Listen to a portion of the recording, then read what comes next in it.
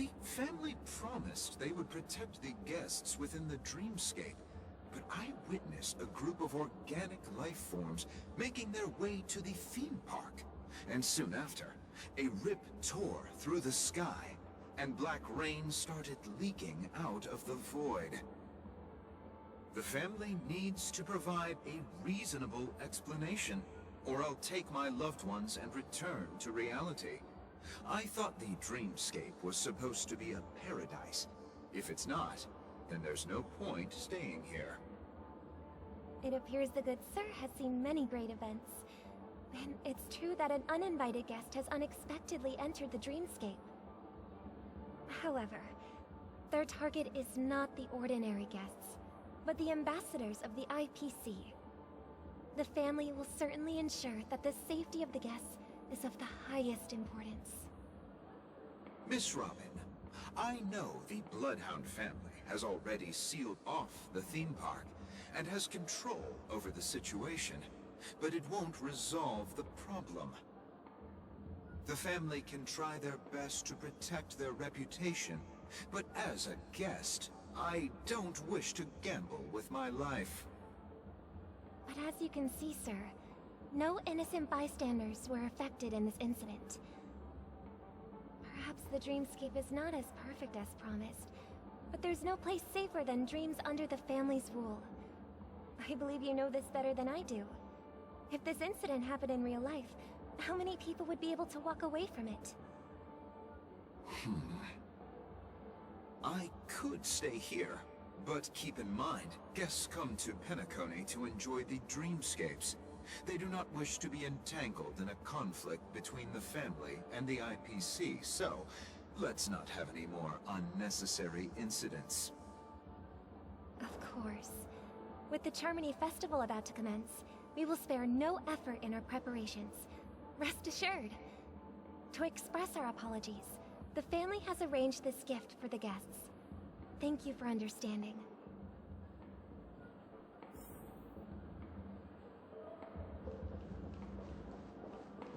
You've had quite a bit...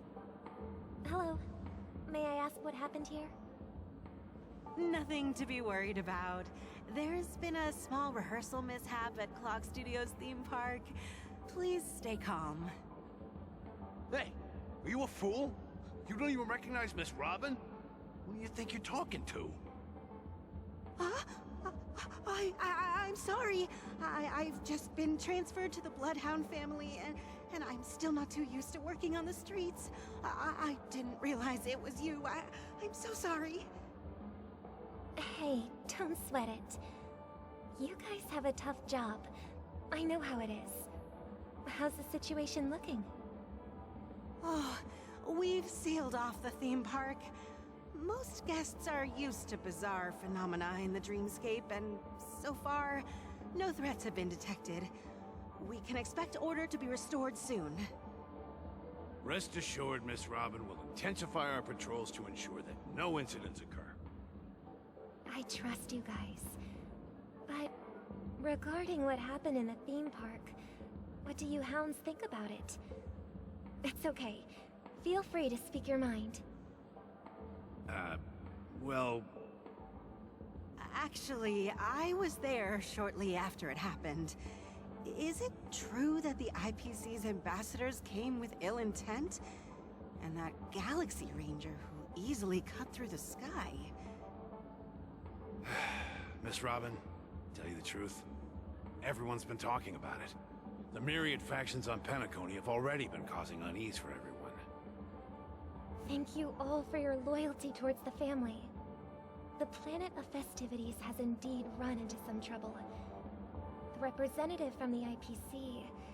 he's trying to regain ownership of Penacony and is prepared for a hostile takeover.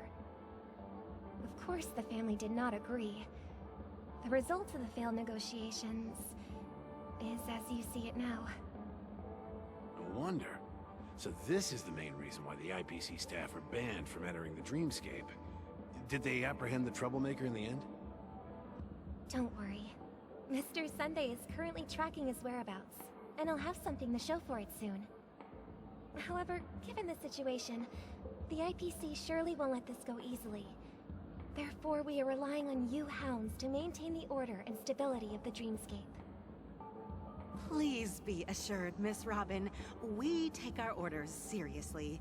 We won't let those IPC cronies get away with this. Thank you for your hard work. If there are any other members who still feel uneasy, please tell them on my behalf that protecting the dreamscape requires everyone's help. This is a small gift prepared by the Iris family for the guests. There's one for you too. Please, open it at the Charmony Festival for an unexpected surprise. I can't believe I received a gift from Miss Robin.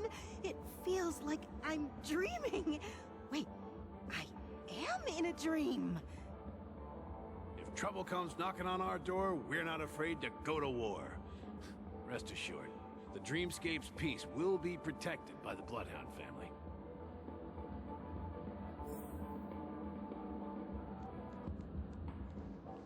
You've had quite a bit to drink.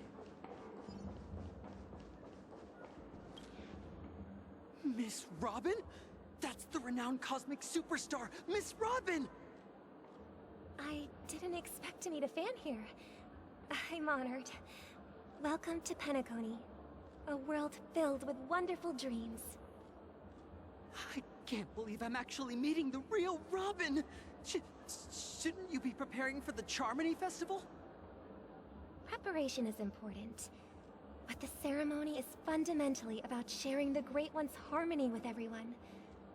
If there's a chance to sing with everyone, I will not refuse. Regarding the recent mishap, I understand it negatively impacted some of our guests. As a member of the family, it's only right for me to come forward and offer my apologies to everyone. But, are you sure it was actually a mishap? Everyone saw those chips descending like rain and the red light tearing through the sky. Claiming it was merely special effects seems a bit far-fetched. Plus, I met that generous gentleman. He looked really out of it and kept talking to himself. Is this also part of the performance? Everyone, please do not panic. I believe that the family will give everyone a satisfactory answer in due time. Even if you say so, Miss Robin, it's hard to believe. Some people just never listen, do they? It's never ending. It just goes on and on. I'm getting really tired of this. Miss Robin? Still, I suppose I should keep on helping everyone. I am the epitome of joy, kindness, and goodness, after all. Huh? What was I just doing? And, who might you be, miss? Here, take this, little guest. This gift has been specially prepared for you by the family. Make sure to take good care of it until the opening of the Charmony Festival. Then, when the show reaches its climax, press the button together with the others around you. You never know. Something very exciting might happen.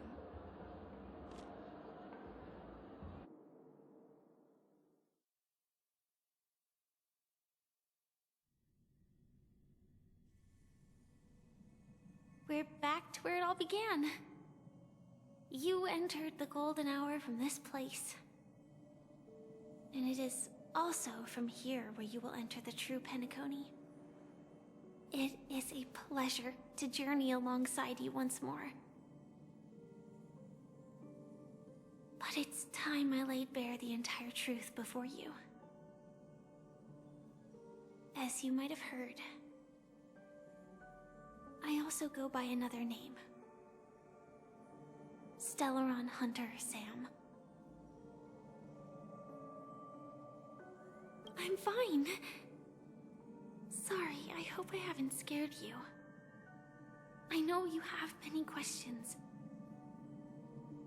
Do you remember when we encountered death in that strange dreamscape? When I was caught by that meme? In that instant before it killed me? I saw the reflection of another dreamscape in its ghastly pupils. So, following the clues in the script, I came up with some theories about the meme. That's why I instructed Silverwolf to issue invitations, drawing everyone to the Dreams Hotel. I intended to call upon death before you arrived, to solve the riddle using more direct means, and then invite you to join. However, contrary to my wishes, I couldn't defy the script. And I didn't get a chance to explain it to you. It is how you see now. I was impaled by the bladed wings of death. The heavy pressure of concentrated memoria miasma exploded in my mind as if it was actually reality. But after the momentary numbness subsided, I found that my body was absolutely unscathed. I was still alive. And it was just as I thought. I had arrived at a place starkly different from this beautiful dream. Beneath the dreamscape of Penacony lies another, more chaotic, more primal memory zone. Its name? Land of the Exiles. And so, then I returned to the hotel in the dreamscape, hoping to tell you of its existence. Yet I could not reveal my own identity. So, I could only divert your party's attention and lure you away from the battlefield. And after, all my attempts proved futile. It wasn't until not long ago, when a crimson blade of light shattered the high wall of the dream, causing you all to fall far into the abyssal depths of the dreamscape, that I was able to awaken you and your companions one by one. And that's it. That is all that's happened so far. I know it's tough to believe all this without reservations. I just want to say, you are very close to the final answer. Just one more thing needs to be done. And then I can prove it to you. Now, let's leave this place. Please close your eyes. Take a deep breath and visualize the dreamscape's outline in your heart. And remember, you must not open your eyes at all times. 3, 2, 1. Don't be afraid. The one who has come to greet us has arrived.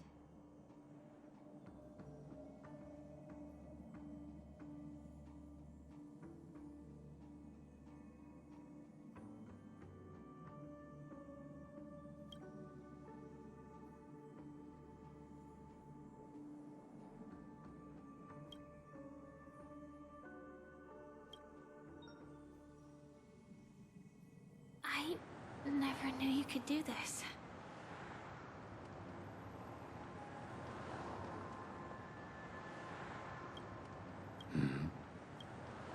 Do you have a driver's license? I do. That is surprising. Why? Because this is Japella, the city of sins? No, it's nothing. I'm just thinking that you haven't slept in 20 system hours. Are you sure you're okay? I'm fine. I'll survive. Same goes for you. I'm not so sure about that. Slow down a bit. Infiltration is over. Feel free to activate Sam anytime you like. There's still some time before the next part of the script unfolds. Let me stay a little longer in this body.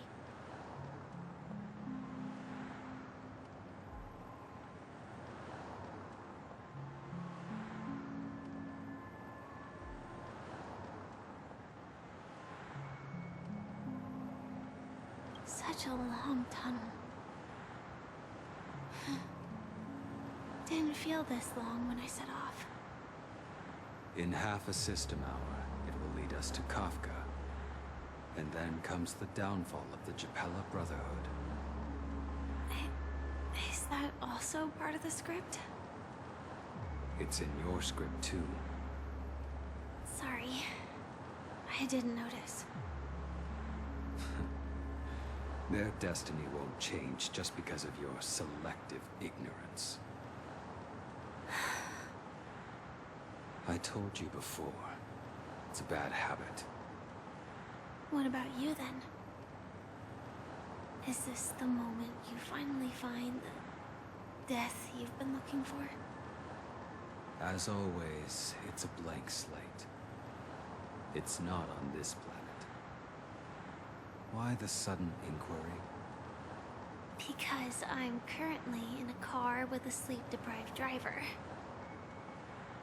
I just want to get there in one piece. This car has full self-driving capabilities. I'll just put my hand on the steering wheel. Will that do? Hey, don't take everything so seriously. Elio would always say there's only one type of destiny. The inescapable type. He can see the future, and we, likewise, are aware of our predetermined end. But before that moment arrives, we can still choose what we do. We all have this right, don't we? After today, Japella's name will disappear from cosmic history, and the Everflame Mansion will take its place. In the not-too-distant future, you'll receive an invitation. That's your next stop. Land of the Dreams. Penacony. I hope you find whatever you seek there. Be it answers or salvation.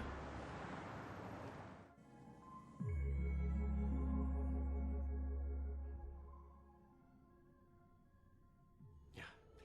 Glad to see you're safe and sound. Close your eyes. This is the answer. Isn't it incredible? The monster that we have always known as Death is actually the guardian of the land of the exiles. It abides by a certain rule. Abducting people from their dreams and bringing them here. The question that has been perplexing us, does death really exist in the dreamscape, appears to be a cognitive trap. It was laid by those orchestrating events from the shadows to cover up the truth behind the disappearances and the existence of this fortress known as Dreamflux Reef. Every emergence of that meme is related to the Watchmaker. Since Dreamflux Reef is where it brings its captives, it's likely that many of our long-standing questions will be answered in this place. The atmosphere here is starkly different from the beautiful dream. There are no regulators here like the family.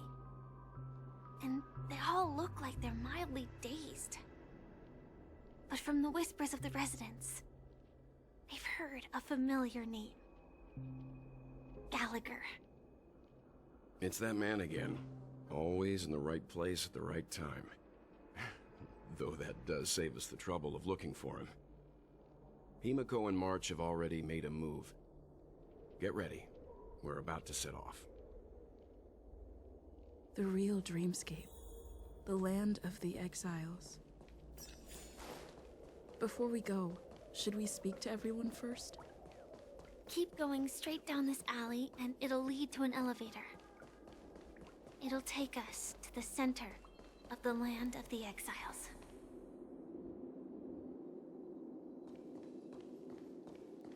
What a huge clocky. Looks like the Watchmaker also left his mark on Dreamflux Reef.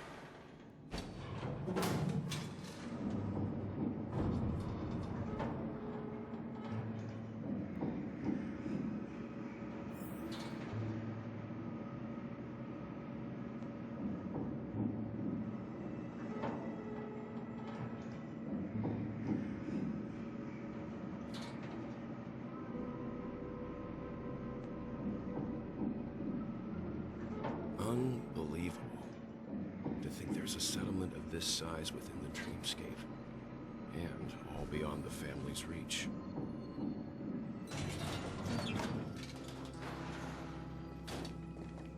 The atmosphere in this fortress is pretty different from that in the beautiful dream. When I first saw it, I was in awe too. The sky here, it's like a reflection of the 12 dreamscapes. What's even more bizarre is that this place is also separated into trade and residential areas. The layout may be simple, but the facilities are very comprehensive. It seems that there are quite a number of people living here. Though both dreamscapes have distinct styles, the architectural designs are quite similar. Works of the same hand, perhaps. Hard not to speculate on the connection. But there's no point in overthinking things. Let's meet up with Himiko and the others first. Take a right turn at the end of this road and you'll reach the trade district.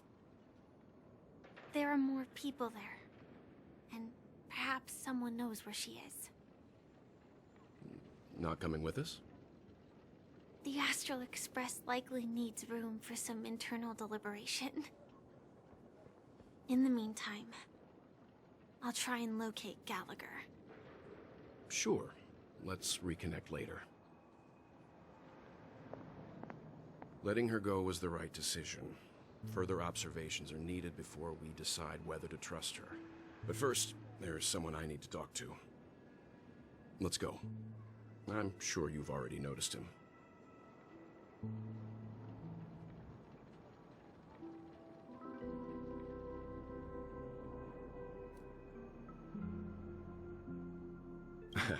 Not exactly. I've only met him once.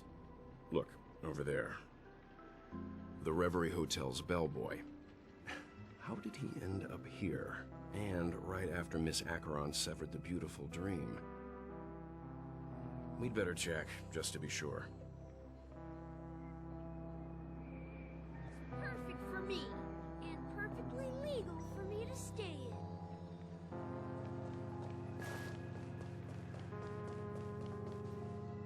Huh? You were the guest from before. We meet again! And a new friend. Forgot to introduce myself. I'm the hotel's bellboy, Misha. Hello, Misha. I'm Welt. We met in a dream. Oh. And who might this be? Tick-tock! Old friend and new friend! Let's high-five!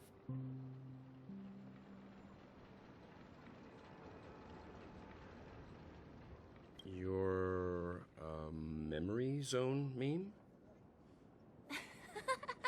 Nope. Clocky is a good friend of mine. We all live here. How did you two get here? This dreamscape isn't supposed to be open to the public. I wonder if it has something to do with Sleepy. So, this is your home? Yep. After my work in the beautiful dream ends, I'll go back home.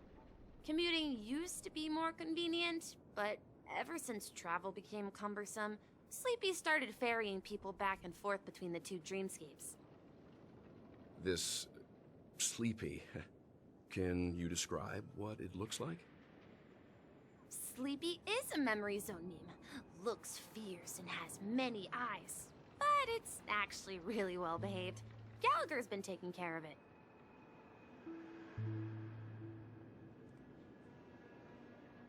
Based on the description, that meme is indisputably death. A nightmare for the family, but for the people who live here, well, that couldn't be further from the truth. Death? Not in a dream, surely.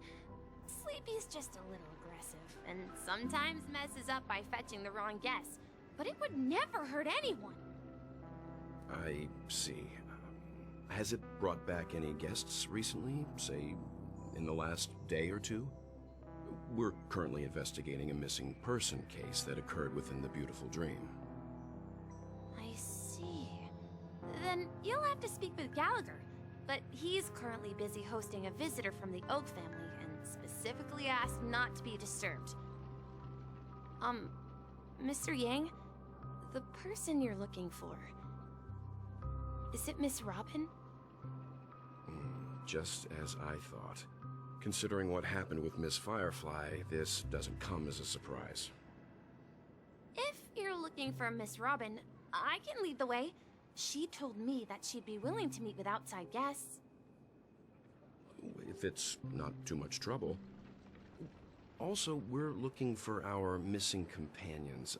A woman with red hair accompanied by a girl with pink hair. Have you seen them?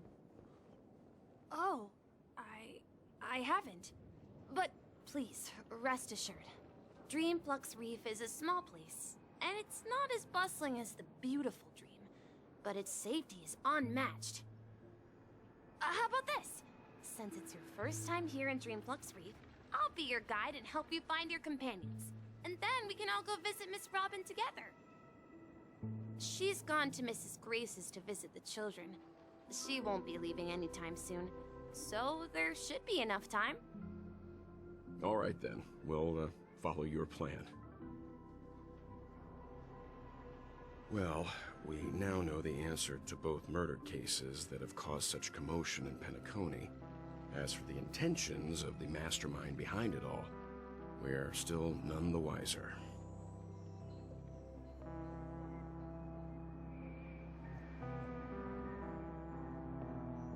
Yes, that's my thinking as well. I'm not entirely certain, but we still have to find him one way or another. Say, you mentioned before that you saw a Clocky that only you could see, right?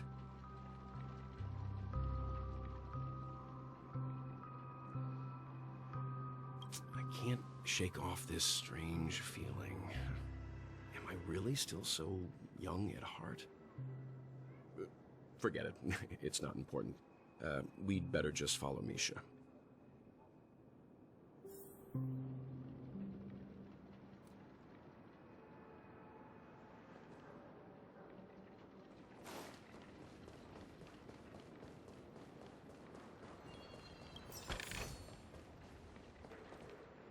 Everyone, look!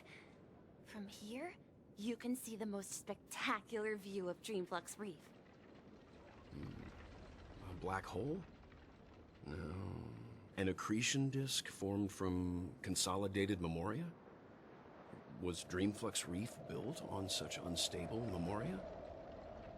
Oh, so Mr. Yang is also versed in memoria dynamics.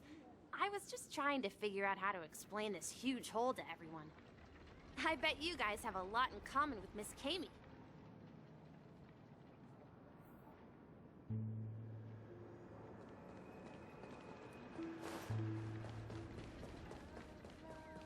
Look! There she is! My calculations are finally done. In another 10 system hours, the above dream will swallow the dream below. My hypothesis was correct. This place will cease to exist as the dream devours everything. Who are you all, and why haven't you left yet? This place is about to disappear.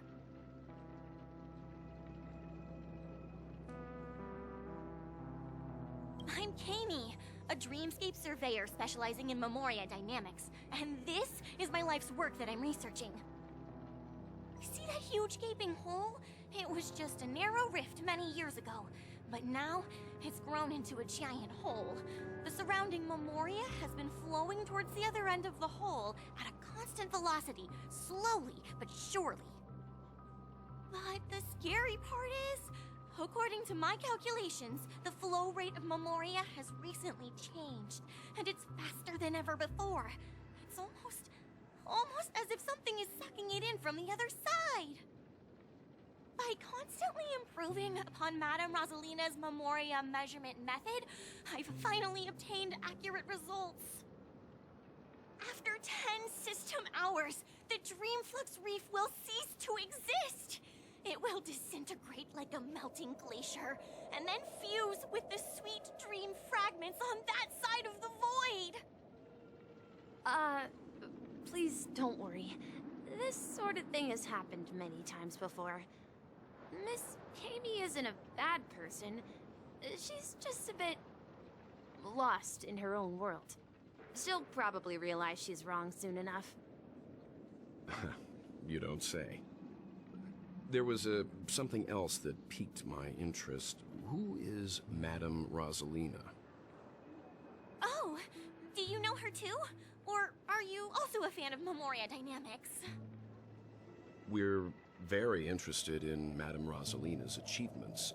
Could you tell us a little more about them? Why, of course! She's an excellent scholar of Memoria Dynamics, and the first person to apply Memoria rate measurement methodology on interstellar travelers. Regrettably, due to the presence of the Garden of Recollection, ordinary people don't pay much attention to the nature of Memoria. She departed this world without much fame, leaving only a few thin journals behind. I came to Penacony to learn more about my idol, and went to great lengths to seek out Dreamflux Reef, all because this is her final resting place. Prodigies always meet their demise prematurely. If only Madame Rosalina had more time, she would have discovered a way to reverse the flow of Memoria. I felt it. The source is in the Golden Hour. There is a certain anomalous presence stirring the currents of the memory zone. I must uncover more concrete proof. I must convince everyone. Does the name Madame Rosalina sound familiar to you? That's right. It seems like she did a great deal of research and calculations in Dreamflux Reef before abruptly passing away. Miss Kami regularly mentions her. I hear Madame Rosalina passed away during the prison war. She could see the Penacony of today. Its people building homes in the memory zone. I bet she'd be really happy. Perhaps. Our destination is the commercial district. That's where the...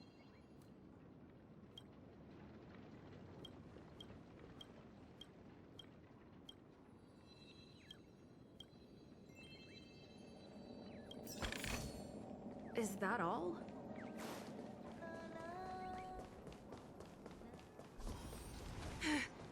Let me... Ghost! There's a ghost!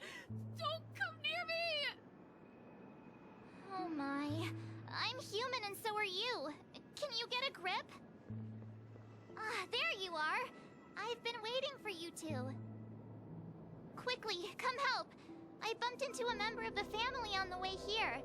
He was so scared and I just wanted to calm him down. But... Let me go! Let me go! I've only done good in my life. Why can't I rest in peace after death? well, this is how it turned out. Ha ha, you're a regular comedian.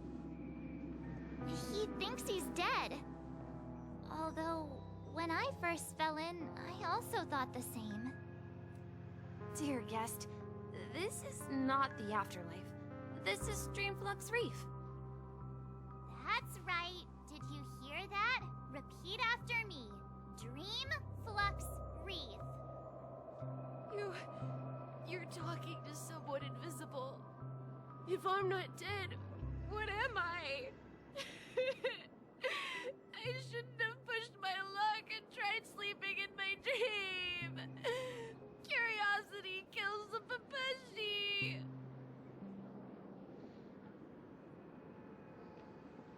Stop asking! You'll alert the monsters! All the dead are right here.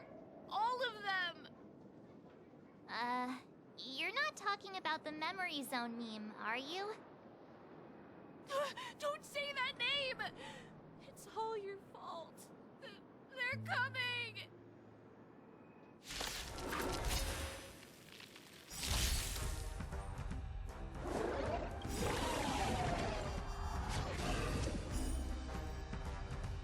Gotta try hard sometimes. Check out this awesome move!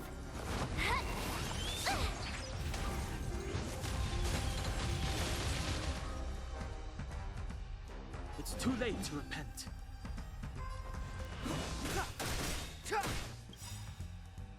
The truth of life and death, revealed in an instant. This sanctuary is but a vision. My turn.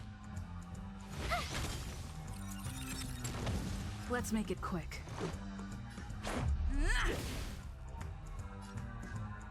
Let's kick things off with you!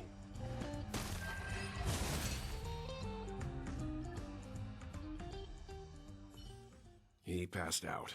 His intense negative emotions attracted the nearby memory zone memes. I see. But why aren't the other people around here scared? Unlike in the Sweet Dream, people here don't see memory zone memes as dangerous monsters. And even if they pose a threat, people can easily escape by forcing a wake-up call. But we can't just leave this man here. Can we take him somewhere safe?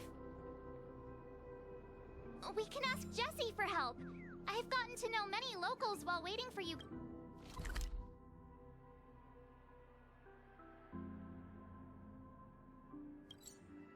Guys?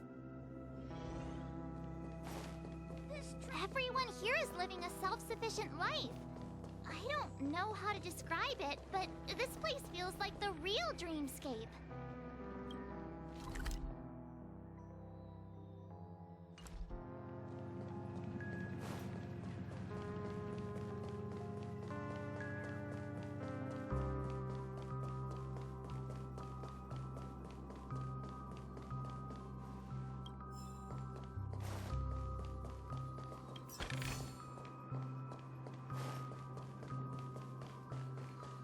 Let's see how you handle a stroke. Is that all?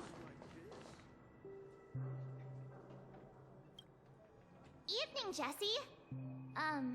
Is it evening? Welcome, Miss March. Who might these be? These two are my friends. As for the man lying on the ground, he's a scaredy cat who fainted from fright. I see. Another poor guy who accidentally ended up here. I'll take care of him. There have been a lot of new faces lately. Things must be tough in the beautiful dream. The few remaining havens of freedom in Asdana will soon face trouble. Do such things often happen here? Not really, but they're becoming more frequent now. Guess it's one of the signs of the Sweet Dreams collapse. This man has had quite the shock. Could you help me find a Halovian lady, March? Her songs can heal mental wounds. A Halovian lady? That must be Robin. She's also here in Dreamflux Reef. Huh? Robin? But I thought she... Oh, right. If Firefly is here safe and sound, then it means Robin must be okay too. Misha is about to take us to her to find out what happened. But before that, let's meet up with Himiko. You were with her earlier, right? We met some stowaways in the residential area. Most of them came from neighboring star systems. I heard that places like Dreamflux Reef are scattered throughout the memory zone of Asdana, like islands in the ocean. They existed before the family arrived. I also heard that when Dreamflux Reef took shape, it was the center of all dreamscapes in Penacony. If that's true, it's no wonder there are so many similarities between this place and the Sweet Dream. Himiko must be gathering information. Let's hurry up and get going.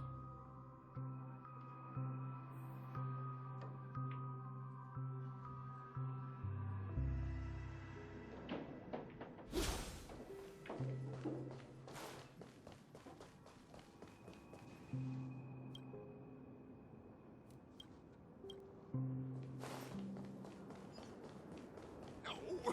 At this rate, the family will be done for! Done for! This is where we split up. So that's how it is. I never imagined we'd gather the remaining details here. To borrow Gallagher's catchphrase, what an unpredictable twist of fate. go! Here they are! Ah, perfect timing. Now that everyone's here, I'd like to introduce everyone to Micah, who's partly in charge of the Land of the Exiles. Micah, these are my companions. It's a pleasure to meet the Nameless. You know us? I've been keeping an eye on you since the day you arrived in Penacony. We would have met under more appropriate circumstances if Dreamflux Reef hadn't been isolated from the 12 Dreamscapes. Please, allow me to formally introduce myself. I'm Micah, the Gravekeeper of Dreamflux Reef. Gravekeeper? Life in Dreamflux Reef is pretty liberating. Everyone here mostly keeps to themselves, without meddling in others' affairs.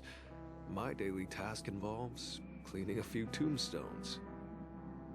You're too modest, Micah. When lost dream chasers stumble upon this place, you're the one who takes care of them, guiding them back to the sweet dream, or showing them how to survive the wild dream chaos.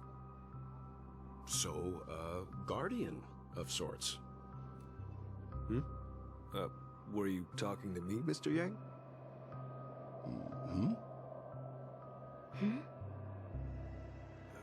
On that note, Mr. Mika, which tombstones are you referring to? We didn't come across any graveyard when we arrived. They're actually just symbolic stones. But since you're curious, Mr. Yang, I'll take you there. I have a feeling you might find something of interest there. But before that, you have an important guest joining you. An important guest? Who could it be? This way, please. The roads here in Dreamflux Reef are a bit run down, so watch your step.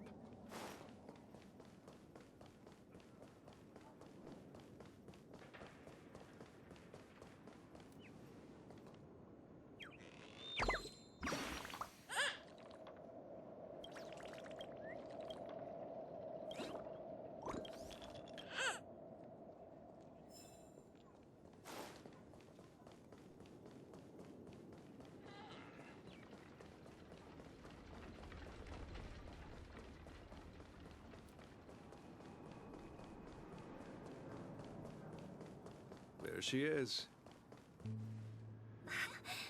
Everyone sang so wonderfully. It's not often that I tried this music style, but I've gained some valuable insights from it. Oh, I can't thank you enough, Robin. Well, these kids have made incredible progress in only a few days. It was nothing, Grace. I merely taught them how to sing. It was you who brought hope into their lives. Life must be quite difficult for them in reality, I imagine. That's right. Whenever it's time to say goodbye to these kids, they're reluctant to leave. But I've explored every corner of Dreamflux Reef, talked to everyone I met, and they all told me the same thing. This shattered dream is not worth clinging to. It seems you truly are a child of the Harmony. Emma and Andy are orphans I took under my wing. Carol there, with her blind eyes, used to work at a nutrition center in the outer ring of Penacony. And as for Gary, he's been living with autism since he was a child. They're not old enough to enter the sweet dream managed by the family. If we compare people to birds, these kids are like fledglings with impaired wings. But in this dream, well, they can fly freely. Even if they stumble along the way, well, they're still relying on their own strength. And me, an old lady with no legs. Well, without this dream, I couldn't even walk toward them. I'm glad that you found a new life here in Penacony. It's just... Don't worry, Robin. Dreams have their significance, but they aren't everything. Both the children and I understand this. No matter how long we fly through this dream, we will one day return to reality. But you know what? Emma and Gary aren't plagued by their insecurities anymore. No, and Carol is learning how to cope with her blindness. And Andy is livelier than ever. Well, even I've become more optimistic. You see, in dreams, we learn how to live. Once we return to reality, we learn how to survive. And should our feathers be damaged, then we share our wings with one another. There's no need to covet an illusory sky in dreams, because we have the right and the ability to fly towards a broader horizon. It's a relief to see you safe and sound, Miss Robin. It's nice to see you all again, Astral Express crew. I heard my disappearance caused quite the commotion out there. I'm really sorry about that. Since you're here, can we assume that you're fully aware of the situation in Penacony? Ever since I returned to Penacony, my voice started to change, until it gradually faded away. At first, I thought it was a temporary ailment, perhaps due to having been away too long. I thought maybe it just takes some time for my body to acclimate to the high concentration of Memoria and Asdana. But now it seems the root of the problem goes way beyond me. There are elements around me that don't align with the harmony. And losing my voice is just one of the signs of the Sweet Dreams collapse. The Sweet Dreams collapse. That memo keeper mentioned the same thing. So it's real. While I was away from Penacony, the boundaries of the 12 dreamscapes kept expanding outward. But whenever I mentioned the anomalies in the dream, all the family heads refused to talk about it. Only my brother was willing to respond. Later, I discovered the secret letters from the IPC ambassador, which further convinced me that there are hidden secrets beneath the surface of Penacony. So, following the clues in the Oak family's dossiers, I found my way here. The land of the exiles, concealed by the family under the guise of death. A dream within a dream, where Penacony's past is buried. Hearing you speak, it sounds as if your voice has made somewhat of a recovery. I hate to admit it, but the harmony in this place resonates more broadly than within the Sweet Dream. It's regrettable, but the family has experienced betrayal. The traitor, or traitors, abandoned their original principles and, using the name of harmony, exploited people's weaknesses to turn Penacony into the planet of festivities, trapping everyone in the illusion of the Sweet Dream. This is not the strong defending the weak, but rather the strong exploiting the weak. A world without equality won't ever be favored by the harmony. And naturally, those voices blessed by them have lost the ability to sing. Could there be another force influencing the family's shift in philosophy, Miss Robin? Considering what happened with Acheron, it's difficult to conceive of another entity within the realm of the harmony capable of influencing everyone. Unless a power surpassing that of an emanator is involved. I'd heard about what happened to the Cienjo Alliance, but as far as I'm aware, the family hasn't faced any such external interventions. Who knows? Perhaps I've just been away too long and missed something. Regardless, I cannot accept my home is moving towards the very opposite of what the harmony represents, while still claiming to uphold it.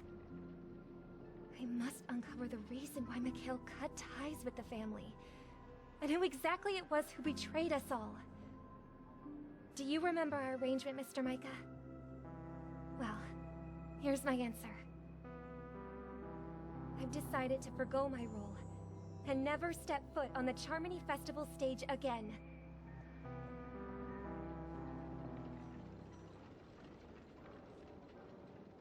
Look here, brother. A little bird. Looks like a fledgling Charmony dove.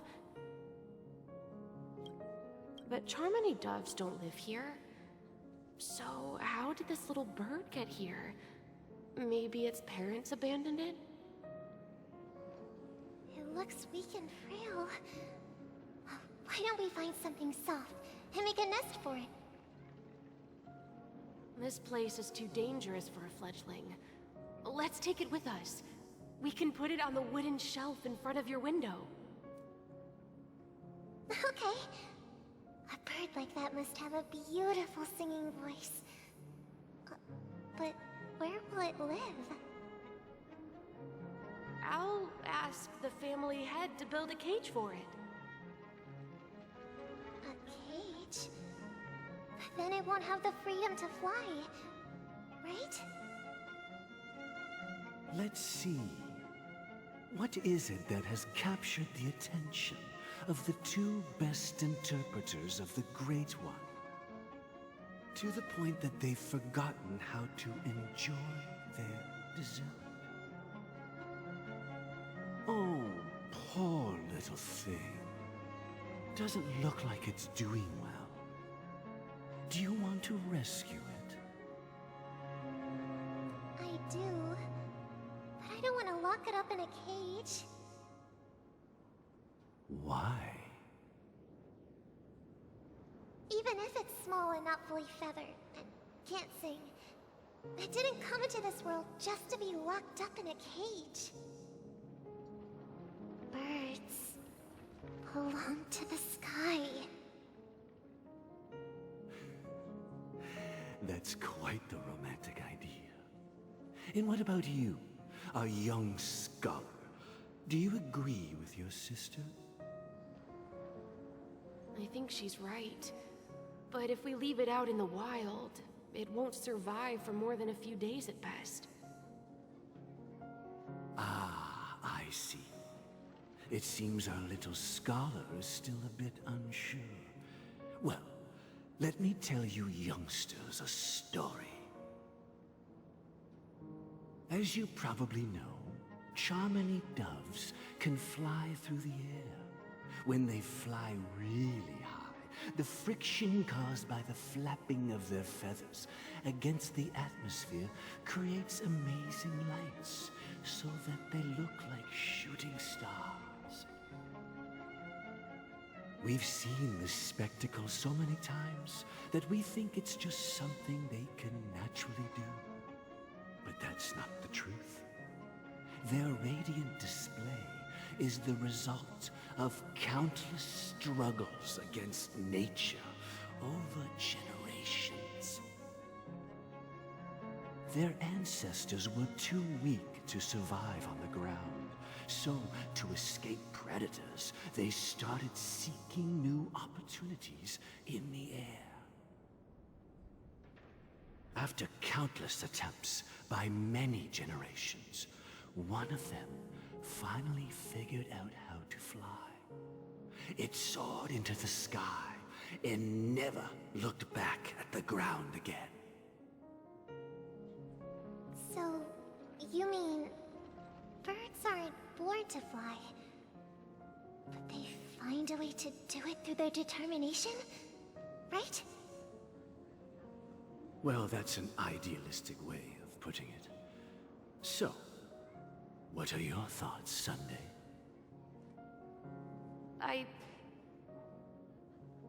I think people believe birds are meant to fly because they've never seen those birds crashing to their death. That's an interesting perspective. So, have you decided what to do with the bird now? For now, I'll keep it in a cage until it can take care of itself because I want it to live, no matter what. Well said, kids. It seems each of you has found your own answer. Your insights are truly remarkable. And I hope they come true in their own way. We will take good care of it, won't we, brother? Yeah, but Mr. Gopherwood, there's one thing I don't quite understand. And what might that be, my son? What if this little Charmony dove never learns to fly in the end? I mean, if there are fledglings in this world that can never fly throughout their lives, should we let them go back to the sky, only to see them crash to the ground and die? Talking in your sleep, birdie? Time to wake up.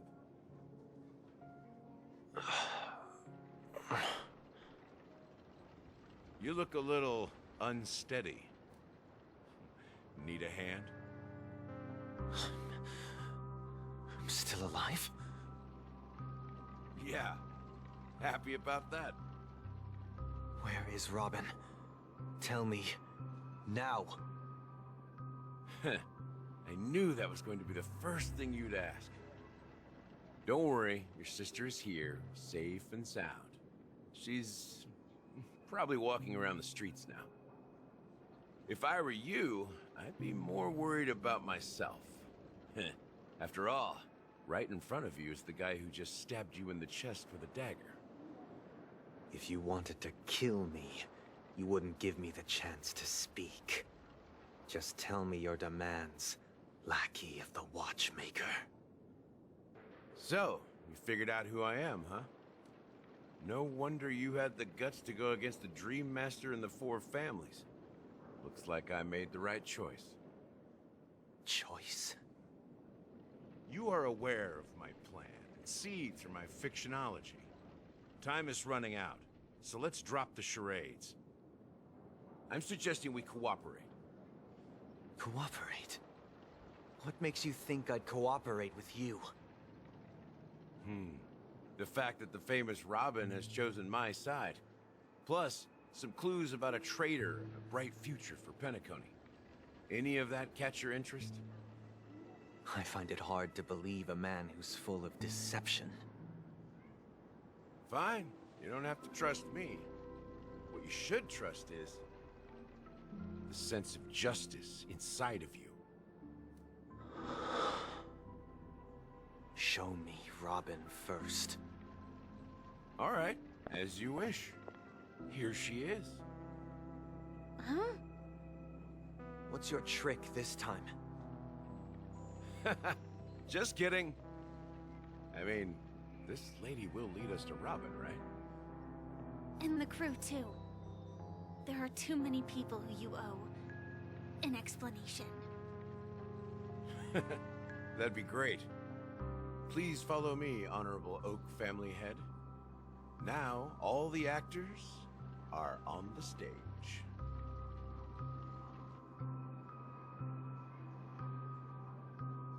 This is the monument I mentioned earlier.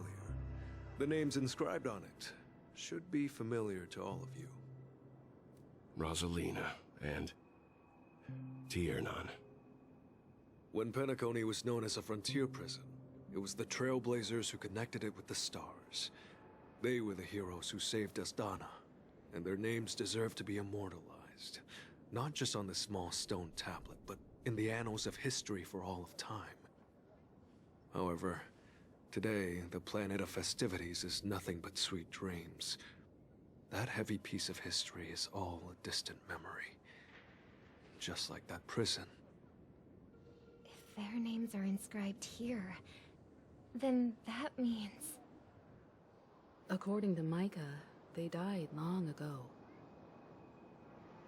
Rosalina was killed during the War of Independence. She ventured alone into the heart of the star system to investigate the flow of Memoria, but she never returned. Tiernan was a skilled gunslinger, strong and reliable. He led the people through countless battles, but he didn't live long enough to witness the arrival of true peace. In the decade following the war, Penacony faced challenges internal and external. To protect Asdana, Tiernan picked up the way of the Trailblaze again, and led the Letmoth family to explore beyond the system, only to be surrounded and wiped out by the swarm. Though I had expected as much, the tales of these heroes truly are sorrowful. True to the title of Trailblazer, they spent their lives venturing into the unknown. But what about this tablet? There are no names carved on it. When Dreamflux Reef was created, its owner was still alive. However, he insisted on erecting a monument for himself, saying that it will happen someday. Here we meet again. Everyone from the Astral Express. Robin.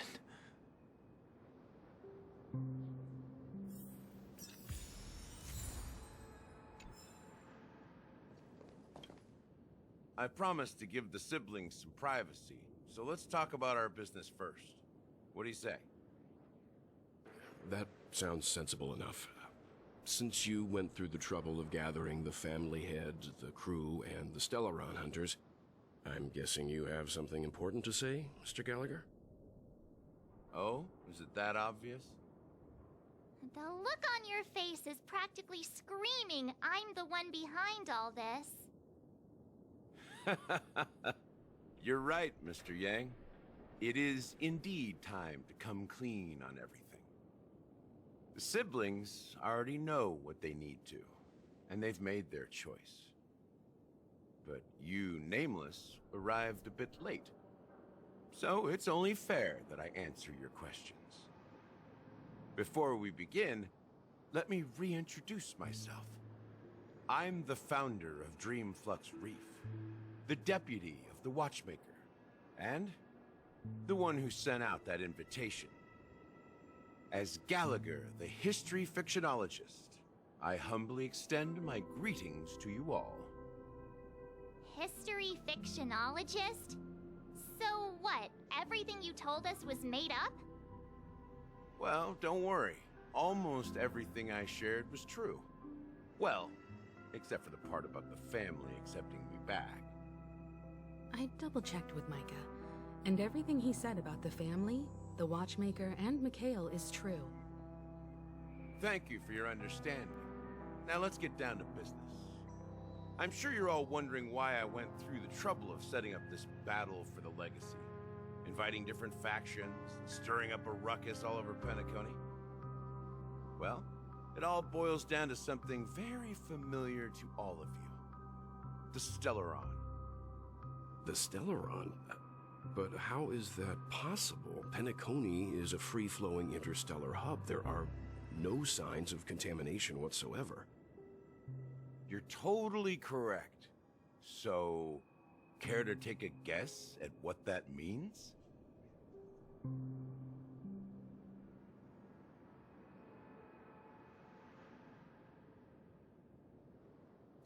How keen.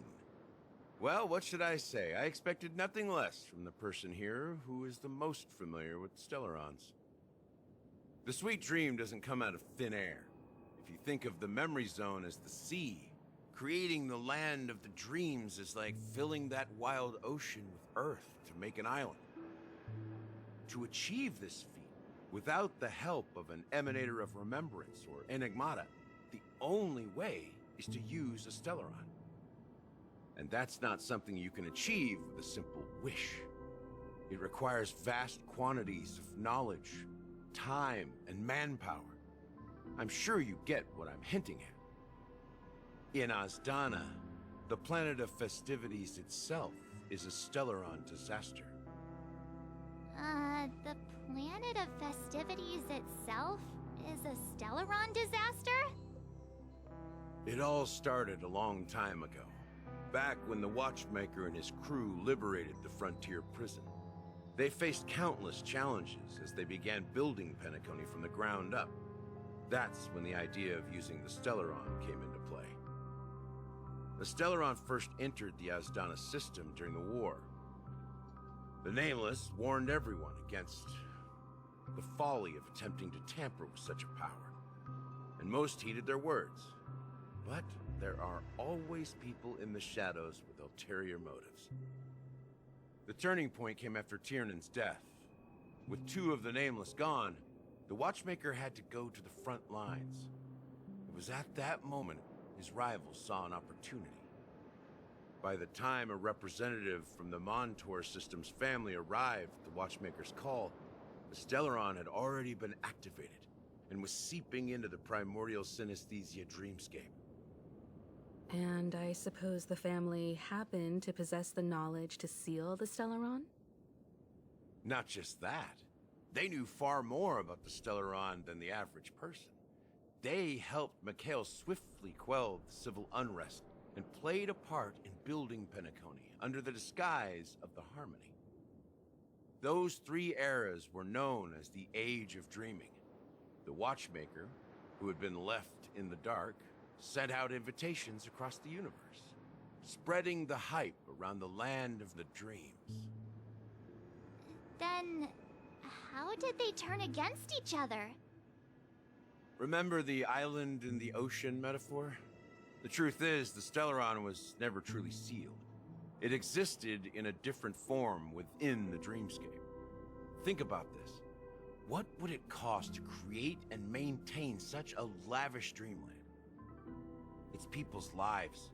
The opulent dream is built upon the decay of spirits, with a toxic elixir called pleasure flowing through the dreamscape. It tempts people to indulge in the dreamscape, and gradually their minds succumb, becoming nourishment for the sweet dream. Confusion, laziness, and cowardice, weaknesses that plague humanity, were magnified and nourished by the family. Penacony became a new kind of prison, even more impenetrable than the previous one. Sadly, we realized this far too late. By then, the family had a firm grip on Penacony, swiftly quelling any opposition that arose. At my wit's end, I had to use the power of the Enigmata, and sought refuge in this chaotic memory zone. Over the years, I fabricated a meme within this dream for our use. Dormancy. That's its real name. We exploited a loophole. You see, regular people can't fall asleep again while they are inside the dreamscape. So this is the true meaning of the impossible.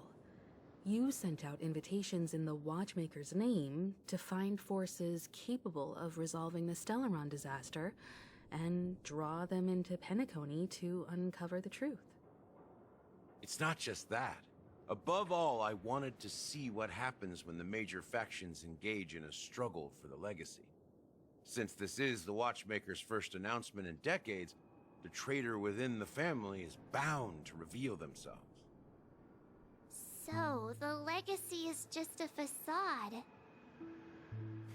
If you want to consider the Stellaron as the legacy, I'm totally fine with that. If that's the case, where is the Stellaron now? That's a question for Mr. Wings. The Stellaron is still under the family's control, and as the head of the Oak family, I'm sure he holds all the answers.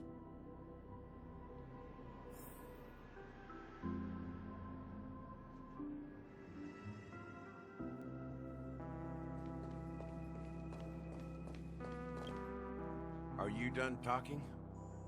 So, will you tell us where the Stellaron is? It is the Penacony Grand Theater itself. As I suspected, it's the embodiment of the family. The edifice that first materialized within the Sweet Dream. That's what turned Penacony into its current state. As for the person who employed its power, it is in fact Mr. Gopherwood, the current Dream Master. Well, that was easier than I thought. Did you conduct your own investigation already? Correct. When I was trying to track down the person who murdered my sister, apart from you, Gopherwood was my second suspect. Confronting me first turned out to be a smart move on your part. I didn't have other options. The Dream Master has been elusive, and even the heads of the families can hardly get an audience with him. Moreover, Mr. Gopherwood has been kind to my sister and me. and I didn't want it all to end like this. What do you mean by that? To be honest, my brother and I are also victims of the cancer of all worlds. We grew up as orphans, and were adopted by the family when they came to help. Mr. Gopherwood recognized our potential and brought us to Penacony. But I can't just stand by and watch Mr. Gopherwood become an enemy of the Harmony. I won't use my voice to support an evil cause. I won't step on that stage and sing, no matter who the traitor is, or what orders they give me. I won't let the Charmony Festival become an event that destroys Harmony itself, or the paradise in our dreams. Indeed. For the paradise in our dreams. As the head of the Oak family, I'm responsible for ensuring Penacony's promising future. Robin and I will head into the Sweet Dream and confront the Dream Master. And if it turns out that the family has truly strayed from the Harmony, I'll fight alongside you. We'll put the Charmony Festival on hold and make sure Mr. Gopherwood pays for his blood debt. The enemies you are about to face aren't like this old dog here, who can barely even bark. Since our interests are aligned, why don't we team up? Maybe, just maybe, we'll have a shot at success. We have always been following in the footsteps of our nameless predecessors, and there's no reason to stop now. Yeah, we Nameless won't back down from a challenge. Isn't that right, Miss Trailblazer?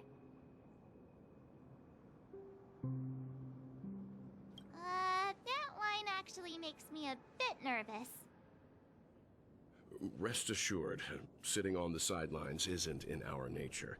Mr. Sunday, Miss Robin, I'm willing to accompany you on behalf of the Astral Express. Having a third party present should help with negotiations, and could make all the difference if things get ugly. Thank you, Mr. Yang. Thank you all very much.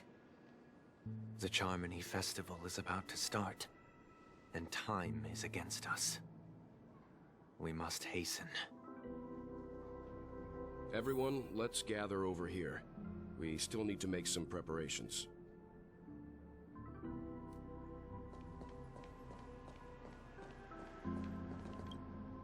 I may have been quick to step up to the plate, but confronting the Dream Master could be a very dangerous affair. Huh? Even you're saying that, Mr. Yang? How powerful is that Dream Master? He's the leader of the families of Penacony, and he has the entire power of the Harmony behind him, not to mention the Stellaron in his possession. We must proceed with great caution.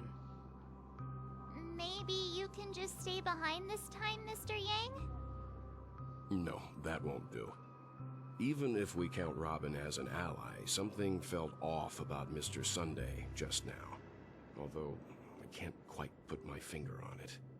I have to make sure he won't turn against us when things start to get dicey. You're still carrying the keepsake the IPC envoy gave you, right? May I borrow it for a moment?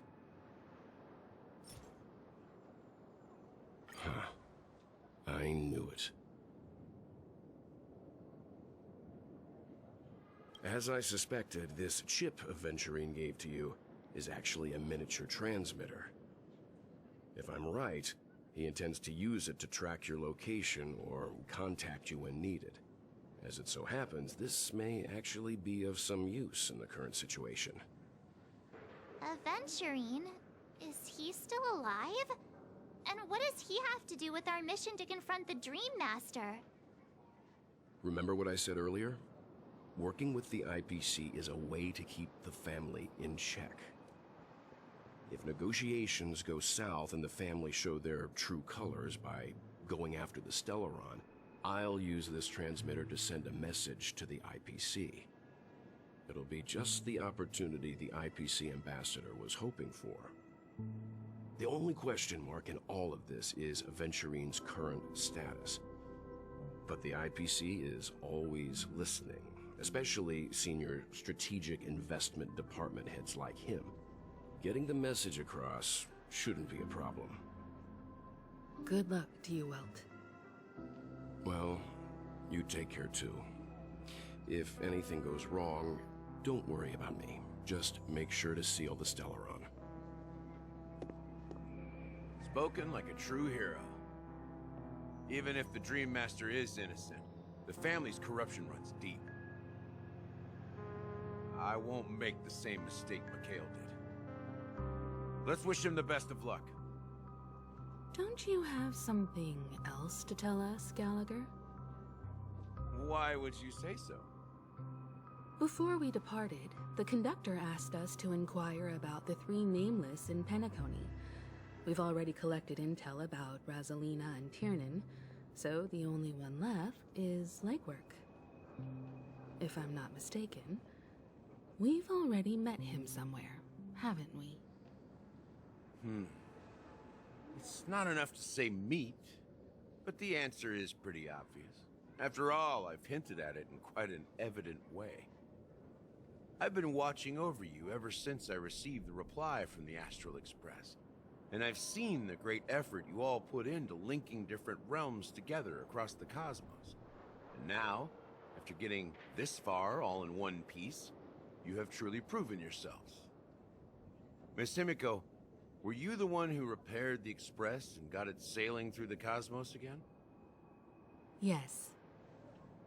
And you two, young Nameless, you have very interesting life stories and extraordinary skills.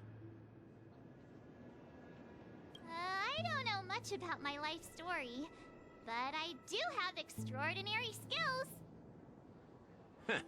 You're full of energy. Please send my regards to the conductor, Pom Pom.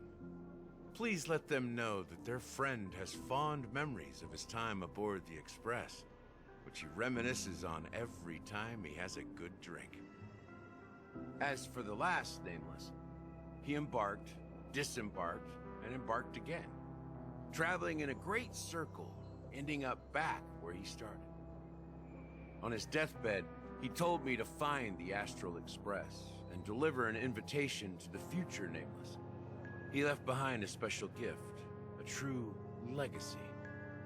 Something that belongs only to the successors of the Trailblaze. Come with me. Now is the time to reveal it.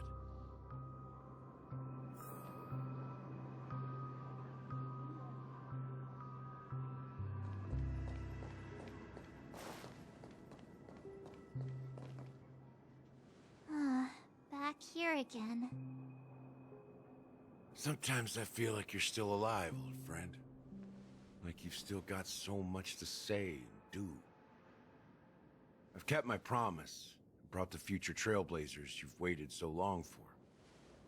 I don't know why you were so obsessed with that train, but I remember your last words. Don't let us down, old man.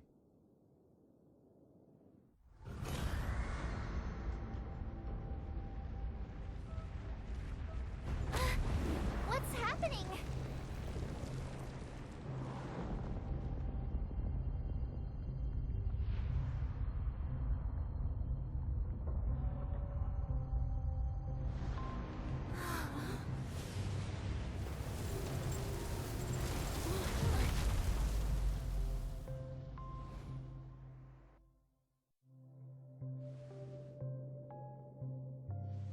Go ahead. His resting place lies in the garden up ahead.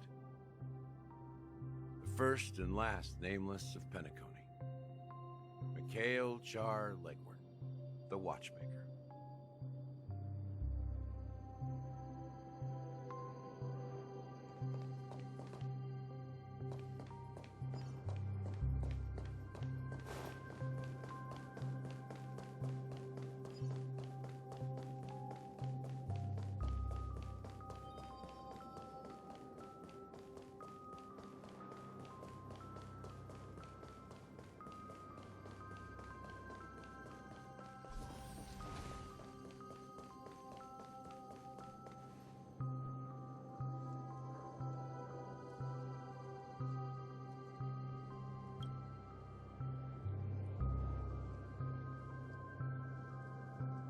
Sure enough, the watchmaker is the third nameless.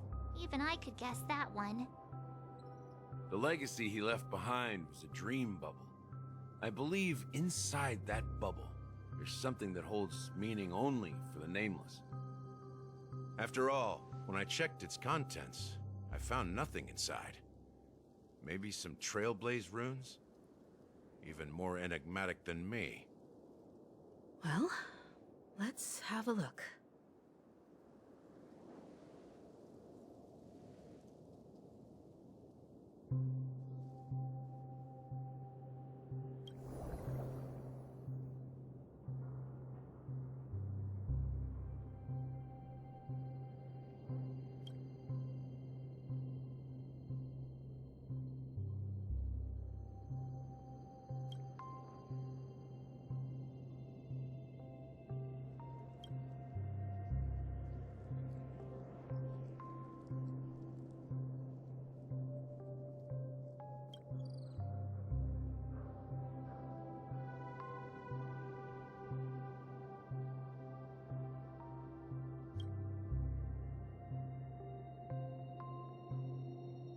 Wait, what's going on? Seriously? There's nothing inside this dream bubble? How could a dream bubble be empty? Just as I suspected. That old man always had this strange belief in the nameless and the Trailblaze. And I never understood where he got that confidence from. Especially since he never managed to get in touch with the Express while he was alive.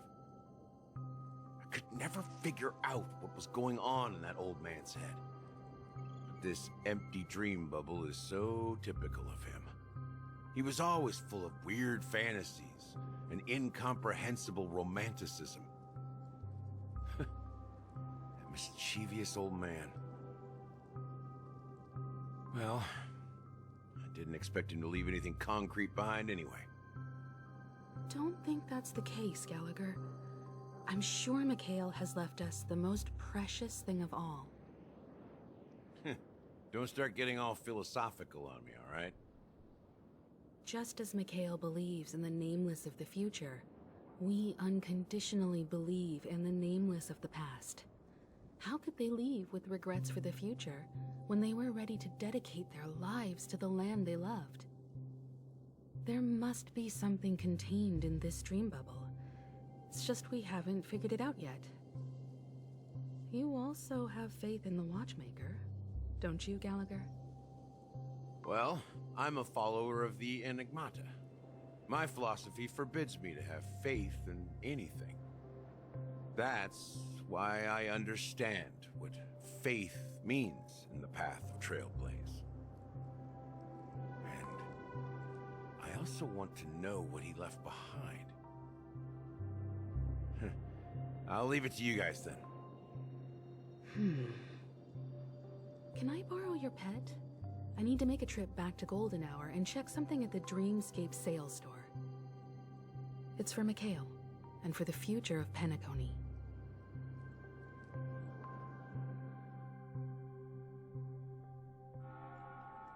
Welcome to the Reverie Hotel. How may I help you? Greetings. We're the Nameless from the Astral Express, and we'd like to check in. The Astral Express? But I thought... Yes, my companion's already checked in. My name is Dan Heng, and I believe my personal information is recorded in your system. I see, but your companion said you wouldn't be coming due to a change of plans. Now the plans have changed again. And you are... Me? I'm Pom Pom, a new Nameless who's also with the Astral Express. He's my fellow Trailblazer. We responded to the family's invitation before he boarded the Express, so he wasn't registered in your system. Is it possible to accommodate him as well? Oh, I see. Another one of the Nameless had a similar situation. Seems like a lot of people are joining the Trailblaze these days. Since there's a precedent, it shouldn't be a problem. Just give me a second to contact your companions. I'm sorry, dear guests, but it seems I'm unable to reach the other members of the Astral Express. What do you mean by unable to reach them? My apologies. This is the first time I've encountered a situation like this. However, the system indicates that those guests are still in the dreamscape. How about this? Give me their room number, and we'll go check on them ourselves. I'm afraid that's not possible. I need to verify both of your identities before I can share any guest information. How about you just wake up someone? Let's say, Welt? I'm sorry, but there are strict rules regarding forced awakening. It cannot be done without the proper clearance. So nothing works, huh? What's your solution then? Are you saying we sleep here? At the reception? Please be patient. We need to contact your companions in order to confirm your identities. And now it seems you need to confirm our identities before you can contact our companions. It seems so. Oh, fudge! Look, nothing personal, but if you can't handle this, go find someone else who can, okay? Please calm down, dear guests. I do recall that Mr. Sunday, the Oak family head, personally handled this issue earlier. Oh, please wait a moment while I contact him. I don't think she's trying to give us a hard time. She really just doesn't know what to do. I have a bad feeling about this. You tried to contact them on the Express earlier, but they didn't respond. Something doesn't seem right. I need to leave for a moment. You can stay here with the receptionist. Sure thing. Just don't keep me waiting forever. Don Hung seems pretty worried about his companions. I should give him some space. Stressing out about it won't help anything.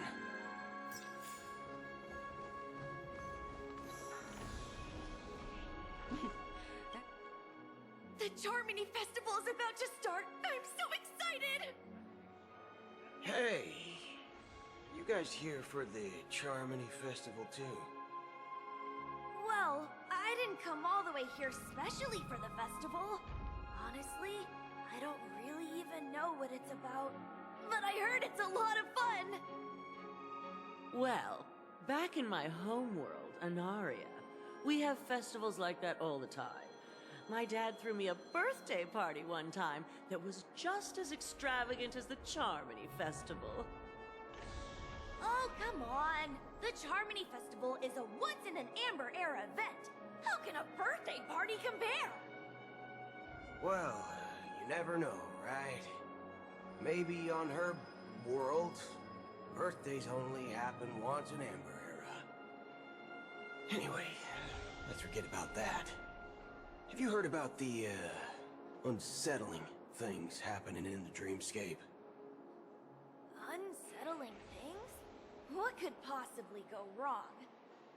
It better not ruin the Charmony Festival! I've been looking forward to it! Relax. With a big event like this, there's bound to be lots of gossip and rumors. Don't worry. If anything does happen, the family will be on top of it. Oh, that's a relief. I didn't come all this way to see the festival go down the drain. Well, looks like I won't get any fudging clues out of these two. They're clueless. At my age, what's left for me to dream about?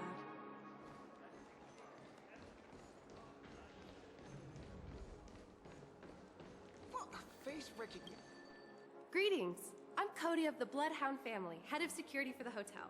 How may I assist you? Hello. So, There's something I wanted to ask about.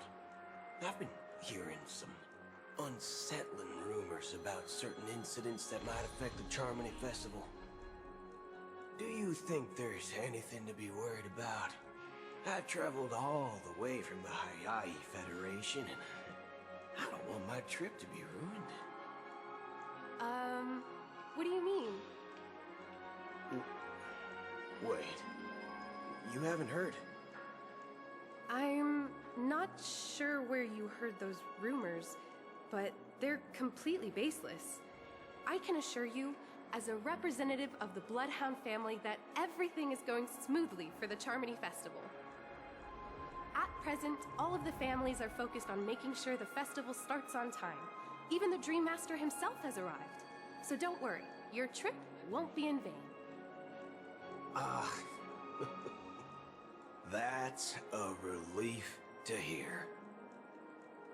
She doesn't appear to be acting. So, it seems that even the hotel staff are out of the loop. Back already? Hasn't she returned yet? Nope. I'm starting to wonder if sending her to contact Sunday was a good idea. Neither the staff nor the guests seem to know anything about what's happening in the dreamscape, and wherever we go, all we see is people enjoying themselves. Definitely not a good sign. I agree. Another unusual thing is that the Oak family is supposed to be in charge of organizing the council and managing everything inside and outside the dreamscape. However, I walked around the hotel but didn't meet a single member of the Oak family on such an important day. Well, I'll be forked. If I remember correctly, the head of the Oak family is that Sunday guy, right? We shouldn't linger here too long. Let's go back to the Express for now. Not so fast. Have you ever robbed the IPC, bro? If you run away now, everyone will be chasing after you. Are you suggesting we sit here and do nothing? I wouldn't say do nothing. But let's stay put for now. Even if the family has ulterior motives, they couldn't have anticipated us showing up here. We're the surprise factor for them. They don't want to attract unwanted attention from certain outsiders, so they won't do anything reckless. See? The IPC lackeys are keeping a close eye on this hotel. If I were a family member, I'd find an official excuse and keep the surprise factors here. If we just wait here, that would be like walking into their trap. Of course, we don't need to walk into their trap. I gave a backup plan to the memo keeper. If it turns out we won't be allowed to enter the dreamscape, she'll order a drink for me in the VIP lounge at the hotel. In reality... a secret signal. That's right. Oh, a concrete object can indeed help the memo keeper establish a connection with you. But Boothill, if you have more backup plans in the future, I hope you'll let me know in advance. I'm sorry, but it's one of my quirks. I have too many unreliable friends. And if I reveal that I have backup plans, things can go awry. And that would leave all backup plans completely useless. How do we get into the VIP lounge? This is where my street smarts come into play.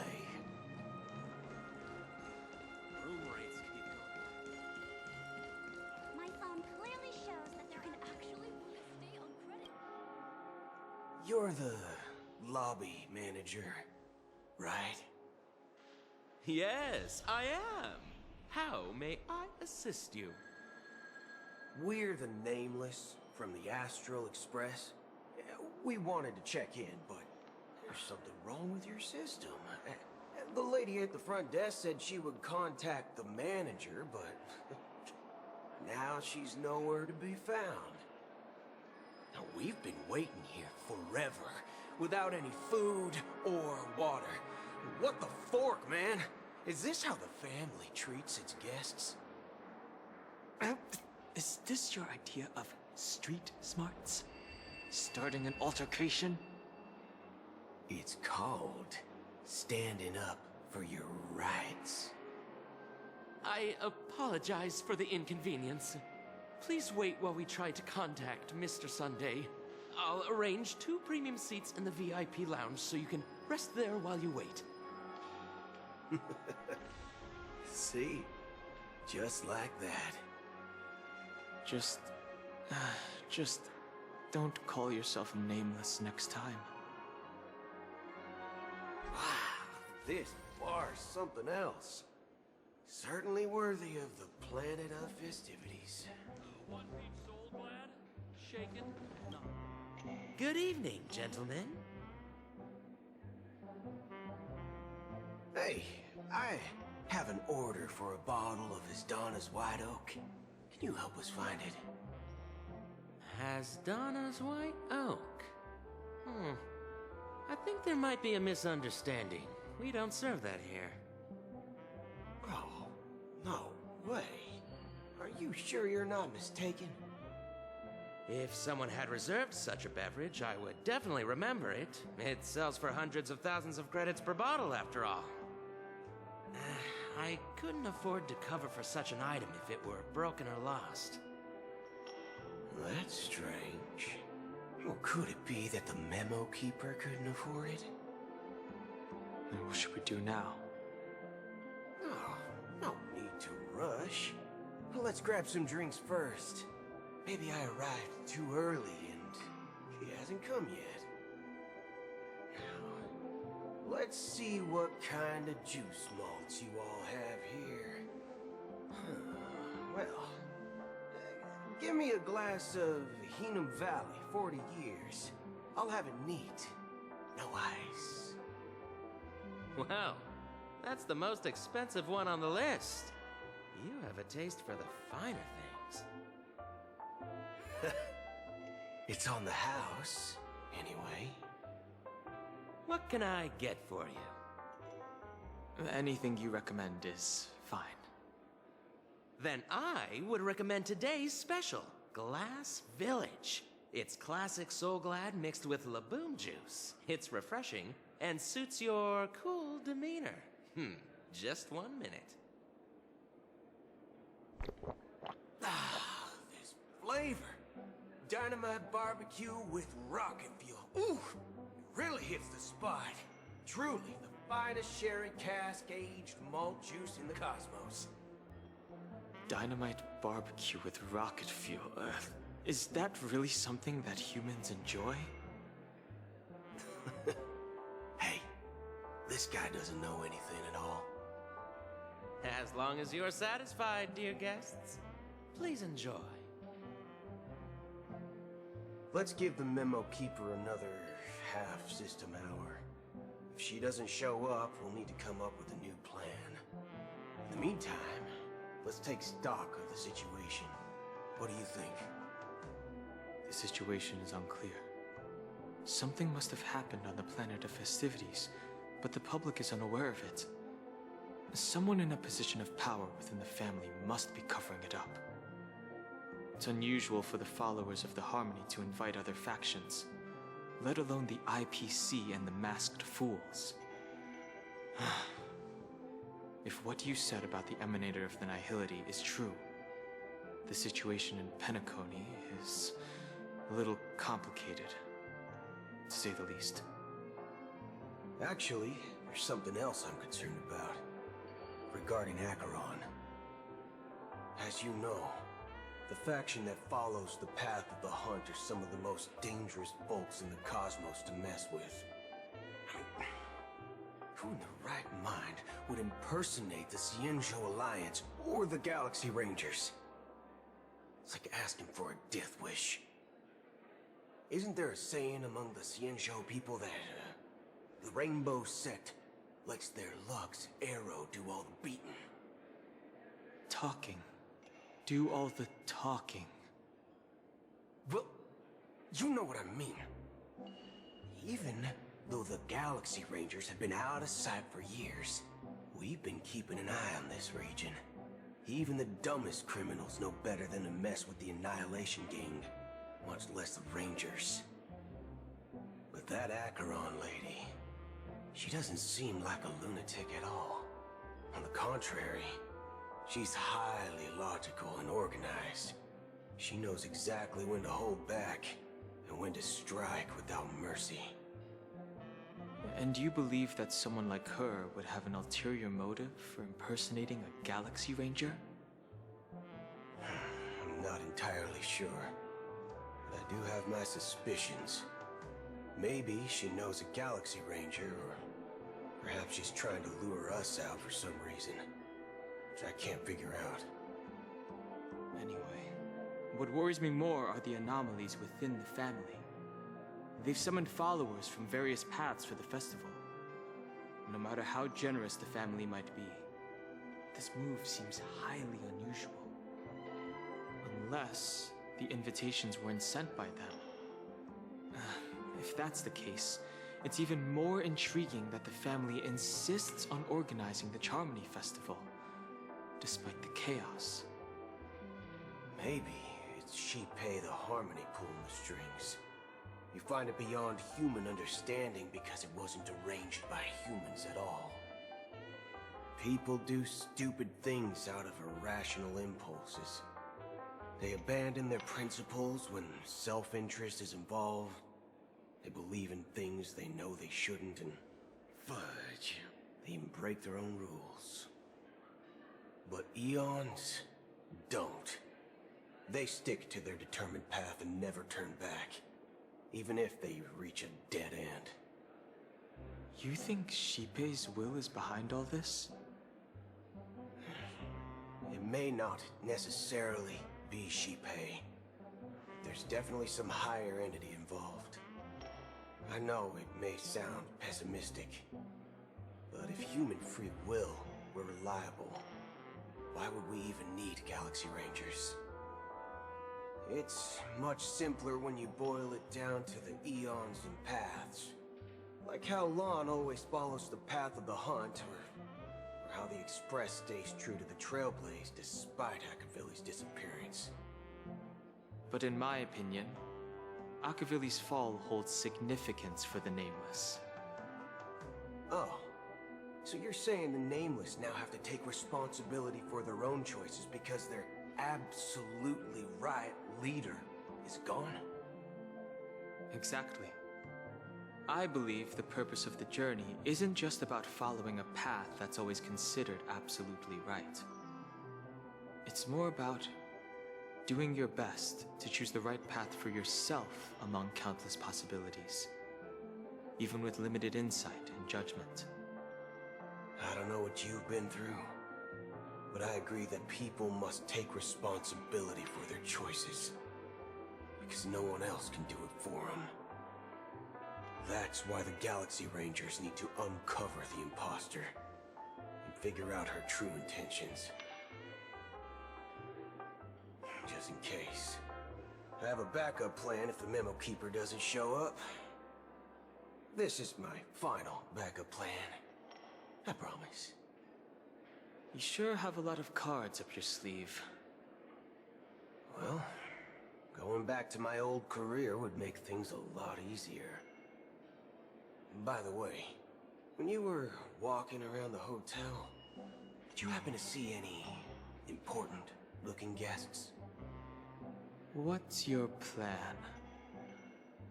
It's simple. We just grab some hostages and use them as bargaining chips with the family.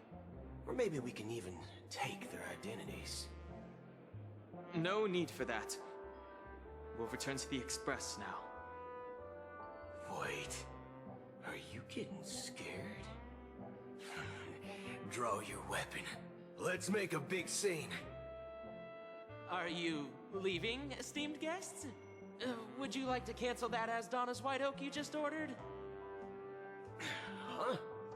As Donna's White Oak. But didn't you just say... Ha ha. Looks like you are a bit intoxicated, esteemed guests. You ordered a bottle of Asdana's White Oak just a moment ago. Looks like your memo keeper friend has finally arrived. Oh, right. Sorry, my memory's not the best. You know, too many modifications and all. Anyway, let me check. Well, fork me. It says Donna's White Oak, all right. And there's a note. I'll be waiting for you on the Astral Express. No mistake, that's her message to you. She knew the hotel wasn't safe, so she suggested we find another place. Well, looks like we took a detour, but now it's back to the Astral Express. So, what are we waiting for? Let's go.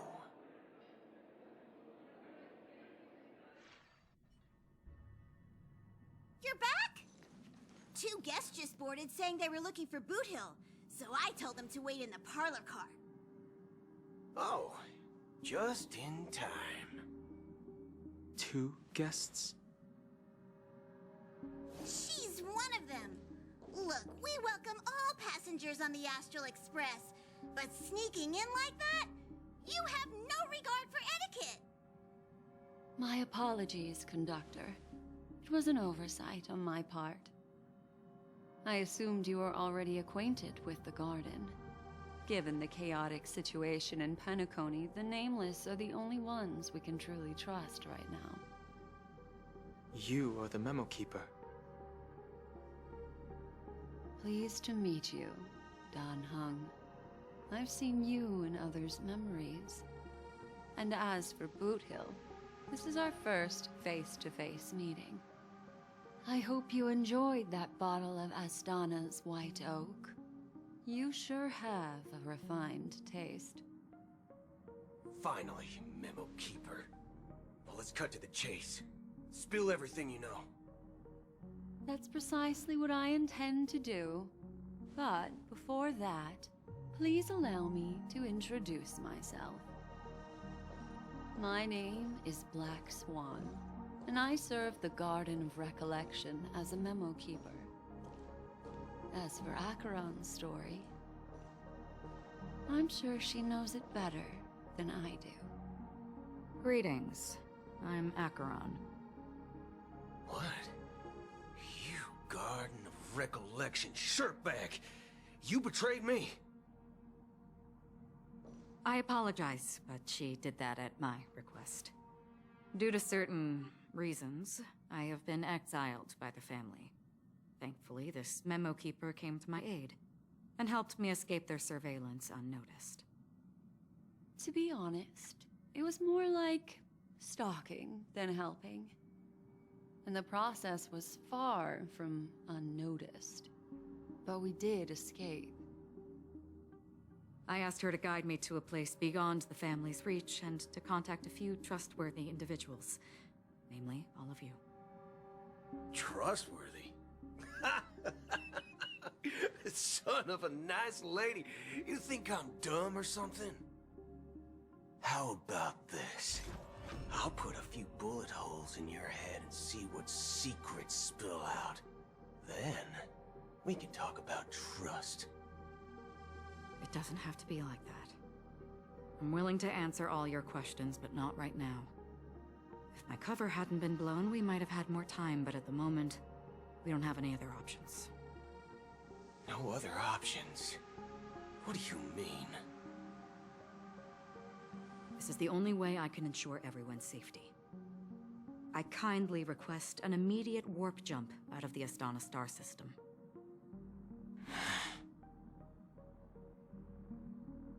This passenger is requesting...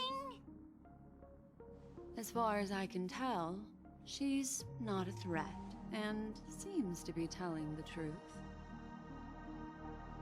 I've briefly traveled with your companions and know their whereabouts, Dan Hung. Please rest assured, your nameless companions are safe, but they need our help. As for Boot Hill, you may have guessed, I've been waiting for you. Galaxy Rangers are known for their elusive nature and limited contact with each other, so this was the only way I could reach out to you. Only by doing this can I find a true Galaxy Ranger and fulfill a long-standing promise. To return his relics to their rightful owner. Someone once told me that every rainfall is like a gift from the heavens, a sign of their mercy upon the world. Raindrops are said to be the tears of the gods, shed in response to the sorrows of the world. Their constant pouring is a reminder that the gods haven't abandoned us yet. So, how long has this rain been going on for?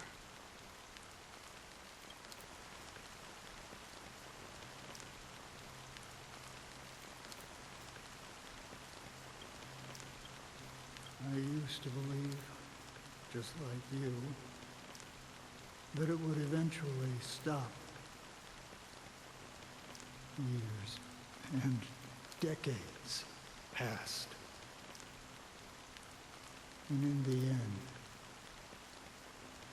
such hope faded away before the rain did.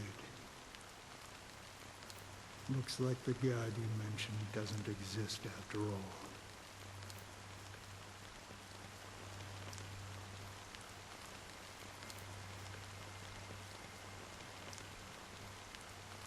Well, let me share a story with you. Mortals who walk the paths are like sailors on a vast ocean, leaving behind a trail that creates countless ripples of possibilities. These ripples last longer than the fleeting lifetimes of humans. And for some, their presence leaves such a strong mark that it's reflected in the waves.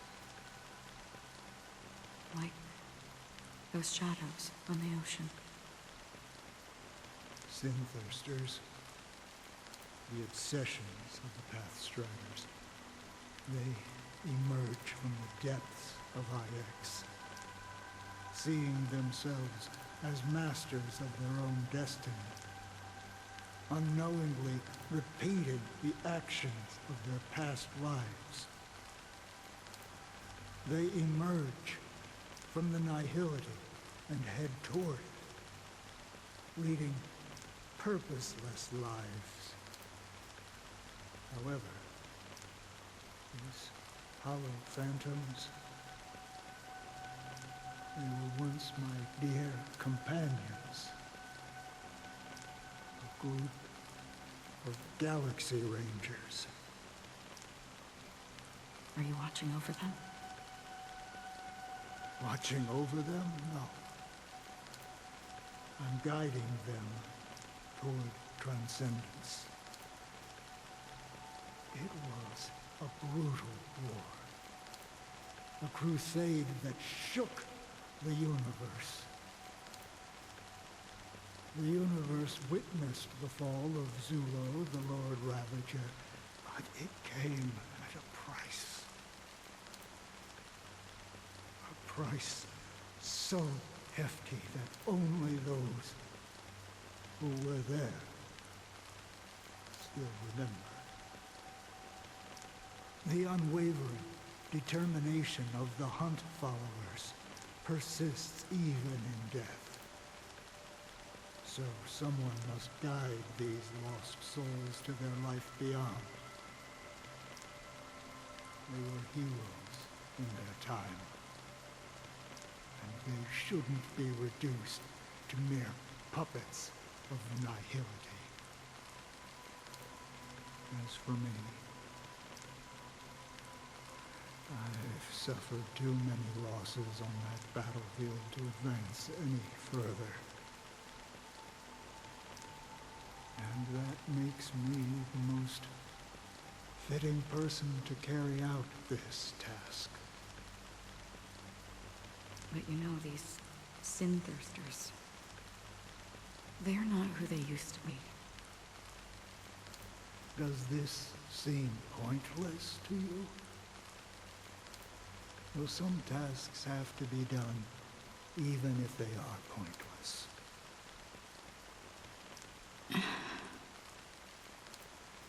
I can help you. For what?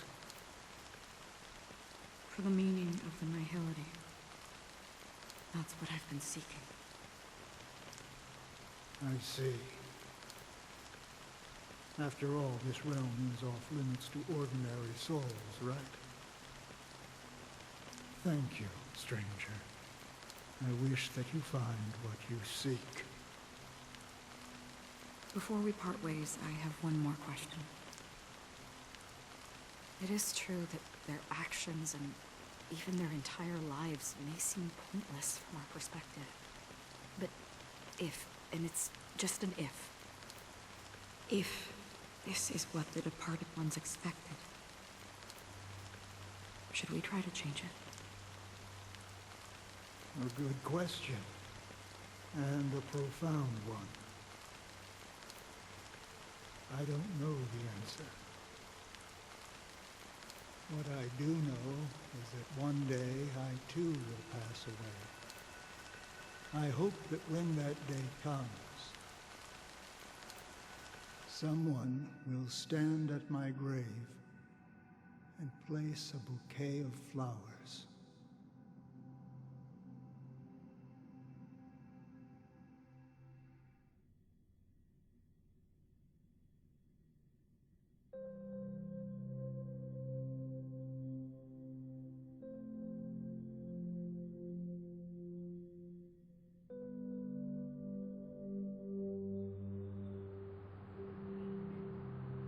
When I appeared as a child, my speech, mindset, and soul reflected immaturity and innocence.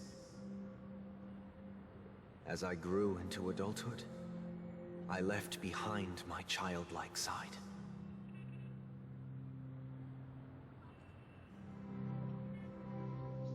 I humbly request your blessings, esteemed advocate of Shipe.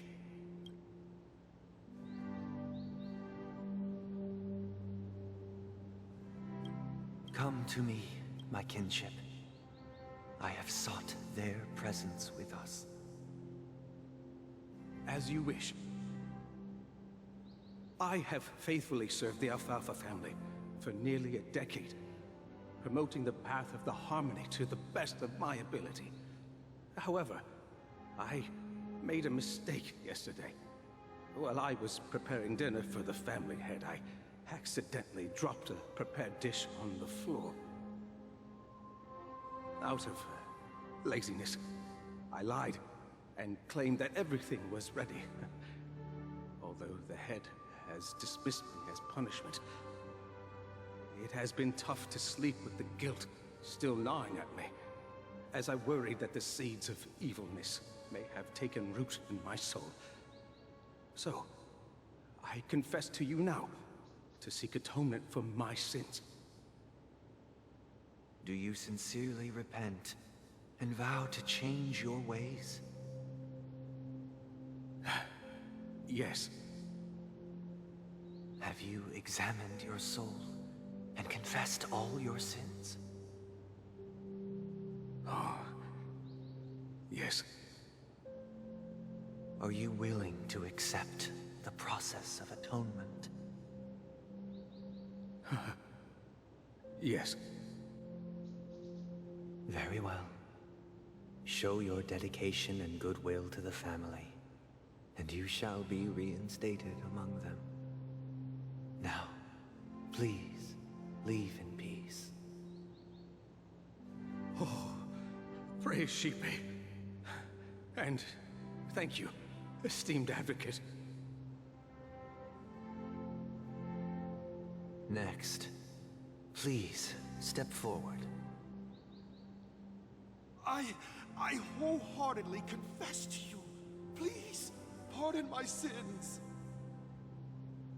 Rest assured, I have implored their presence to be with us. As long as you are sincere, absolution will be granted. Oh, great. You know, I arrived in Penacony as a stowaway. I sold everything to get a ticket. My house, my land, and my 2 children. I see. Please, go on. My children were starving, and I hoped they'd have a chance at survival if they became slaves here. If I can strike it rich here, I'll lift them out of that situation and give them the life they deserve. But the Bloodhound family got wind of it. They're on my tail, hunting me down. I thought I could bring my kids here. It was all my fault. All my fault. The family is ready to forgive all sinners. I'll ask the Bloodhound family to cease their pursuit. You don't need to live in fear anymore. Oh, thank you. Thank you. I'll work my hardest to redeem my children and make them part of the family. Praise the harmony! Next, please step forward. Hey! Long time no see, Mr. Sunday.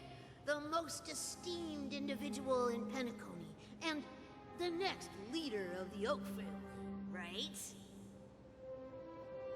I have sought their presence with us. Let us proceed. Sure. Let's just get this over with. I have sinned. Please forgive me. I wasted half a pizza at breakfast, and a bottle of Soul Glad. That's it. Nothing more. When we wrap this up, I've got a robo-ball game to catch, you know? Do you seek to atone for your sins through good deeds? My sins? Well, starting to sound like a saint, huh? Well, let me tell you something.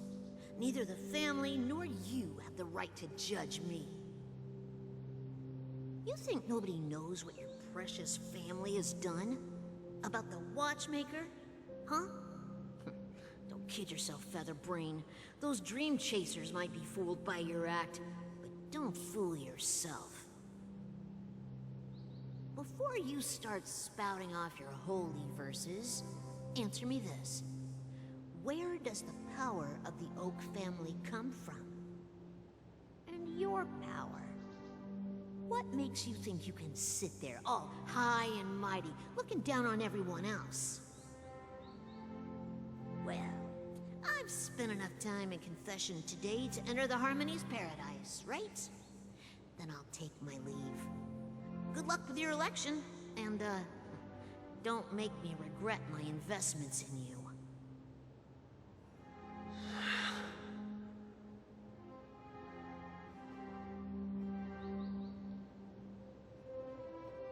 Oh, revered triple-faced soul, hear my doubts. Who can judge the strong when their power hides their crimes? Who can vouch for the weak when they will pay any price to survive? Who can comfort the purest souls when even they get led astray? If the strong defending the weak is truly the foundation of paradise, then who is responsible for the suffering and anguish in this wretched world?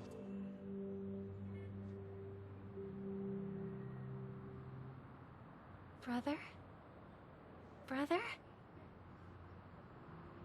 Brother, are you all right? I'm fine. I've been working long hours, and I just made a trip to Dreamflux Reef and back. So, I'm a bit out of sorts. But it'll all be over before we know it. You've been working non-stop on the Charmony Festival, Mr. Sunday, and no one could have predicted this incident. Even if the Stellaron does pose a grave threat, I still feel sorry for all the trouble we've caused you. No need to worry about troubling anyone. The Charmony Festival was meant to spread joy and harmony across the cosmos. But now that we know the truth, I'm afraid we'll have to cancel it. It has always been our wish to make everyone happy, so... we'll do our best to explain everything to the Dream Master. I'm sure he'll understand. Even if the negotiation does not go smoothly, I'll refuse to go on stage. Without the Chord Master, the Harmonious Choir would not arrive, and the Charmony Festival would be just a grand performance, and nothing more. I'm relieved to see your determination.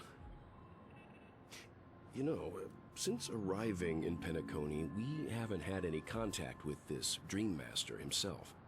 I'd heard of the heads of the 5 major lineages, but the Dream Master is a mystery to me. The Dream Master rarely grants an audience, even for us. But, given the urgency of the situation, he's agreed to meet us in person. Perhaps you'll be the first guest to meet the Dream Master in years, Mr. Yang.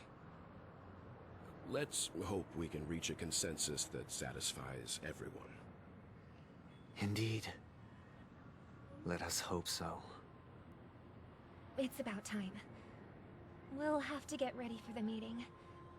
I apologize for any inconvenience caused by the urgency. Don't worry. I'll be waiting here.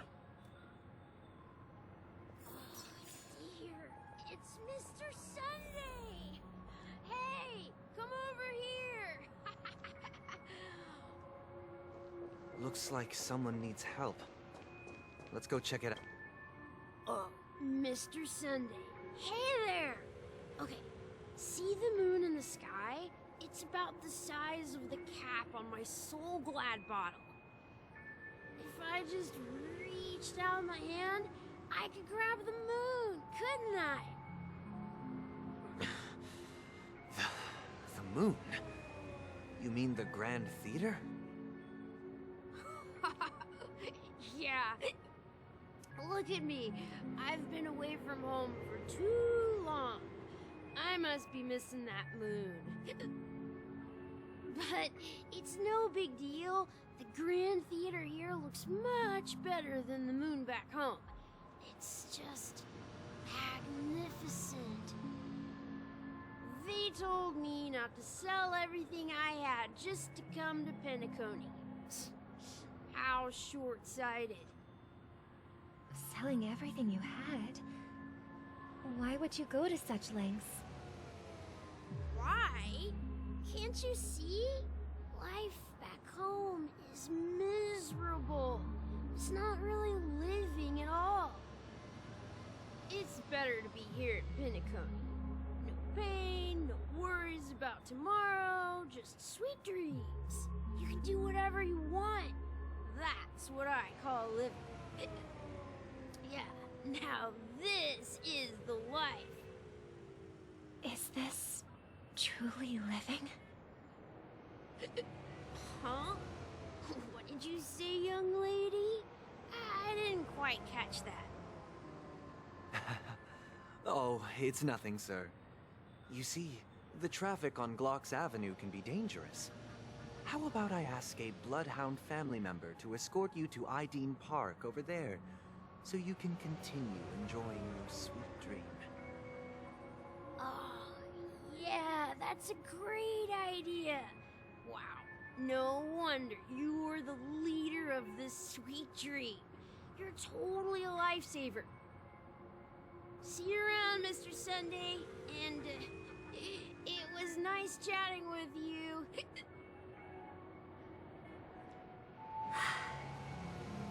What's up, sister? This is the land of the dreams. But why do they live like this? The man we ran into, he doesn't seem happy at all. Even though sweet dreams are nice, they're just illusions. But for him, they're the only way to survive, even if it means giving up on reality. That's not really living at all. I suppose you have a point. But, in my opinion, that's how most people live their lives. Why do you say that?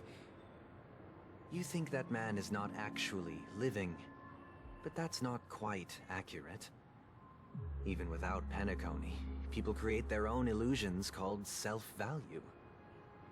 People believe they have a predetermined value to fulfill. Gaining value means gaining power, and those deemed worthless are seen as the weak. However, value doesn't come out of thin air, and there's a limit to it. To accumulate value, people have to take from others. So, the weak get exploited and oppressed. Are you suggesting that this is not how things should be? Exactly. But, ironically, people don't think there's anything wrong with it, because they uphold the illusory notion of self-value, and even the weak believe in it. The survival of the fittest. That's where all the tragedies in the world come from. People come to the sweet dream in Penacony to escape from that reality and find solace. No tragedies exist here, only happiness, although in its nascent form. Isn't that the same paradise we yearn for in our dreams? Perhaps that man is just an exception. Let's not jump to conclusions. We should experience the dreamscape ourselves, just as I did at Dreamflux Reef. Yes, seeing is believing. I'll accompany you. The Dream Master hasn't shown up yet, so we have some time for a stroll.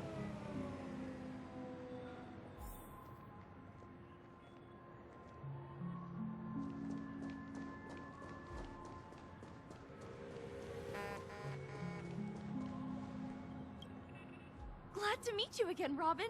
How are the preparations for the Charmony Festival coming along? We're all so excited about it.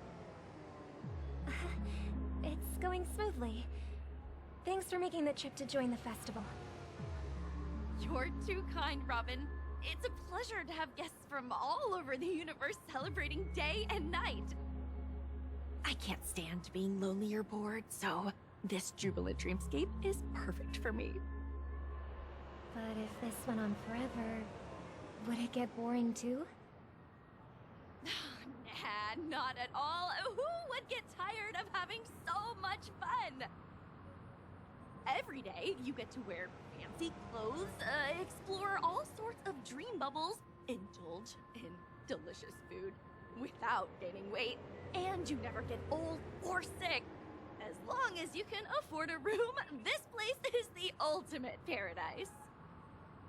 But you know that only a few things can be brought back from the dreamscape to reality, right? That's exactly why I don't plan on bringing anything back. Just enjoying the dream itself is good enough for me. I mean, I'm not one of those long-living species. I only have around 60 or 70 years in this lifetime, and there's so much to worry about. Being happy here is pure bliss. Only in this sweet dream can I truly feel like I'm in control of my life and fate. Who would want to go back to reality after experiencing this bliss? I see. I genuinely wish you all the happiness in the world. And I wish you a fantastic performance, Robin! I'm off to the Blue Hour for the ball. See you later.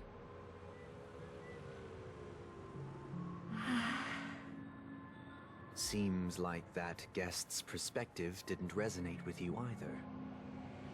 She had a valid point. I could sense her genuine happiness. It's just that What you're trying to say is, she thinks she's in control of her life. But in reality, she's just escaping from reality and seeking solace in this sweet dream. Once she steps out of this sanctuary, everything will be lost. Well, she did make mention of being able to afford a room, didn't she? However, the paradise in our dreams, it doesn't have to end. No. And the paradise we yearn for shouldn't be just a fleeting dream either.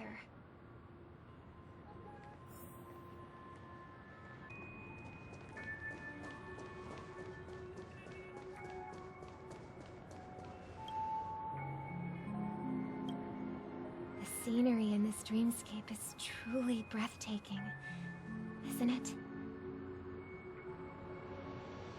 Oh, Robin. Can't believe I'm meeting you in person here. What an honor. You're right. Even though time stands still in this dreamscape, it always feels fresh. I find something new every time. A philosophical mind. I hope I'm not intruding. Oh, not at all. No. With little time left, I yearn for meaningful conversations, especially with someone as esteemed as you. Do you mind if we chat? It's my pleasure. No need to be formal. Just speak your mind. You said, with little time left. Please, forgive me for being blunt. But is that why you came to Penacony? Yeah.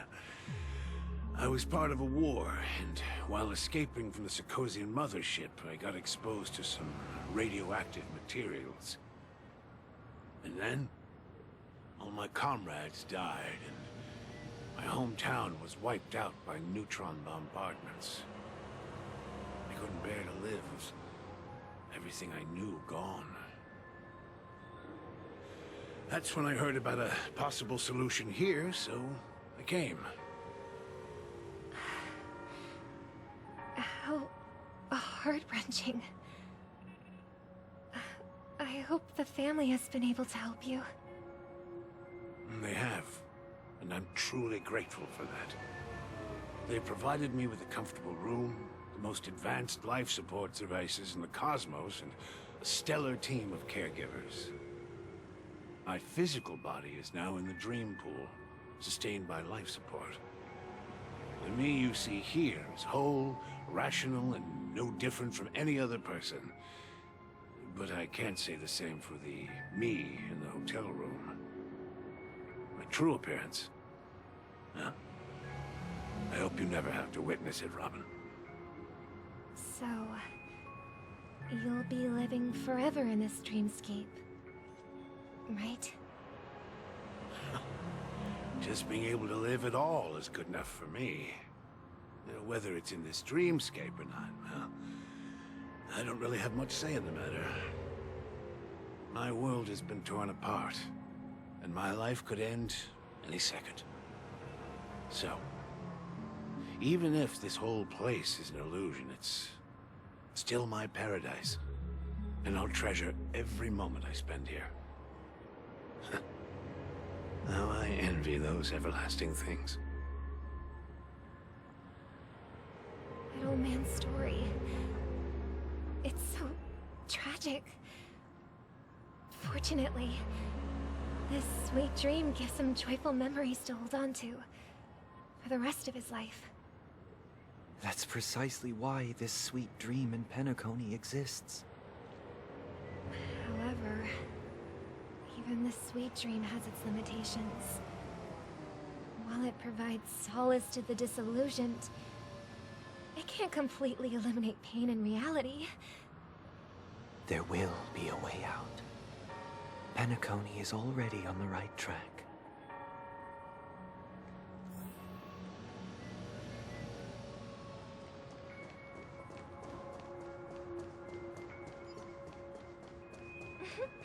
Look what we have here. A lovely young lady. Brother, what What a surprise to see you again. Show yourself. Your trick won't work on us. I've heard that a skilled mass fool received an invitation too. That must be you, right? Did you enjoy yourself? Barely. The people here are way too gullible. A little bait is all it takes for them to bite. And they run away at the slightest hint of danger. In other words, they're naive and cowardly. Now that you've had your fill, it'd be wise to leave before it's too late. The music of the harmony doesn't tolerate discord. What? Now that you have the real Robin, I'm useless? Oh, how disheartening. I've done so much for the family. You should be thanking me, because if it weren't for me cleaning up this mess, Penacony would still be in shambles. Don't you think?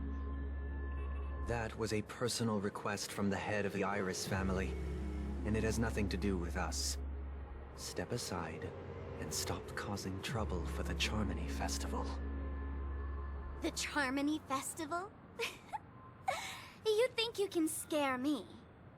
You think I have no idea what you're planning? I don't care what you're thinking, Chicken Wing Boy. But I'm pretty sure our lovely Robin won't be appearing on stage. After all, you're well aware of what a sorry state this dreamscape is in under the banner of harmony. Penacony, the land of the dreams. Is this truly the paradise you desire? Stop it. What's the rush, Chicken Wing Boy? Did I get to you? Our paradise is none of your concern, masked fool. Leave now, or the family won't tolerate you anymore. All right. I'll go. But Robin, I suggest you seriously consider this. Do you really believe those living in dreams can escape pain and find true happiness? Well, I've done my part, and now I'm simply waiting for the fireworks to begin. Here, the last 2 gifts for both of you. And don't lose them. If by some unfortunate chance the Charmony Festival starts against all odds, remember to use them during the show. And it'll be thrilling. Bang! I heard a raven cawing in the distance. It seems the Dream Master will arrive soon.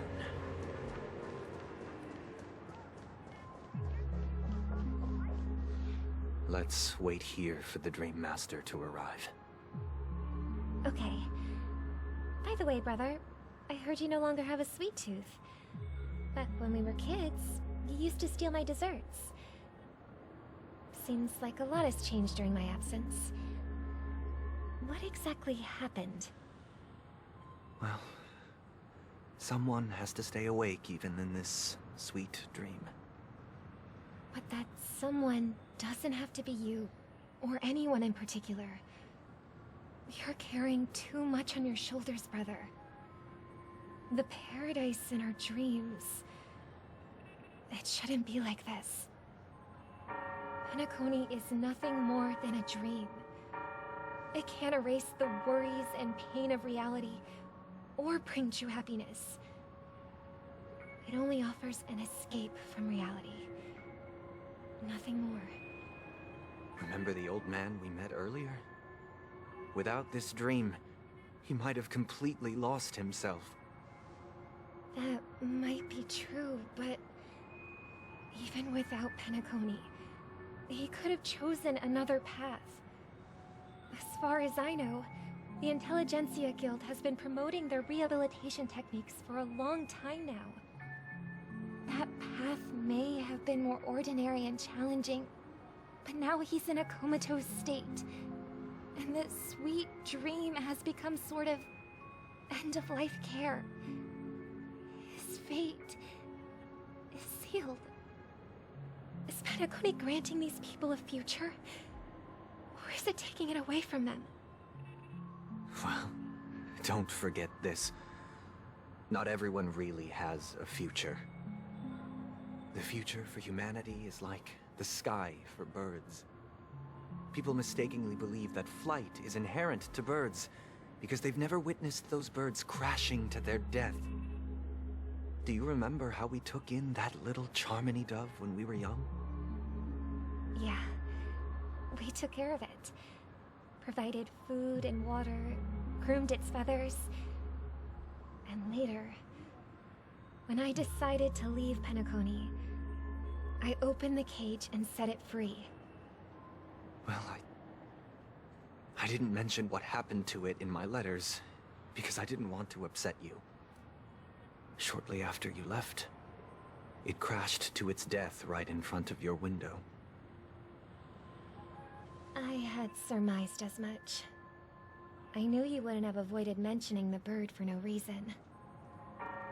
Despite that unfortunate outcome, I still believe it was the right decision. Birds aren't meant to spend their lives in cages. They belong in the sky, even if they can't fly. But here's the thing. If there are birds in this world that can never fly, can we really assert that they belong in the sky? Are you implying that the same goes for humans too? Let's take the Astral Express as an example.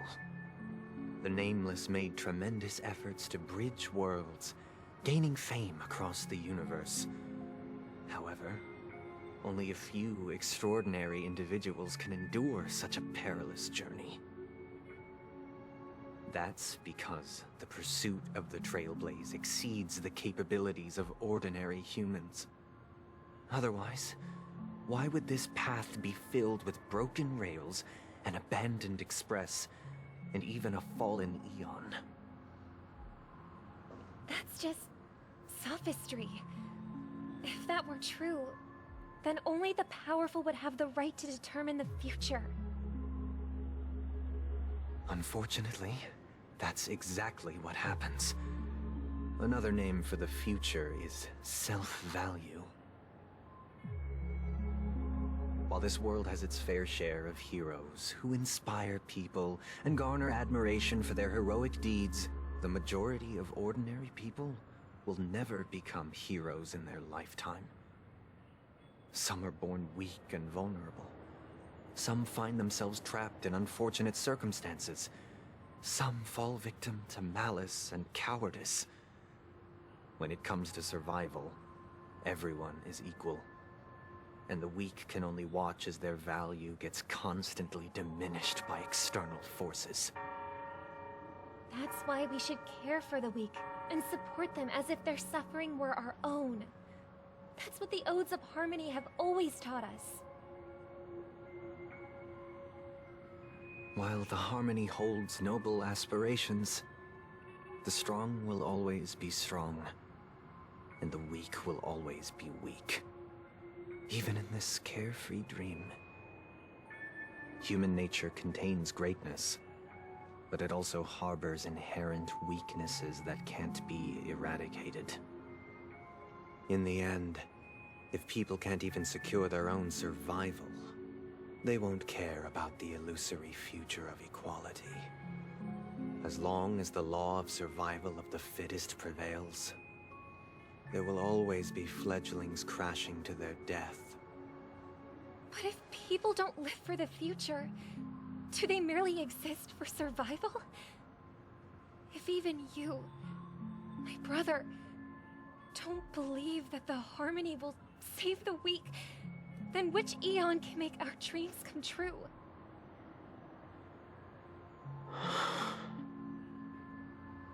People often forget that when the first bird took flight, the entire world envisioned a future where no more fledglings would ever crash to their death. Are you reading, sister? What are you reading? Mr. Gopherwood gave me a picture book. It's about the story of the harmonic strings. If I could become a chord master, I'd like to summon Dominicus, the harmonious choir. I want to sing with everyone and spread our wishes so that all can feel happiness and joy. I see. Then, I would summon the harmonious choir too. Don't you have a wish of your own, brother? Of course I do. It's just that it includes your wish and everyone else's. I long for a true paradise where everyone can find peace. Then, let's build a stage there and invite everyone to our performance so that both our wishes come true through the power of the harmonious choir. It's a deal then. Yeah, it's a deal. But how can I become a chord master?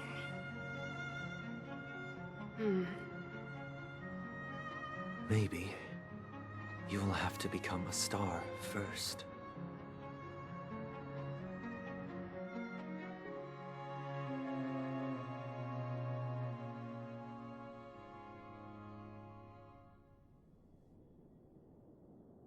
You're back sooner than I thought. Any results? Yes. And now, it's up to us to forge ahead. Since his last will has now been conveyed, my final mission is complete. But pardon me if I sound curt. It's good to have determination. The path Mikhail left for you is not an easy one to tread. Why else would he have chosen to sleep in solitude, staking everything on some nameless in the future? But you have the numbers, and in numbers comes strength.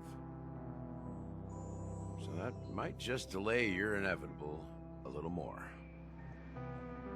Got any more encouraging words? As I see it, relying on Welt's negotiations alone is far from enough. Regardless of whether the other party will be compliant, negotiating simply allows us to meet them as equals, and won't grant us an upper hand.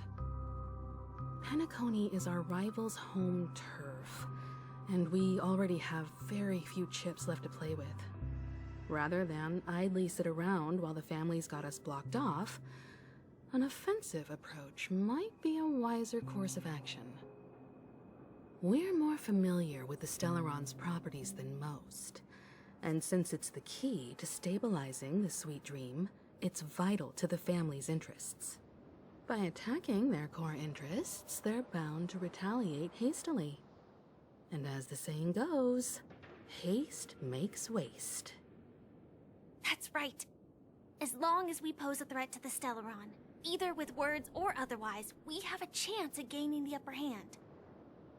But the problem is, on the eve of the Charmony Festival opening, how exactly are we going to get close to the theater?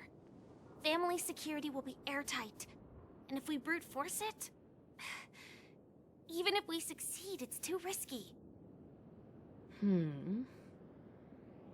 So, no one's gonna say anything? Then I'll raise my hand. I know the answer to this question.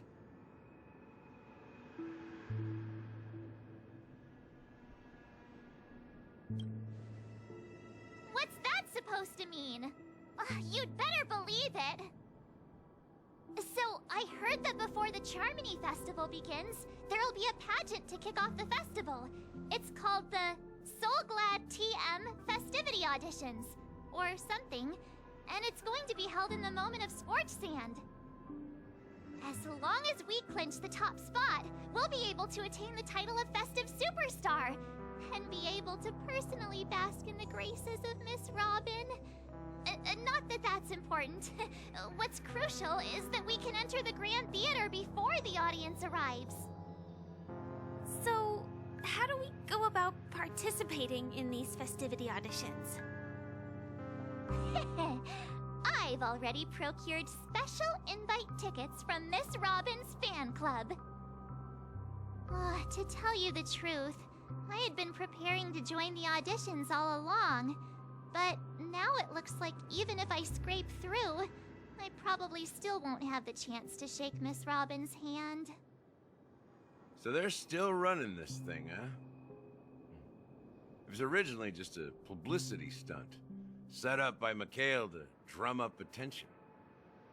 But it looks like it might be worth a shot. We'll follow Marge's plan. Mr. Gallagher, will you be joining us? I'm afraid I won't have the time. As a virtual character, I've already completed my final mission. Whether Penacony can awaken from this dream is all down to you. Should we ever cross paths again? I'd love for you to visit the Express. All right. I'll have to add to that databank of yours you've got on the Express. And Miss Firefly, we thank you for all your support. We're faced with a formidable enemy. As long as the Astral Express and Stellaron Hunter's objectives are aligned, we're willing to cooperate with you. We've already come this far together. I'd like to join you for the rest of your journey on Penacony. I'm pleased that we can finally fight shoulder to shoulder. I couldn't ask for a better ending. This is also the spirit of the Trailblaze. Now everyone, let's prepare to move out.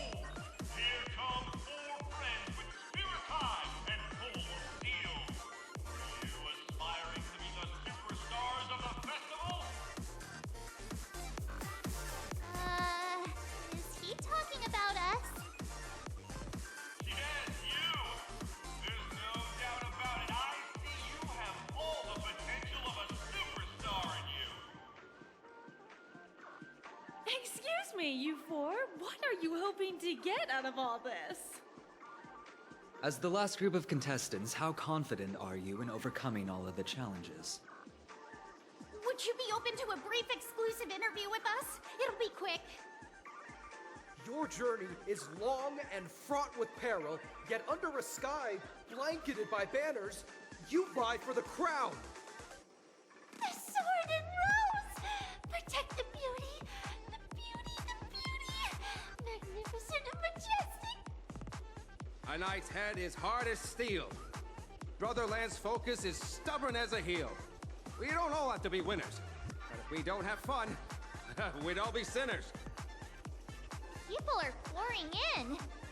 Kinda feels like all sorts of baddies are showing up. Let's get in there quickly and enter the competition. Ladies and gentlemen, please, make way. Make way. Coming towards us now is one of Penacony's top 10 wealthiest tycoons, and the soul-glad business empire's founder, Mr. Ideed. Allow me to introduce myself. I'm the director of Soulglad's factory, Ideem Lee. My four friends, introduce yourselves to the audience across the cosmos. Hello, everybody. I'm Himiko, a nameless from the Astral Express, and these are my companions. Don't you guys need to hide your identities? Can't hide it anyways. Penacony is plastered with our posters. And because the Astral Express is so well known, the family won't dare to make any rash moves.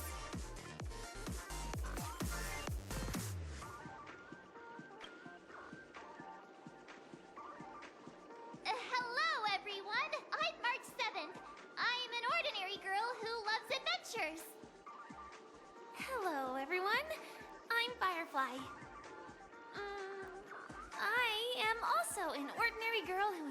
adventures. So it's a bunch of nameless guests. This final face-off is bound to be spectacular.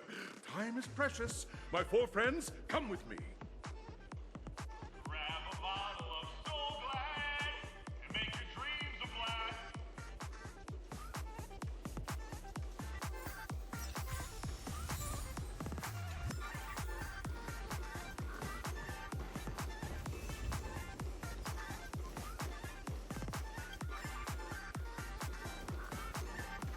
This place is buzzing. That's right. This venue is a miniature representation of that time known as the era filled. Grab a bottle of Soul Glad and make your dreams a blast. Nameless, your arrival reminds me of the grand occasion when Penacony was first established. I was still a young, bright-eyed lad back then, lured here by the watchmaker's ads, full of zeal and ready to make my first fortune in life. Once, during a particularly grueling day, I passed out and was resuscitated by a drink from Mr. Sousa. That sweet taste has since been etched in my mind, and that was what drove me to create the Soul Glad that we all know and love today. The dream-chasing era was truly a wondrous time. Oh, I miss those days, and the watchmaker.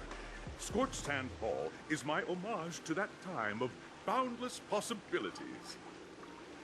I wholeheartedly hope you make it to the finish and emerge as the next superstars of Penacony. Now then, is there anything you'd like to say before the competition officially begins?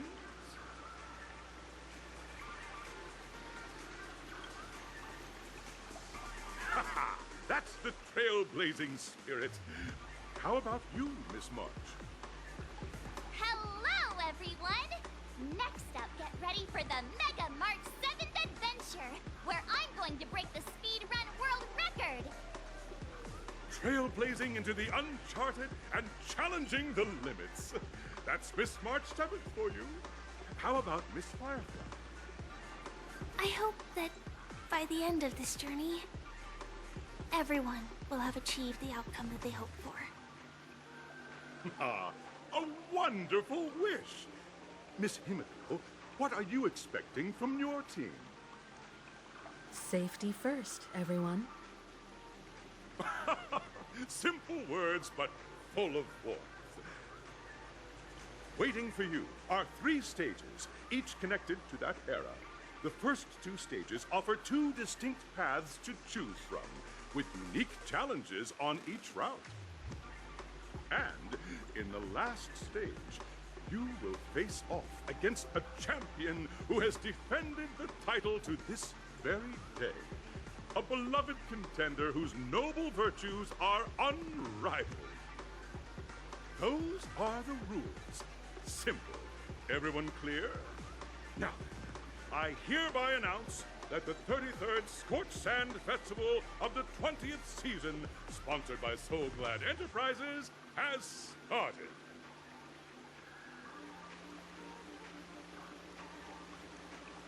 Everyone, as the Charmony Festival is drawing closer, we must reach the end as quickly as possible.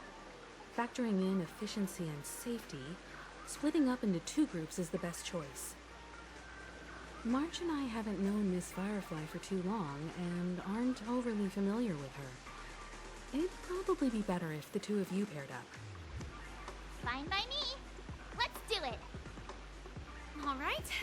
I don't have a problem with that.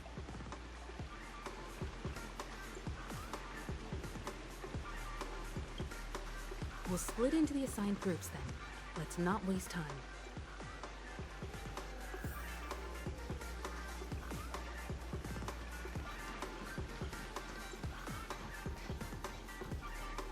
Welcome to the first stage of Soul Glad Enterprises' 33rd Scorched Sand Festival of the 20th season, Dream Play Fantasia. In this stage, you can choose between 2 challenges, the School of Acting or School of Action. In the School of Acting Challenge, you have to complete 3 performances from 3 scripts and move the panel judges. In the School of Action Challenge, you have to defeat 3 groups of enemies convincingly and reach the end. Now, make your choice.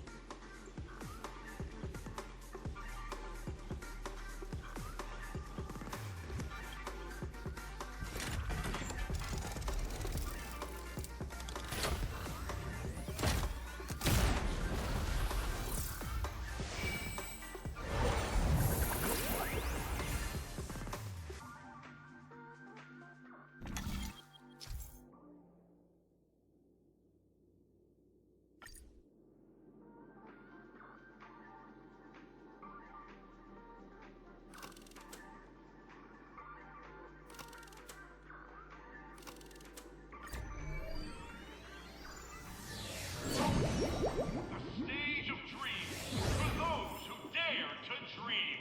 Welcome to the School of Acting Stage.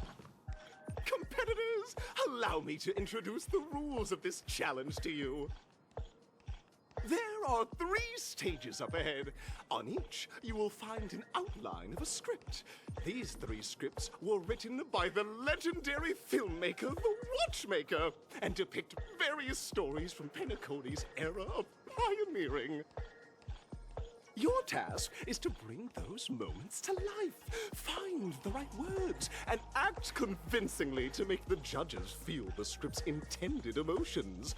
Oh, I wish you a successful performance. Also, a bit of trivia. The record score for this stage is held by a participant with fiery red hair. His exceptional performance brought even the strictest judge to tears. It's like he wasn't even acting at all.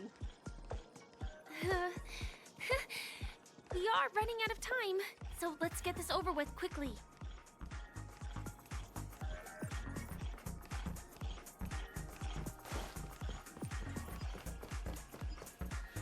Oh, just take a look at this pair! Such star quality. Since you come as a pair, I'll prep a 2-person scene for you. You two, are you ready? Envision that you both, driven by the spirit of exploration, are arriving at the land of dreams that is Penacony for the first time. But instead of lush lands, you find yourselves amidst swirling sands and desolation, far from the paradise the Watchmaker described. You're driving an old clunker through the wilderness of the dreamscape, braving the cold wind, choking on the dust, and suddenly, a fierce memory zone meme blocks your path. Now, Miss Greyhair, what line would you deliver to express your disappointment in Penacony?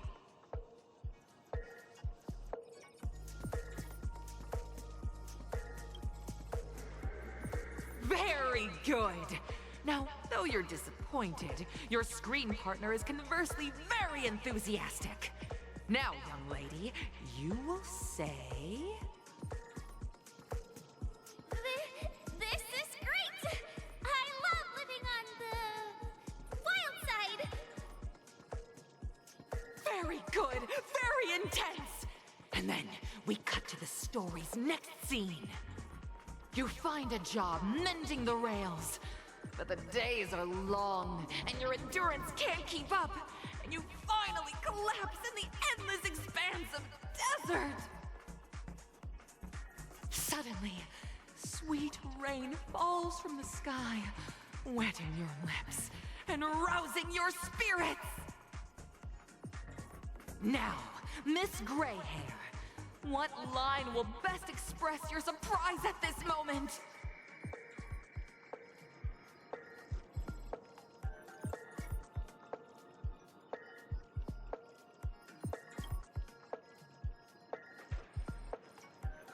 But at this moment, your partner yet gazes into the sky, both her eyes closed.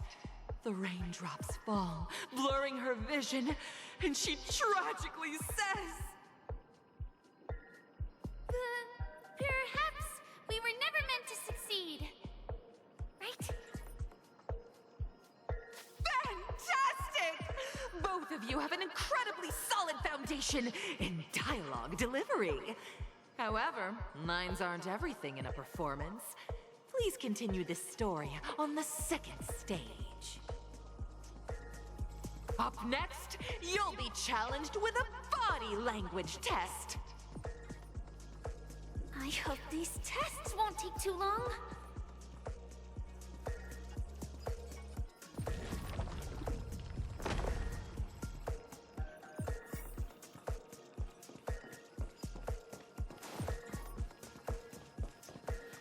Here, you two are required to skillfully utilize body language to portray the story context I've laid out for you. Picking up from where we left off, a heavy downpour saves you both stranded in the desert. This rain quenches the anger in your heart. You look to your companion, now completely devoid of fighting spirit, wanting to comfort her. At this moment, what should you do to make her laugh?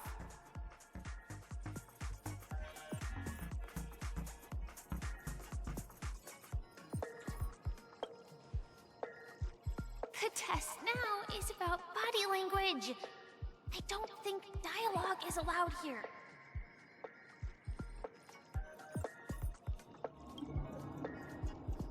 What?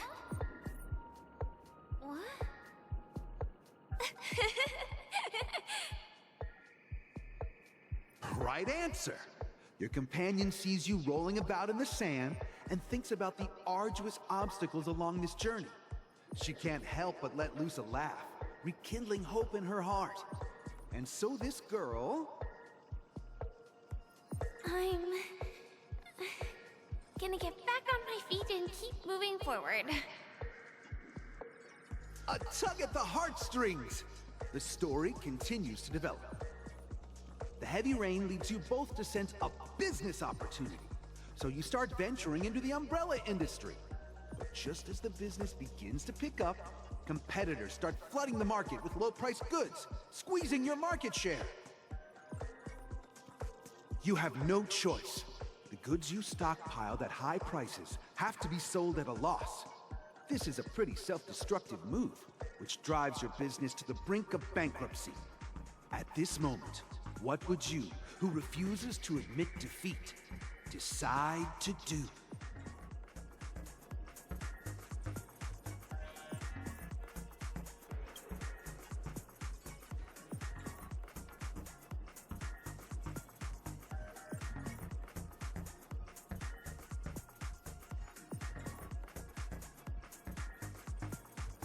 Fantastic!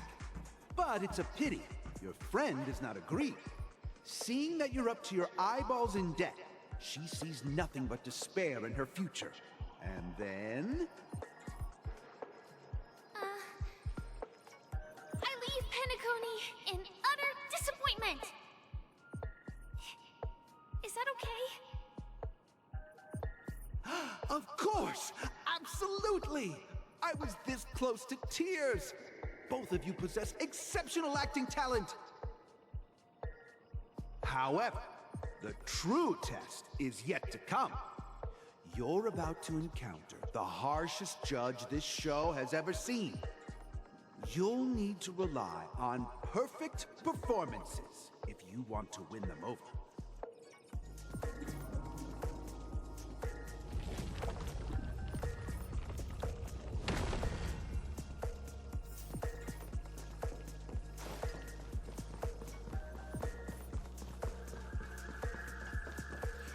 Welcome to the final stage. Actually, all the scenarios that you previously encountered were all from the film Once Upon a Time in Dreams. Two companions arrive on Penacony with nothing but a dream. Their desire for achievement is met with continuous setbacks. Ultimately, one continues on, despite spiraling into debt. while the other concedes defeat and leaves. Many years later, their paths cross once more in the thriving Penacony. Yet, they refuse to acknowledge each other because...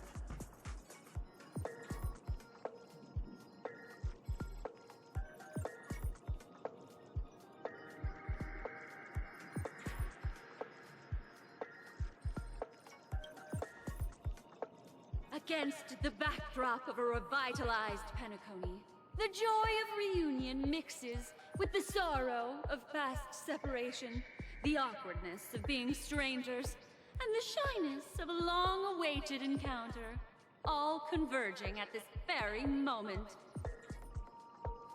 Give it a shot. Try and convey this bittersweet scene to me. Bring it to life with precise and emotive acting. This is never going to end. I know! Why don't you try that clockwork thing you used before?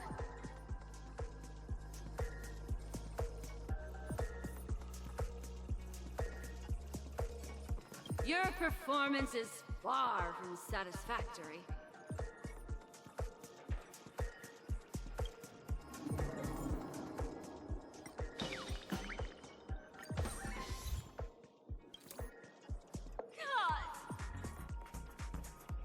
I never imagined that such a sad scene could be portrayed by you two in such a joyful and heartwarming way. Two people sharing a long, cherished friendship, as if time and status meant nothing to them. Huh? But we haven't even done anything! Is his imagination running wild again? Brilliant! Your portrayal outdoes the original. It's simply beautiful.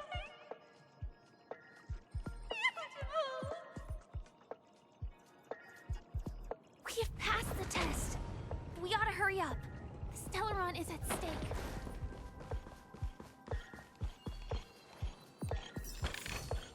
Is that all?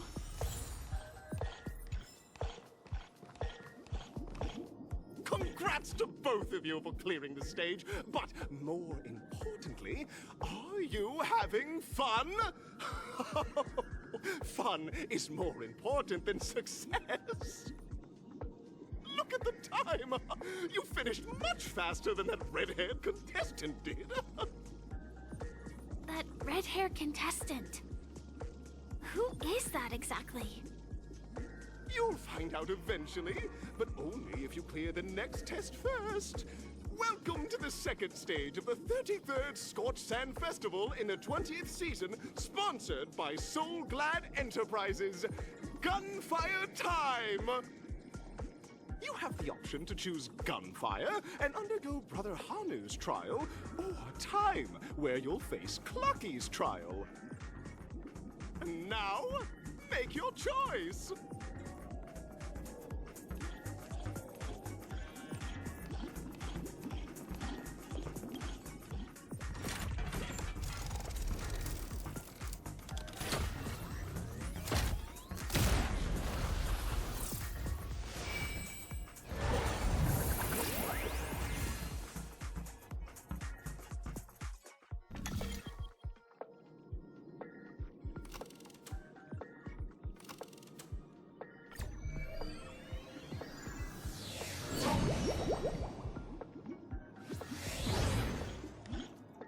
Friends, welcome to the wonderful world created by the Watchmaker. Awaiting you ahead is the titular character from the beloved Clocky animation, Clocky! It's said that the Watchmaker dreamed up the idea of Clocky when he was just a boy. Back then, he was merely an apprentice in a clock shop, and one night, he dreamt that all the broken clocks started sprouting arms and legs. Like a skilled pilot, he steered them towards the right path. As a classic figure who grew up with many, Clocky truly shaped a generation, solidifying the watchmaker's pivotal role in popular culture. Contestants, may you have a wonderful time with Clocky. The trial of time. I hope it won't waste too much of our time.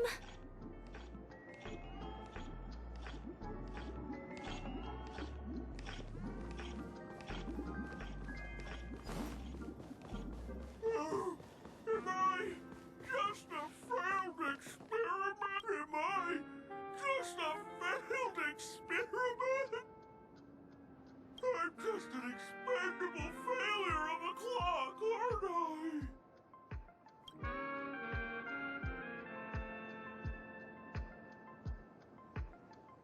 Wait, so I'm not just a failed clock, I'm also a failed toy. You guys are just like the other challengers. You want to enter my inner self? Then please be my guest. But you won't find anything worthwhile. I'm just a failed piece.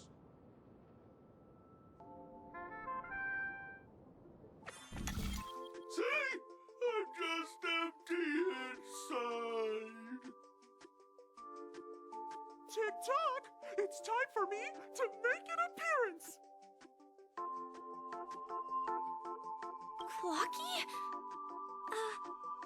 I can also see him. Is this character part of the show? In Dreamville, Clocky is everywhere and can do anything! Like, right now, I could solve this problem with your big ticker pal, Tick-tock! I can't believe it's actually Clocky! Why would you come and visit a failure of a clock like me for no reason? You see, we're all clocks. We're family. I want to help you be happy! Tell your pal Clocky what's troubling you. I came across a startling revelation yesterday. Apparently, Dreamscape Ticker isn't the same as Clocky at all. It's just a discarded prototype from Clocky's early development. Please, just leave me be, Clocky. I just don't know how to face you, because I'm just a failure. Oh dear. Seeing it like this is utterly heart-wrenching. But fear not. We're here to help it rediscover the missing parts of its inner self and guide it out of despair.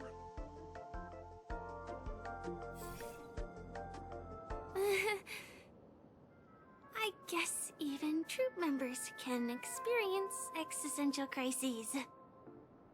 Don't worry, miss. I've already pinpointed its missing parts. Over here, my friends. Better use that hamster ball night speed.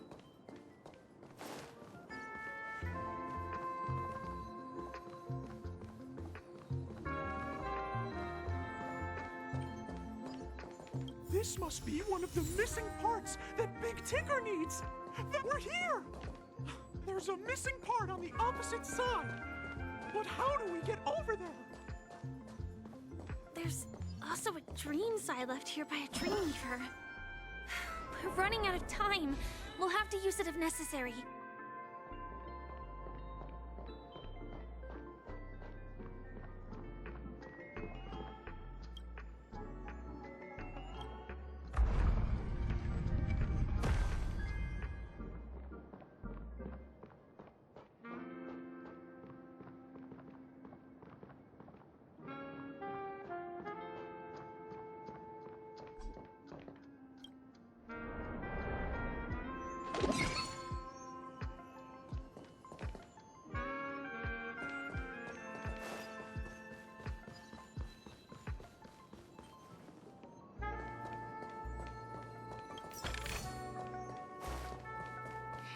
Tick-tock!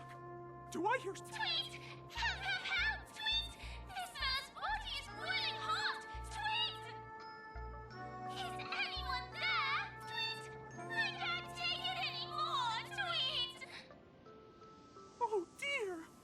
an origami bird! What's it doing in Beyond Overcooked's tail? Is that Cookie, Tweet? Please save me, Tweet! I'm being roasted alive, Tweet!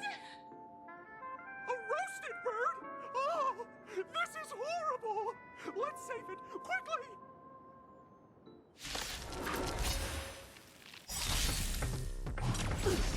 Try that again. Gotta try hard sometimes. Watch this awesome move! The truth of life and death. The sanctuary is but a vision. Break! Rules are made to be broken.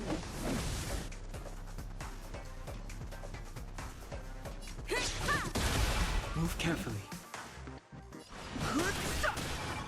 My turn! Let's go. Nice like a good, my friends. Indulge yourselves!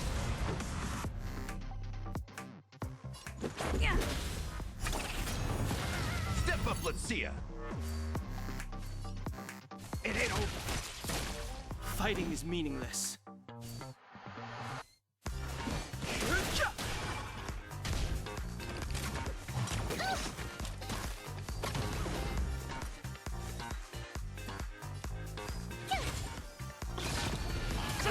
Confidence. You can't run!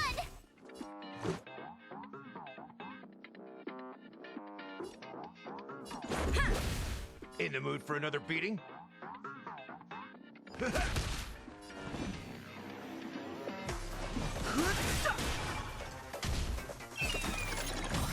The truth of life and death. The sanctuary is but a vision. Break! Told you I could fight. Gotta try hard sometimes. Watch this awesome move!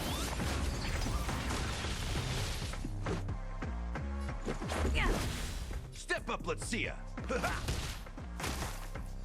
I've no interest in conflict.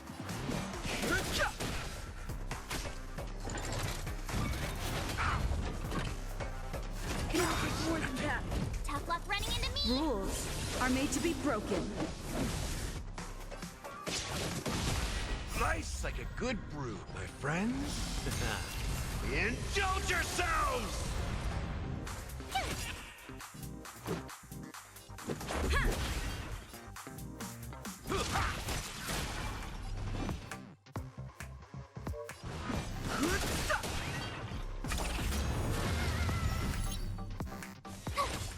Let's make it quick.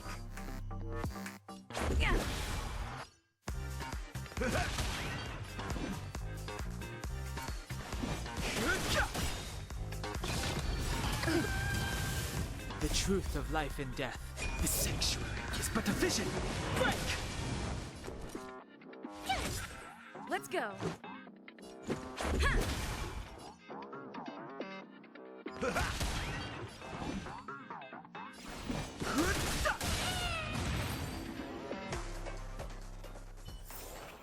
Reach the end of the story in your own way. Thank you, guys! Tweet! I feel I'm about 70% cooked, Tweet!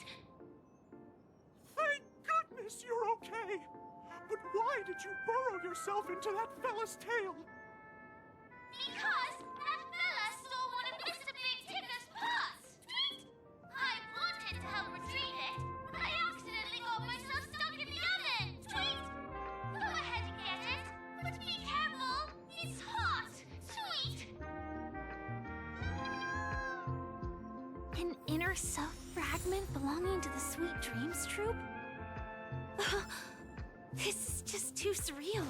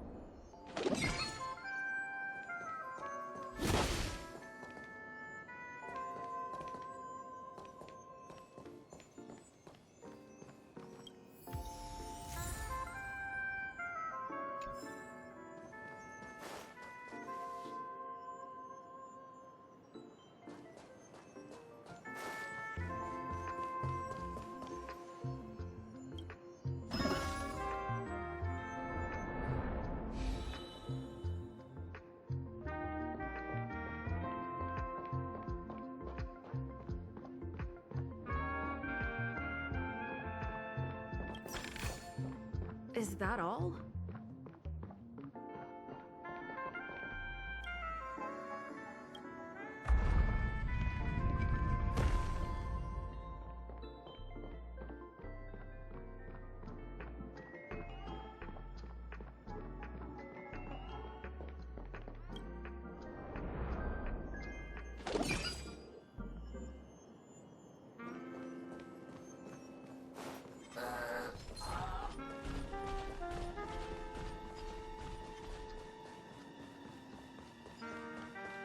We've gathered all the missing parts.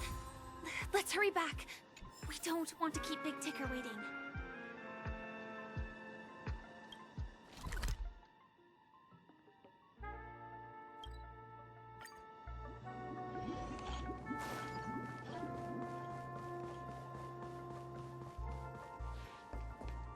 We're back!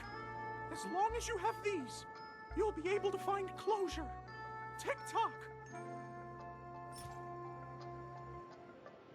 Wow! This sudden surge of joy! It's working! Tick-tock! Next, we just need to enter its emoscape, help connect its pathways, and we're done!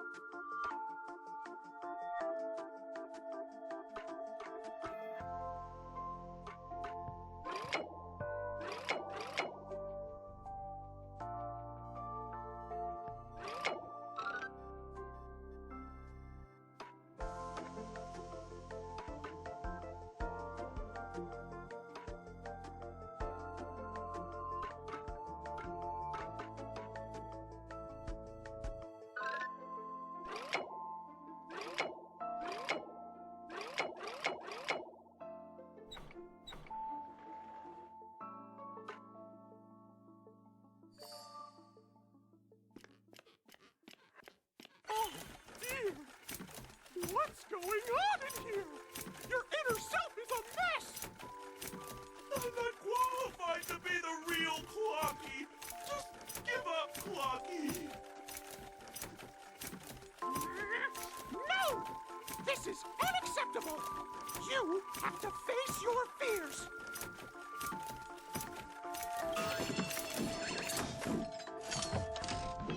Success!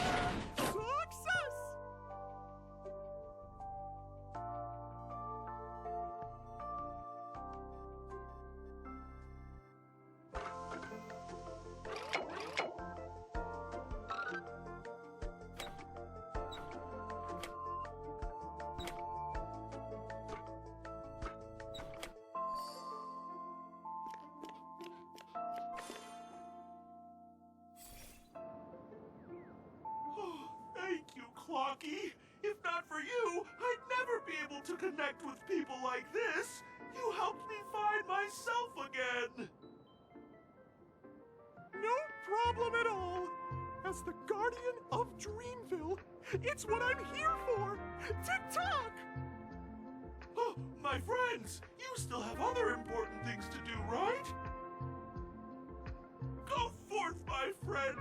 When the moment comes, all the Dream Tickers and I will cheer for you. It's all done! Victory's in sight! Let's head to the final stage.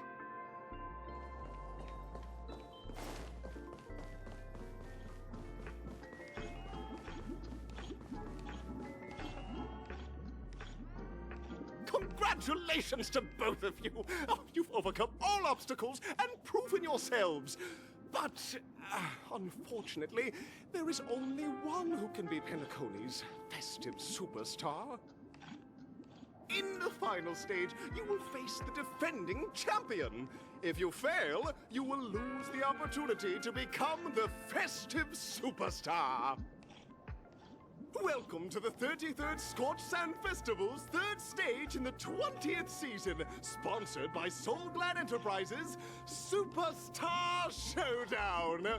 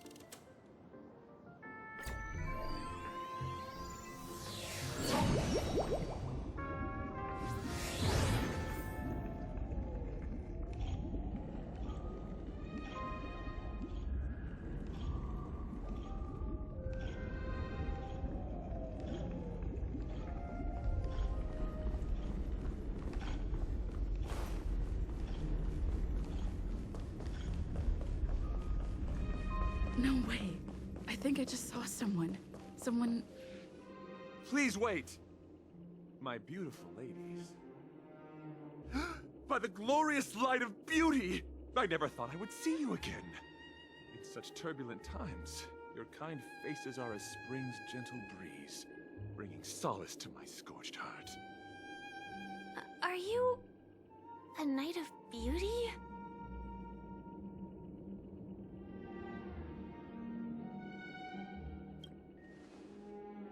You've already heard of my humble title elsewhere? I am deeply honored. Upon hearing of the impending festivities, I commanded the one and only to bring me to Penacony with full haste. Alas, in a cosmos unguarded by the beauty, disorder prevails. Thus my passage was delayed by tending to the sick and injured. Fortunately, the mini-rabbit mech pilot, stray cat duelist, galactic ninja, and quad-drive Intellitron, along with 32 other souls in distress, all emerged from their predicaments safe and sound. I then led them all here to revel in the harmony with the countless other splendid beings.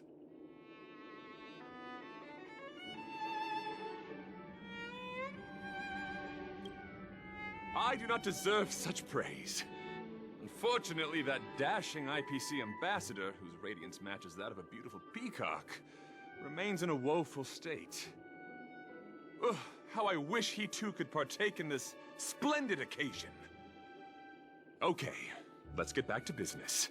Since fate has brought us together, it stands to reason that you both seek the accolade of the audition's victor, correct? Though upon arrival I was once mistaken for a towering silver-armored fugitive with fiery red flames due to my lack of eloquence. It matters not, for all these trials stem from the land of the dream's beauty.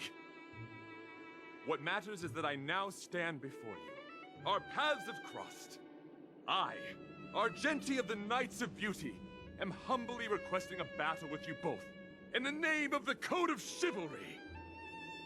If I am fortunate enough to emerge victorious, kindly grant me passage to the Crown of Victory, and recognize that Idrilla, the beauty, is the most peerless beauty of them all. Dear friends, please ready yourselves for this trial set forth by the beauty.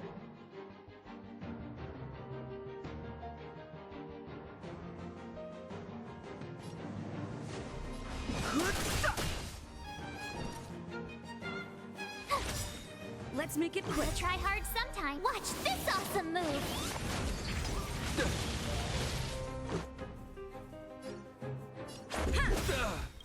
Rules are made to be broken.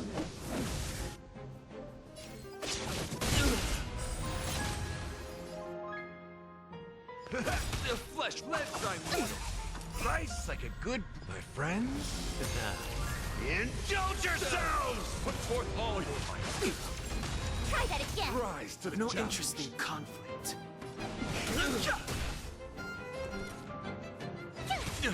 Let's go. It ain't over. The truth of life and death.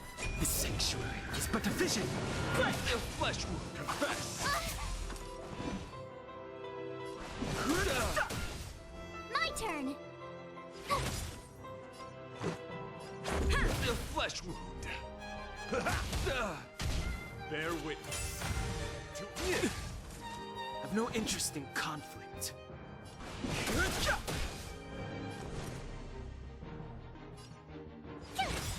Let's make it We'll quick. try hard sometime. Watch this awesome move!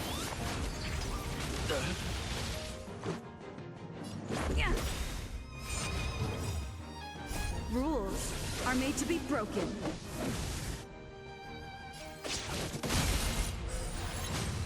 Step up, let's see ya. The flesh wound. The truth of life and death. The sanctuary is but a vision. Let's shine more.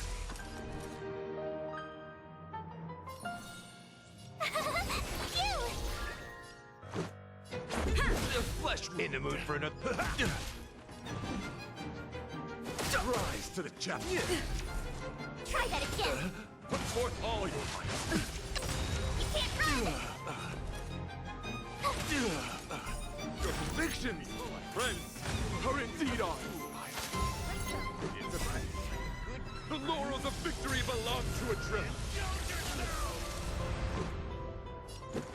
The flesh will step up, let's see ya. Rules are made to be broken.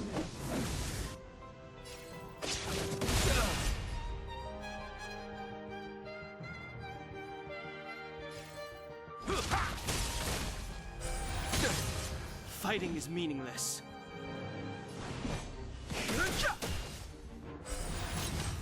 Confess! Try that again!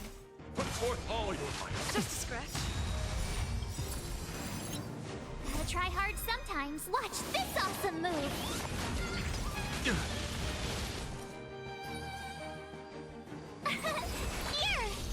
Let's make it quick.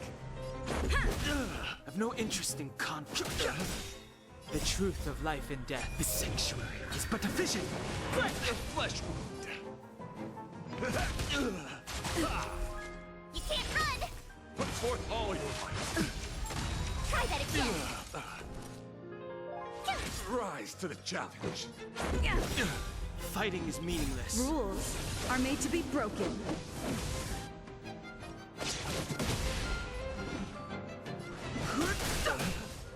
In the mood for it.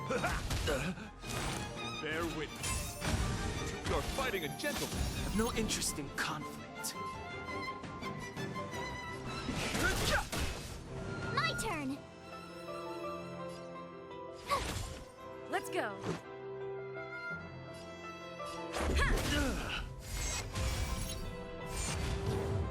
Step up, let's see ya. Let's sign yours. Nice like a good my friends. Indulge yourselves! Put forth all your might. Just a scratch. Fighting is meaningless. Gotta try hard sometimes. Watch this awesome move!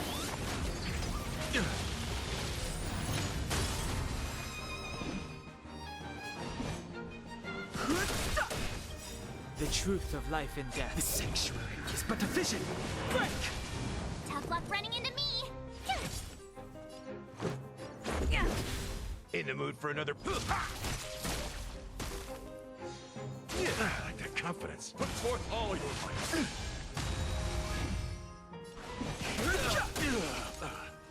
That's enough. I have come to grasp the sincerity of your cause. I yield. Beautiful! Truly a captivating contest.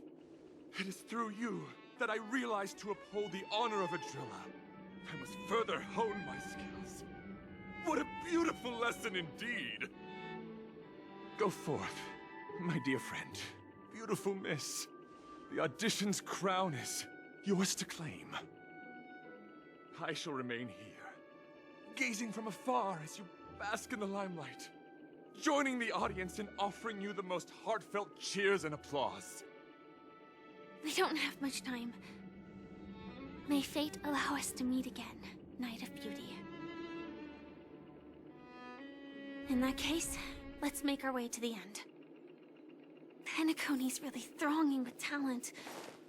I hope we make it in time.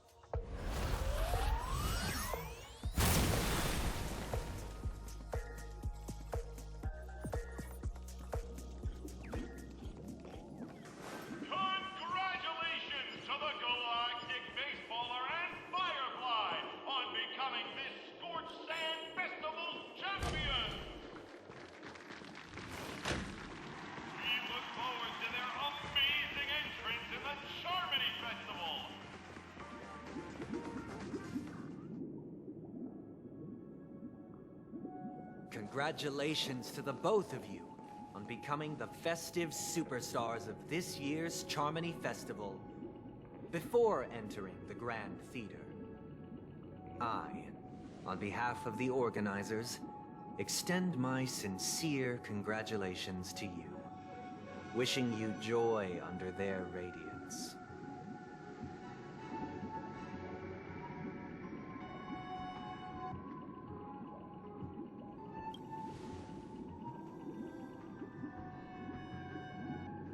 As previously promised, my sister, Mr. Yang, and I have met with the Dream Master.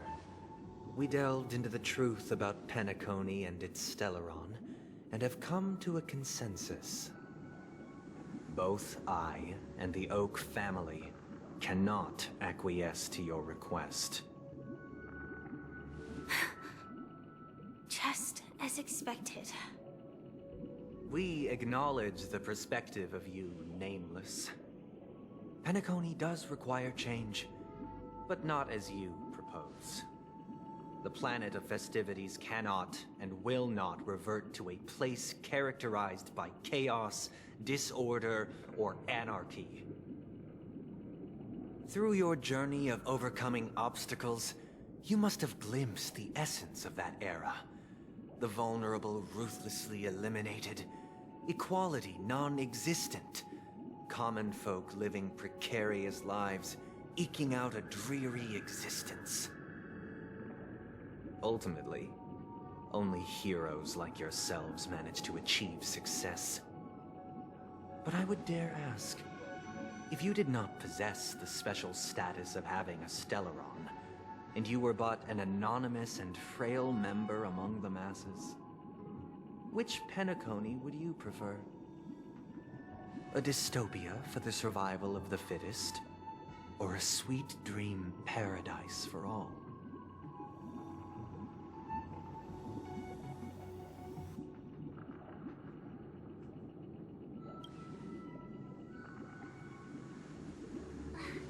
That's not the point! Don't let him mislead you! Mr. Sunday, even if the members of the Oak family can't fully agree on what to do about the Stellaron, now's not exactly the time to be holding an extensive discourse about Penacony's past and future, is it?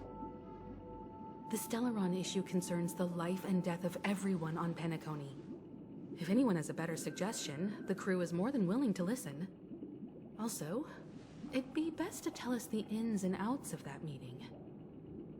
This way, we'll at least know what Welt and Ms. Robin are dealing with, and the reason why they failed to make our appointment. Ah, Navigator.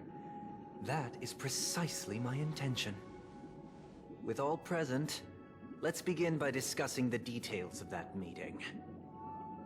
Let's talk about our tribulations and choices, our ideals and beliefs, and our final course of action.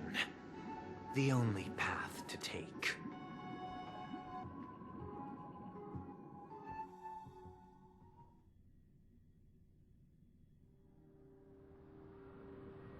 You mean to say that for the longest time, there have been scoundrels who would use the Charmity Festival that I have bequeathed to the masses as a tool to realize their ambition?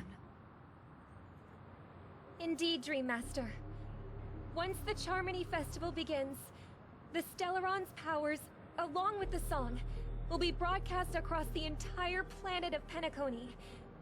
And then everyone in their dreams will be unable to awaken. This is indeed surprising to me. The dreamscape is maintained by the collective effort of the 5 families.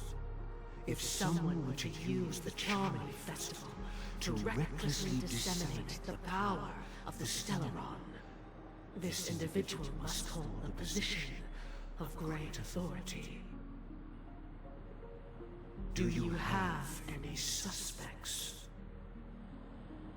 I'd like to ask, did you really not know of the Stellaron's existence? I would have never thought that this Nameless would point the spear at me. Quite astonishing indeed. If I have offended, the Astral Express extends its sincere apologies. But the current circumstances are dire and leave no room for meticulous inquiry. We're doing this out of concern for the Dreamscape's safety. So, if you could, please alleviate our concerns. Dream Master, it's just to prove that the Charmony Festival has nothing to do with the Stellaron. If we're being overly cautious, I will return to the stage to offer tribute in song, just per the arrangement.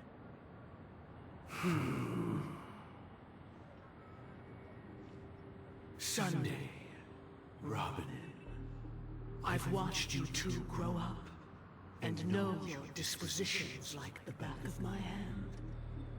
Both of you, right now, can surely be lauded as their most devout advocates.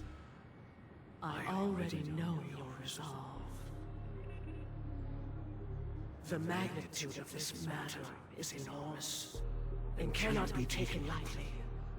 Since Mr. Yang has asked with such earnestness, I will personally respond in kind. If there is a need, the entire Oak family will be mobilized to heed your call. Someday, might I ask you to beseech them to cast their light unto me, and question me in their stead, so that no lies may be concealed?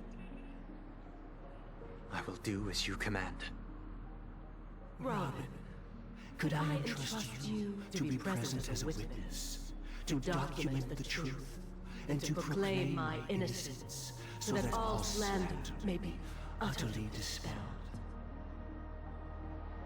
I will do as you command.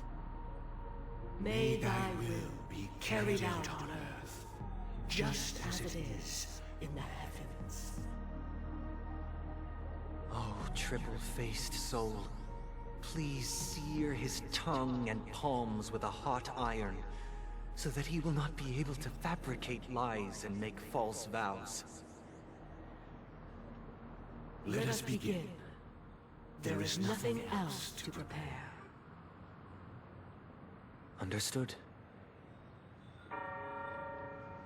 Question.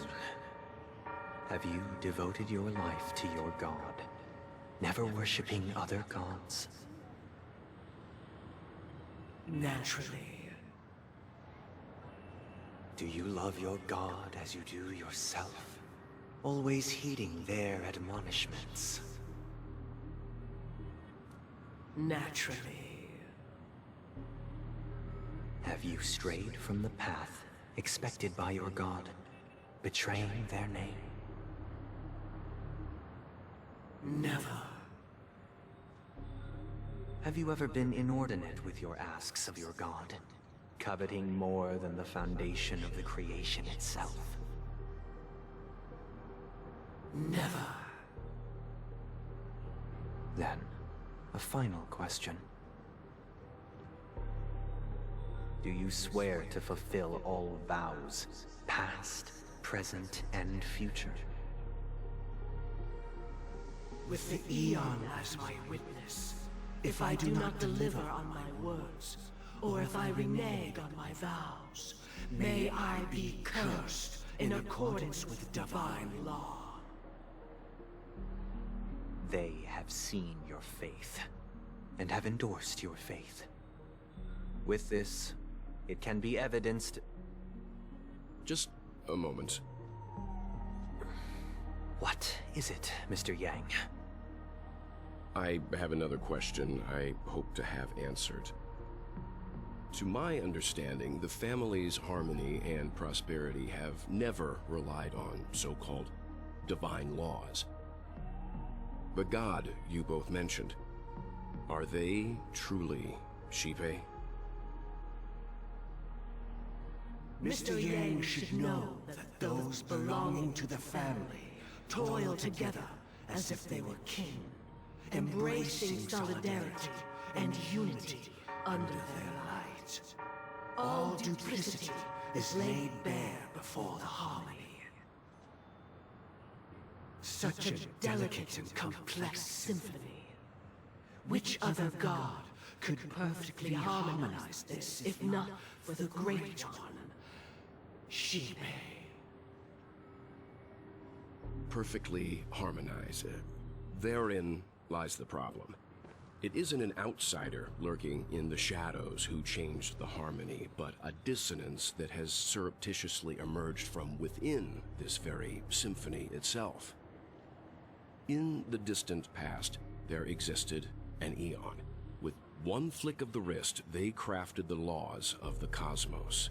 Their followers formed the Beyond the Sky Choir, spreading solemn and reverent hymns throughout the universe. Later, they fell. The route traversed by this Eon clashed with the harmony, ultimately being absorbed and fused into it. The chorus that once reverberated across worlds fell silent, and when it echoed anew, it was transformed into the hymn of harmony. Though an Eon may perish, paths with no masters still linger. In the all-forgiving harmony, echoes of bygone dissonance may subtly arise. Mr. Yang.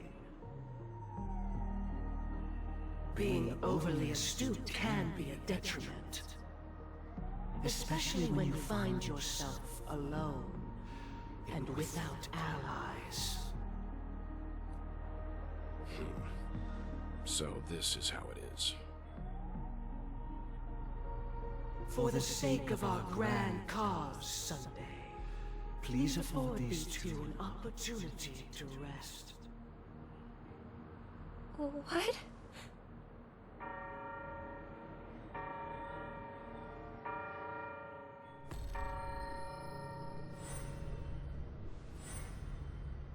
Sorry, Robin. It's just you. I did not wish for you to know this. It's a pity that things have turned out this way. So, this is the true reason I can't sing? The shadow that envelops Penacony is actually... We were never children of the harmony. Our ideal paradise could not have been crafted by Shipe. True bliss can only be guaranteed by the one who transcends the many. Within the foundation of law, humanity establishes civilization, and through harmony, we obtain order.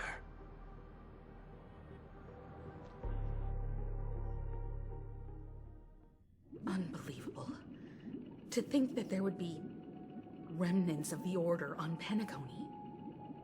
What have you done with Mr. Yang and Miss Robin? Don't worry. I just gave them some time alone to ponder their fates.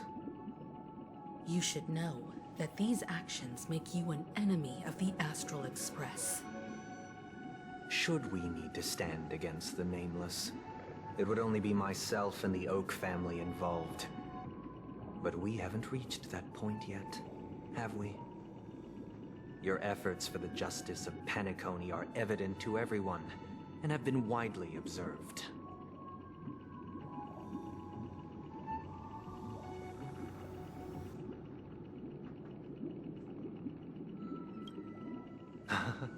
Patience is a virtue. However, I won't hold it against you. On the contrary, I'm here to make my intentions clear. If it is the Order that drove you to imprison Welt and Robin, and you're using them to coerce our compliance, then there'll be no point in entertaining any type of discussion. You're mistaken, Miss Himiko. They are in very safe hands, and just as the family has always proclaimed, no one can be harmed in the dreamscape, least of all in the beautiful new world belonging to the Order. Penacony and the entire universe have witnessed far too much innocent bloodshed. The strong wield their blades against the weak, and the victors push the vanquished to the brink of life. Natural selection. The world abides by this principle. establishing the well-being of humanity atop the corpses of the downtrodden. Only we, or rather, I, possess the power to put an end to this farce. So you've decided to resurrect a dead Eon? No one's ever done such a thing. If Miss Himiko is interested, let's draw back the veil and speak candidly. I've always firmly believed that people can understand one another through peaceful means. I'm willing to divulge the unembellished truth as to the intentions of the Order's Pathstriders, so that you will make better judgment for the Astral Express, for Penacony, and for this stretch of the universe. Words can hardly do justice to the beauty of that ideal. So, come with me, everyone. Let us retrace our steps and see once again where this road leads. Huh? Where'd he go? Welcome. This isn't any location in Penacony's dreamscape. It's my inner world. The reason the scenery before you remains unchanged is because your consciousness has drawn on similar concepts to fill in the gaps.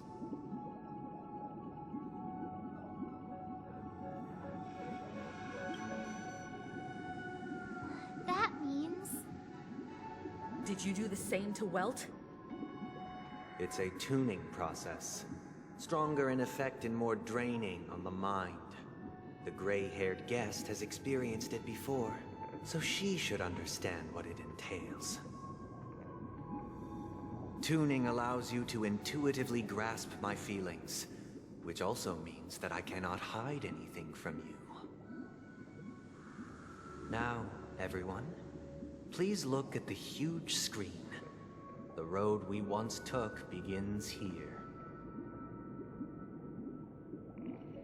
From this point on, you will witness the numerous decisions I've faced. I've selected a portion of these to share with you. I believe after going through similar predicaments, you'll be able to better understand my thoughts. Let's begin. The first decision. A story about a baby bird. This story happened when Robin and I were very young. We were victims of the Stellaron disaster, and the family's Mr. Gopher Wood, who would later become the Dream Master of Penacony, saw that we siblings had no one to turn to and took us in. Later on, Robin and I lived a time with nary a care in the world. One day, after dinner, while my younger sister and I were lounging about in Mr. Gopher Wood's yard, we spotted a fledgling Charmony dove all on its own. That baby bird was tiny. It didn't even have all of its feathers, and it couldn't sing. When we found it, it was already on its last breath, having fallen into a shrub, probably abandoned by its parents. We decided to build a nest for it right there and then. However, thinking back, that winter was unusually cold, with fierce winds at night in the yard, not to mention the many poisonous bugs and wild beasts in the vicinity. It was clear that if we left the fledgling in the yard, it stood no chance of surviving until spring. So, I suggested we take it inside, place it on the shelf by the window, and asked the adults to fashion a cage for it. We decided that when it regained its strength enough to spread its wings, we would release it back into the wild. The tragic part, something that we'd never considered, was that this bird's fate had already been determined long before this moment. Its destiny was determined by our momentary whim. Now, I pass the power of choice to you all. Faced with this situation, what choice would you make? Stick to the original plan, and build a nest with soft net where the Charmony dove fell.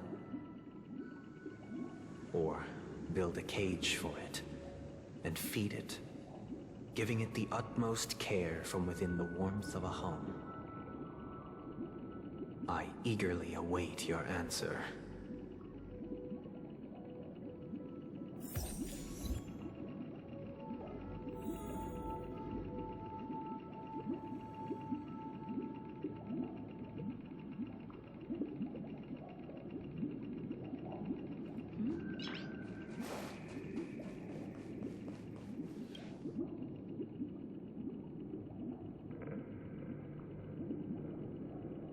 I'm happy to see that you made a choice similar to ours.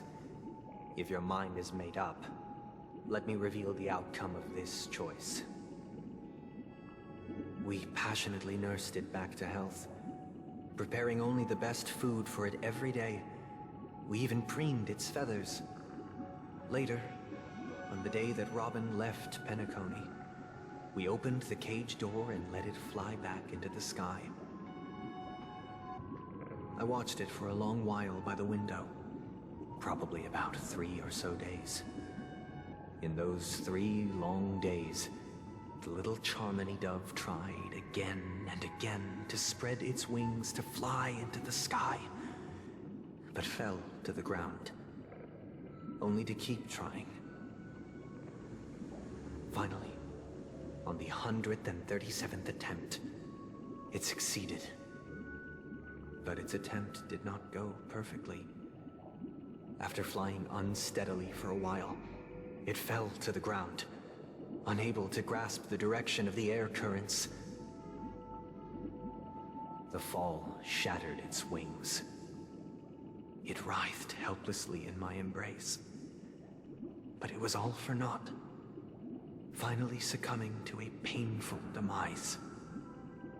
And in that instant, our tender care, our given love and hopes, they all became the inevitable push that sent it to its death. I deeply regret the choices we made. Next, let us head to the second decision. This time, it's the story of a dream chaser. This story happened when I was appointed as Bronze Melodia, a position exclusive to the Oak family, charged with listening to the problems and vexations of Dreamscape residents, and providing them with the relevant guidance. It was during that period that I had the opportunity to hear voices from all corners of the Dreamscape. Joy, sorrow, arrogance, regret. The complex tapestry of human nature that formed the world. And I was fortunate to catch a glimpse of it. He was a dream chaser, and an illegal stowaway. Just like the rest of them, he came to Penacony in search of a better life, except that, to most people, the price he paid, I suppose you could say it was everything. He told me I sold everything I could at home. The house, the land, even his 2 children. He said he could not afford to raise them, and that at least they could eat if they lived as slaves. He had a plan in place. He would buy back his children once he had made his fortune, and enjoy Penacony's beautiful dream with them. Alas, his plan to smuggle himself was somewhat clumsy, and he was sniffed out by those pig-headed hounds. After hearing the Dream Chaser's story, I immediately appealed to the Bloodhound family to cease their pursuit. That way, at least he could live peacefully. But I was still too naive to the ways of the world. I did not anticipate that what I thought was a kind gesture would later lead to dire consequences. I'll tell you the outcome soon, For now, I'd like you all to make a choice. Will you do as I did, and try to convince the Bloodhound family to stop their pursuit, so that the Dream Chaser may live peacefully and realize his wishes? Or will you remain silent, leaving him to languish while the hounds are hot on his heels, until his inevitable judgment arrives? I look forward to everyone's decisions. Who knows? Perhaps they might even alter the outcome of this tragedy.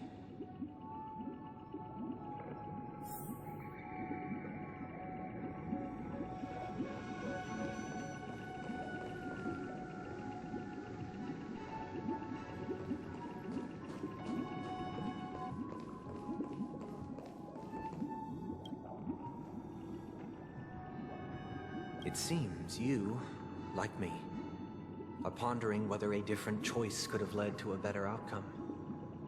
Sadly, his fate would only be more tragic. Say he never gets caught. He would only die from delirium. The methods with which illegal stowaways enter dreams are unorthodox, not flawless like the hotels. Living in the dreamscape would be a mere pipe dream. Should he be apprehended? Could the hounds afford to turn a blind eye? The answer is a definitive no. They couldn't bear the resulting consequences, and thus wouldn't dare extend a helping hand. As to your choice, I once again offer my heartfelt apologies. Next comes the third and final decision. And the story this time is my own. This story happened the day I was appointed the Oak family head. At that time, Mr. Gopherwood was the current Dream Master, and as per his wish, we had a private conversation. What surprised me was that the Dream Master had only come to deliver a letter to me. He let me read its contents, and it was a letter from my sister. The letter contained the usual pleasantries, anecdotes from her travels, nothing out of the ordinary. Just as I started wondering how this letter related to our discussion, the Dream Master began to speak. Do you know who wrote this letter?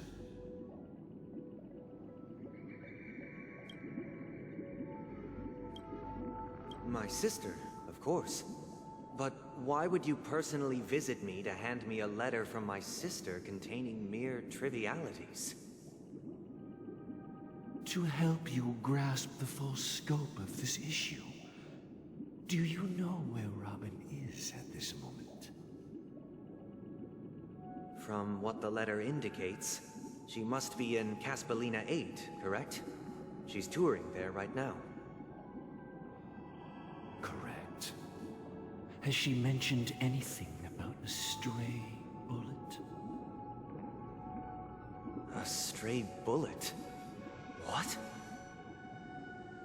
A war has broken out on that planet. It is because of this very reason that Robin chose this destination. To spread the word of the Harmony. And to save the lives of that planet. She personally made for the front lines. She hoped to ease the people's suffering with song, and was willing to brave mortal danger to deliver the IPC's medical supplies. Unfortunately, stray bullets show no such compassion. Is she all right?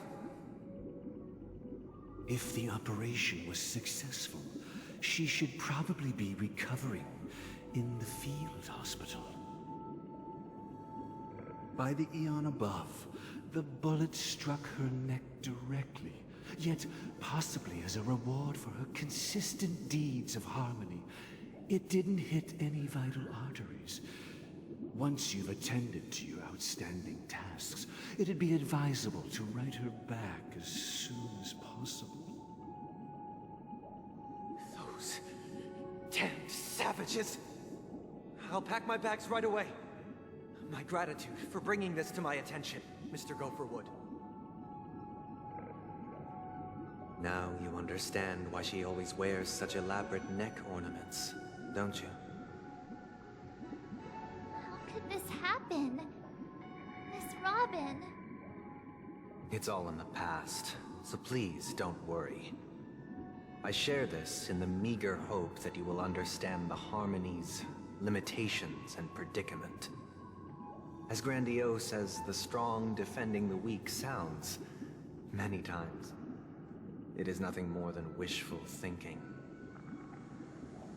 Likewise, I've prepared one last question, one last choice.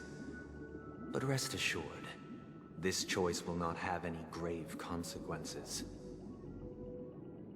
Because this is merely a figment of imagination, a nightmare that has haunted me through countless nights. If you ever had the opportunity to make a choice like I did, would you still support Robin's journey on the path of harmony?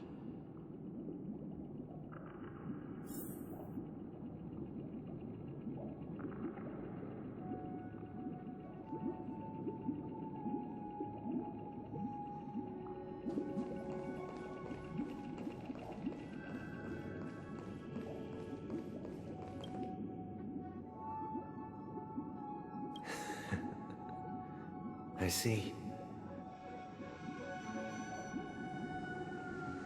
I am now aware of everyone's stances. Raising these questions merely serves to illustrate one point. The plight of Penacony cannot be salvaged by the Harmony. The true foundation for a sweet dream paradise can only be established through the Order, where the strong govern the weak. I know the suffering of being tormented, the turmoil of losing your way, how sorrow, and even despair, set in when matters don't work out. All of this causes me unending pain, because this is not what happiness is at all. We must teach the weak how to live a happy life. And this life isn't some noble propriety that the upper crust preaches, but in definitive terms, a way of survival that belongs to everyone. So what is your definition of living a happy life? Good question. Human consciousness is fundamentally an illusion, a cage known as self-worth. People lured in by this illusion make mistakes, yet still ask that external influences bear the burden. When one mistake after the next permeates the masses, they become impossible to trace. Thus, the amassing of these individual cages culminate to form a prison, a place dictated only by the rule of survival of the fittest. Nature is always accompanied by predation and sacrifice. Its antithesis is known as order. That is what I want to do. Unite people's happiness under the banner of order. They won't need to make bitter choices any longer, nor face the weaknesses of humanity. They can cast aside their primal instincts to build a haven for mankind. Simply describing thoughts is far too abstract, so allow me to provide a simple example. As you all may know, there are societal norms like weekends and long weekends that exist on some worlds. During these hard-earned rest days, people are given the chance to extricate themselves from the stresses of everyday life, allowing a certain tranquility to return to their souls. And it is only on these days that people do not have to adhere to the law where the strong prey on the weak. They can live out their lives happily during these brief intermissions. It's just a pity that 2 or 3 days are still too fleeting compared to the span of a lifetime. From where I stand, society's ideal system should be 7 rest days. Following Sunday, there should ensue a second, a third, and indeed an infinite procession of Sundays. This should be the face of the new world. Idyllic, eternal, peaceful days. And thus, every person can return to their base selves in this utopia. Some gaze in reverence at the stars, pouring their whole beings into calculating the distance between us and the isolated world of Pagana. Meanwhile, some seek refuge in quiet corners, holding one another, unencumbered by the chains of unwelcome obligations. There would be no need to bear the hardships of reality. Only in this way can humanity face the inevitable end with the purest of spirit, living a life of dignity. This is what it is to live in bliss. Miss Firefly, you who are stricken with entropy loss syndrome, you of all would surely understand this.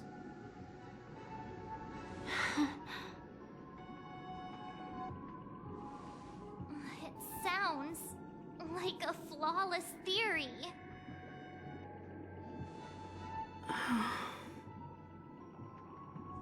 But what is the price to attain all this? The cost is minute, merely a personal and eternal sacrifice.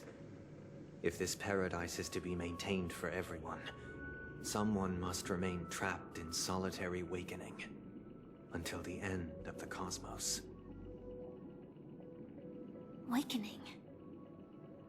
Which means that this so-called paradise is still a dream. Stepping into this paradise means forsaking reality, correct? It is not forsaking, but transcending. Flesh, blood, sorrow, weakness. If the physical is the root of spiritual suffering, it is only logical that we defeat it. But in this supposed bliss, people won't have defeated their demons. The chance to overcome their tribulations would be forever lost to them. In other words, it is an escape. That's another way of understanding it. But there is no shame in escape. On the contrary, the seeds of escape exist in everyone's hearts. Don't you agree, Miss Firefly? And as for why life slumbers, it is because we are afraid to awaken from our dreams. But this is not in conflict with the grand plan. Only in acknowledging this can we truly understand the frailty of human nature, and from there, show compassion and protection.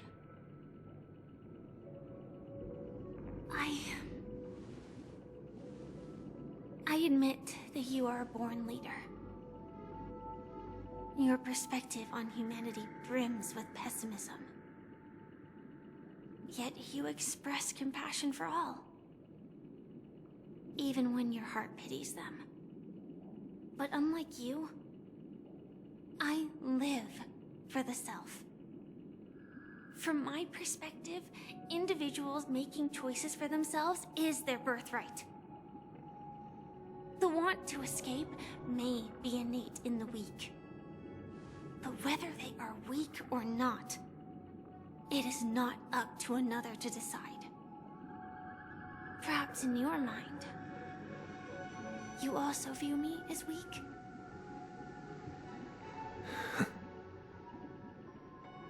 Because I don't think so. Since Miss Firefly has said her piece, the Astral Express will also naturally give you our answer. We'll leave it to you. just as Mr. McHale instructed before. Tell him our choice.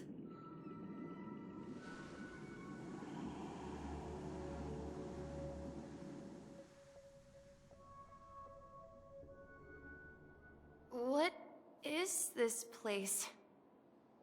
Does this place ring any bells, Misha? I don't know, but I feel a sense of deja vu. What is this place? It's the realm within a dream bubble. This was left to the Astral Express by a nameless, but weirdly, when we entered it, it was completely empty. Dr. Edward from the Dreamscape sales store told me that dreams are formed from memories, and a dream bubble can't take shape if its core is empty. So I thought you might be able to help us in unraveling this mystery, Misha. As a hotel doorman, you know Penacony best among us.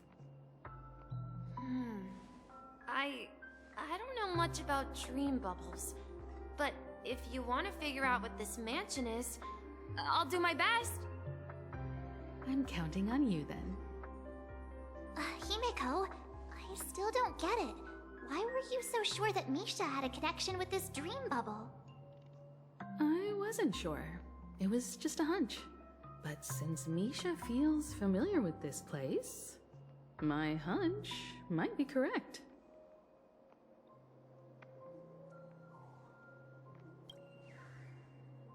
Exactly. This is where you and Firefly encountered death, which we now know as dormancy. Considering its connection to Dreamflux Reef, it's not surprising it appeared here. The question now is, who brought you here? Based on the clues we have so far, it's unlikely to be that masked fool. So identifying them is crucial to us. We're drawing closer to the truth once more. Let's give Misha some time, as I believe he'll unveil the secret of this dream bubble. All right, but there are doors all over the place. Which one should we choose? Do you have any idea, Misha? I guess... maybe this way?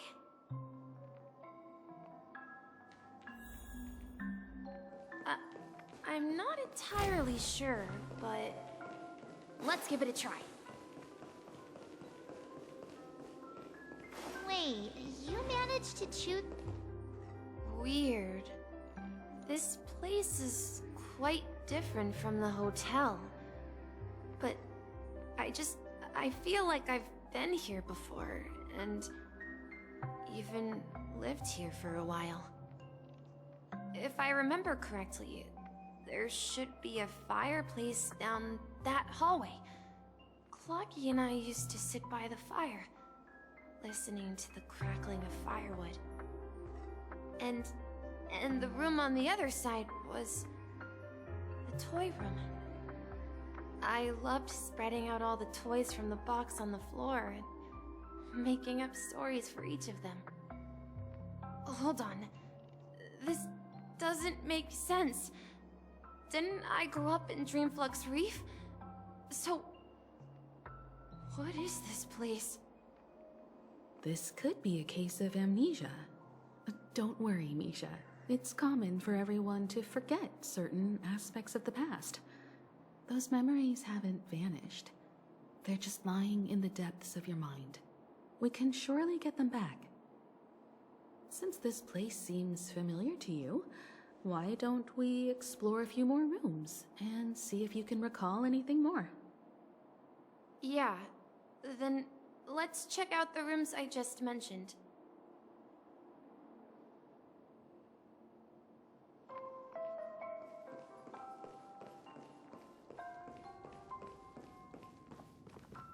Mikhail, that's the name. Now we all know him as the Watchmaker. So, who is he talking to? Do you know anything about it, Misha? I'm sorry, I don't know much about the Watchmaker, but Mikhail... Anything special about that name? Mikhail is Grandpa's name. Grandpa? Do you mean you're the watchmaker's grandson? But we haven't heard anything about the watchmaker having descendants. And the name Mikhail is not rare. Perhaps it's merely a coincidence. Could you tell us more about your grandpa, Mikhail? Yeah, sure. He was a seafarer who fearlessly ventured into mysterious seas and storms. He was always on the sea and had lots of friends who accompanied him on his travels. He didn't want me to call him Grandpa because that would make him sound old. He believed he was still young. The name Mikhail was given to him by his parents, Mihaly and Elise, both renowned seafarers. Every time he came back, he'd share his logbook with me and tell me about his adventures at sea. I want to become a great adventurer, just like him. It appears that the seafarer has nothing to do with the watchmaker. So, perhaps it's just a coincidence? So, where is your grandpa now? He went off on a new journey, and it's been quite a while since I last saw him. So, where has Clocky gone? Did he leave to protect Dreamville? Tick-tock. Tick-tock. I heard some noises from the room. Origami Bird? That's a friend of mine. You and Origami Bird are friends? Yeah. It's a member of the Compass crew, just like Clocky and Miss Mirror. And there's more than just one Origami Bird. They are a big family with lots of brothers and sisters who look the same. They follow Miss Mirror's orders and handle all sorts of jobs on the ship. They're the best sailors. Sailors? Can Origami Birds be sailors? Could you tell us more about the compass, Misha? The Compass is a ship bound for the New World. Clocky and his partners travel through layers of fog to the depths of the sea.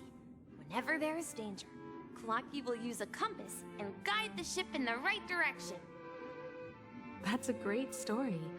But in the Penacony cartoon, Clocky and his partners have always lived in Dreamville and never ventured out, right? Huh? Oh, that does seem to be the case. Weird. I clearly remember Clocky arrived in the New World in the end. Perhaps Clocky has a hidden past. I think I hear the sound of water. You once mentioned there's a magnificent fountain up ahead. Look, there it is! The water resembles a precious jewel, embedded in the dreams of all seafarers. Every time I gaze at the shimmering lights beneath the waves, it feels as though I'm back in this place, standing by your side. Have you recalled anything, Misha? Yeah, I saw these sentences in Grandpa's logbook. He used to say that despite the perils of the sea, whenever he stood on the deck in the afternoon, overlooking the sparkling waves, he would think of this fountain in front of his house. He often said that those moments felt like returning to his family's side, and the difficulties at sea didn't seem quite as challenging. You know, I quite understand such sentiments.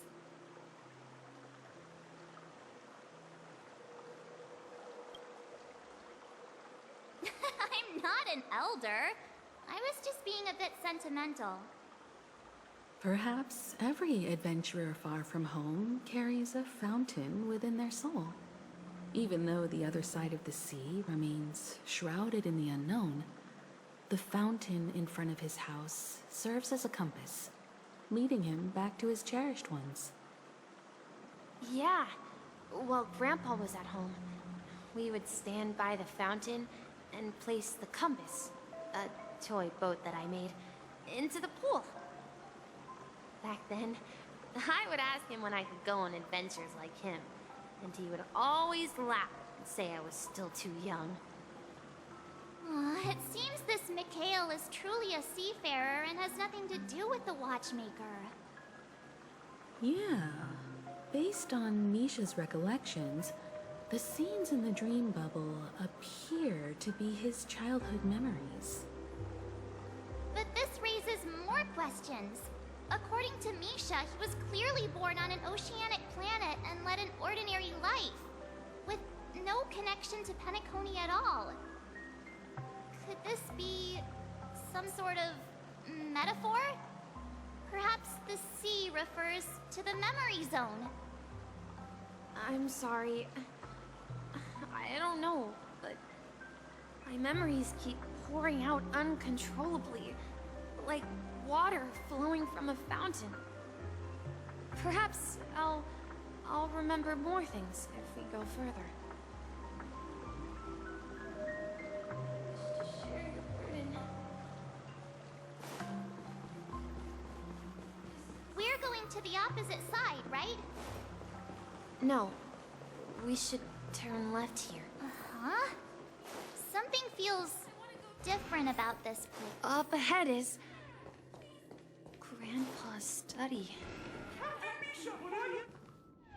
The atmosphere in this room feels totally different. Misha! You finally come! Clocky! Here! Yeah. This is the room where we first met each other. Are those books on the bookshelf logbooks left behind by that seafarer? Yeah. Whenever he came back, he placed a logbook on the bookshelf in his room. They contain records of his expeditions to every corner of the world. He described our world as a fountain. At some point, the sea started to gradually swallow up the land where people lived. To ensure that everyone had land to settle on, he had to continue exploring the sea and search for the source of the rising seawater. On that day, he called me to his study, telling me that he was embarking on another journey. However, I could sense the gravity in his expression. It was the same look I had seen on my father's face before his final voyage. I asked him if I could go with him, but he said that my adventure lay elsewhere, and told me to stay home, and patiently await a certain sound at the door. What sound? He told me about a vast ocean in the sky. An ocean of stars.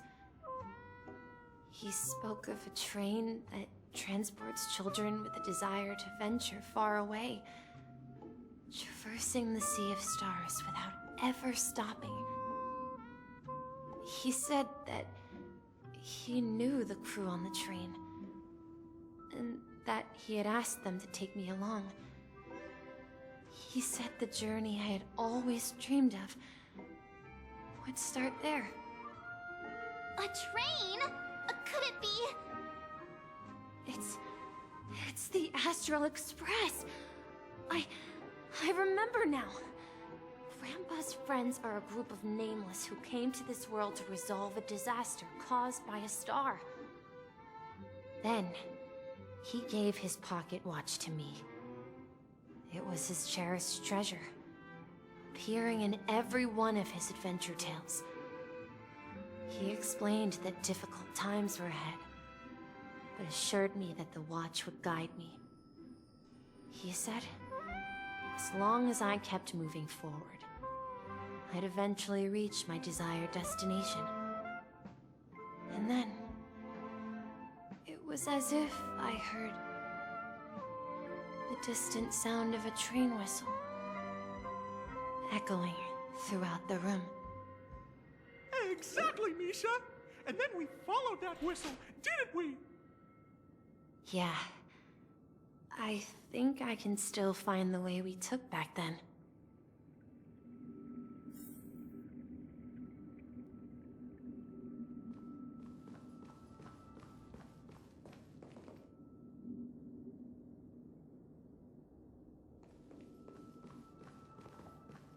This is the dream jigsaw, right?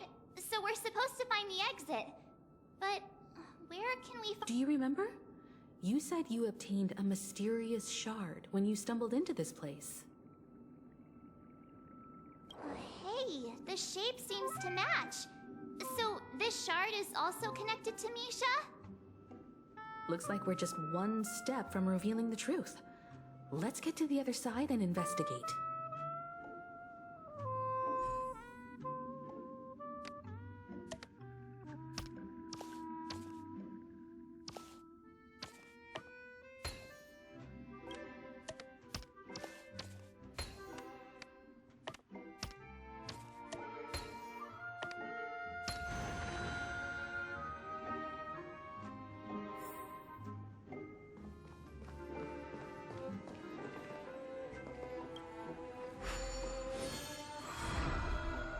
This is it. This is my room of clocks.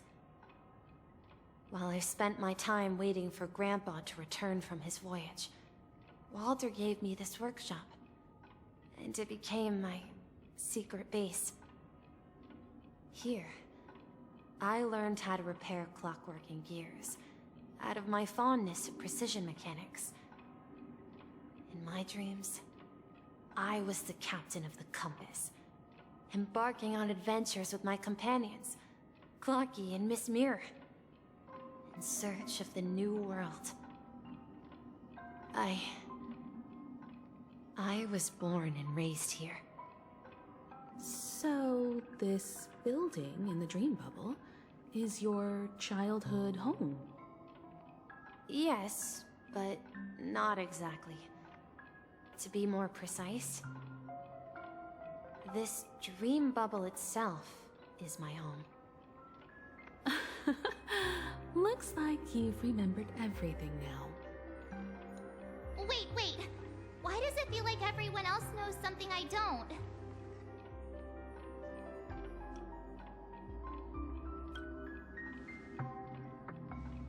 Marge, do you remember when she mentioned a clocky that only she could see?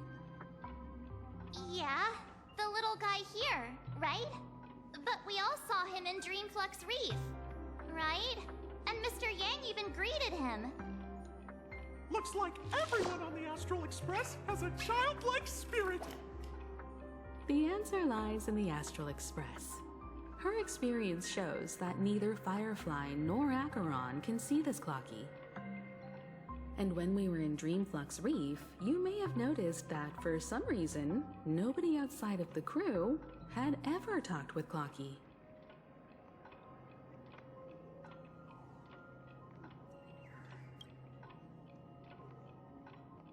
A mimetic life that can only be seen by a select few? It's just like a hidden message, left by someone for the nameless. But Misha can see Clocky too, right? They even grew up together. But Misha hasn't started the way of the Trailblaze yet. That's the key to the mystery, March. Now, take a moment to recall. Have you ever seen anyone outside of the crew interact with Misha?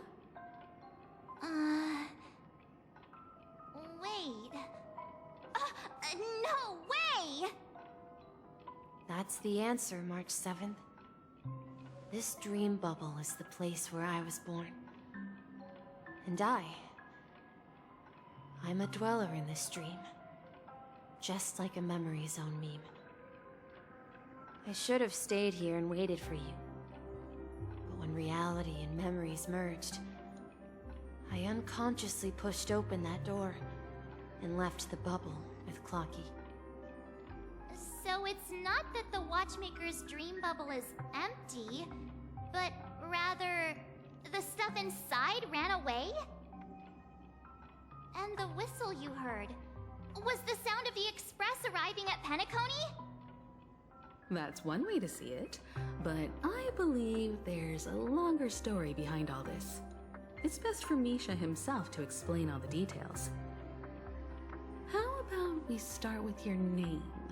Now, should we call you Misha, or...? Thank you all for helping me rediscover my true self. Now, please allow me to reintroduce myself.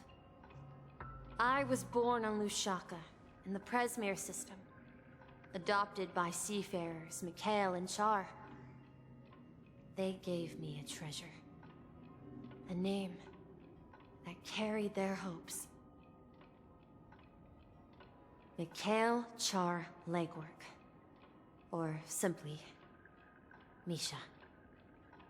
If you prefer, you can call me by a more familiar name, the Watchmaker. So, you're the Watchmaker himself? Unfortunately, that legendary figure is no more. I'm only a reflection of his life. As for the child who has been with you, he's the innocent protagonist of Misha's childhood dream. A friend of Clocky, a young apprentice, and a future mechanic on the Express.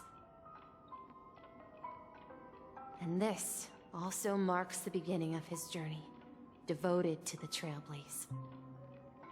At the end of the journey, I left this little flame, which I so cherished, in my deepest dreams, hoping to pass it on to the nameless of future generations.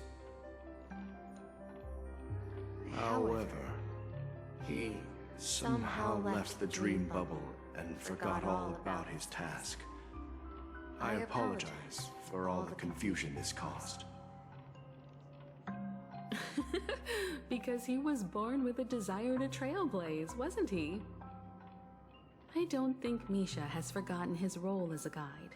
He remembered it, and that's why he mistakenly appeared as a hotel doorman in her dream from the very beginning. The one who brought our unconscious friend here must have been Misha. If that's the case, we encountered the Watchmaker's legacy from the beginning, didn't we? Well, I have a sarcastic friend who says I always take big detours and end up back where I started. Perhaps that's what every nameless has to go through. But in the end, you found me. I'm sure you're all wondering what my legacy is. I believe my hound has mentioned the Stellaron and my wealth. If I may apologize, the Stellaron part is real. As for my wealth, however, it's nothing more than a baseless rumor. I left my homeland as a child and embarked on the journey of Trailblaze. I traveled to various planets until finally reaching Asdana, where my friends and I built the original Penacony and fought for its future ever since. I've been moving forward all my life, doing what I could to overcome the obstacles in my path. But ultimately, my journey reached its end, and I left behind no possessions worth entrusting. So, if you ask what's left within this worn-out train engine that can be called a legacy, I suppose it's the things that are still burning in the engine's furnace. Now that you're well aware of the current situation of Penacony, I certainly hope that you'll help me get this world back on track. But I'll leave that decision to you, for the path of Trailblaze is never paved by others. All I have for you is a story and 2 gifts. I want to give you my pocket watch. It has accompanied me throughout my long journey, guiding that naive child forward, and has been blessed with the presence of so many great people up to this day. And my hat, too. The one who navigated for me placed it on my head and planted a fanciful thought in my mind. The trailblazing expedition will never end. Now, it's time for you to make your choice. Once you've made up your mind, open that door and enter the long dream of an old man. I'll be waiting for you at the end of this corridor of time. All right, everyone. Let's make a decision. Although I don't think anyone will have any objections.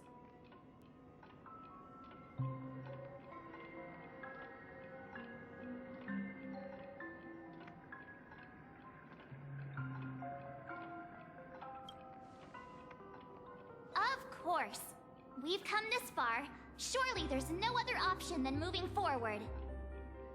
In that case, it's unanimous. Then let's proceed together to the end of this stream and tell Mikhail our decision.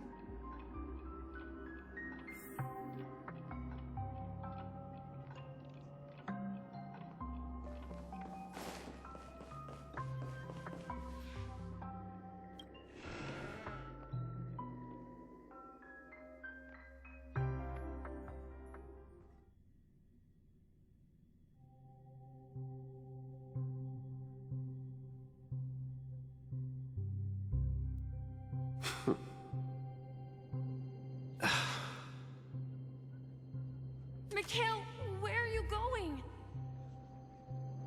Someone has to step up and save Lushaka. So why can't it be me, Misha? Please don't go. And if you must, please take me with you. Don't leave me alone. Even without me, you know how to proceed forward, brave Captain Misha. The compass is waiting for you. Haven't you always wanted to be a better adventurer than me? Now go, board that train and start your journey. Where are you going, Mikhail? I'm going to clean the floor in the parlor car. I've promised the conductor. Wait, first tell me, did you fix this watch? Yeah? I know what it looked like before. Its chain was broken, the back case torn, and the marks on the dial all worn out. How did you manage to fix it? Well, it's hard to explain, but I knew it could be fixed. It's the hands, Mr. Amundsen. Its hands were intact and pointing in the right direction, so I knew there would be a way to fix the rest.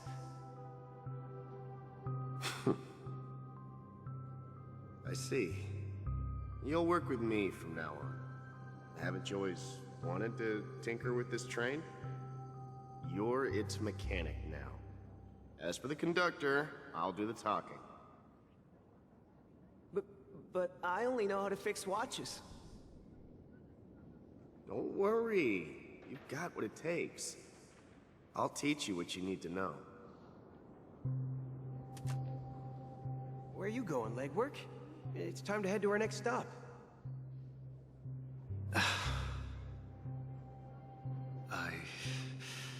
I'm staying in Astana with Rosalina and Tiernan. I see. This place reminds you of home.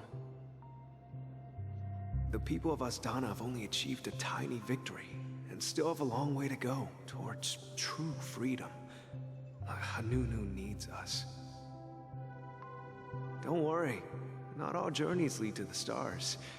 Even if I leave the Express, our path of Trailblaze will continue. Yeah, I knew you wouldn't stay on the Express forever. Leave in peace, my friend. And, take this with you. This is Mr. Amundsen's hat. But why?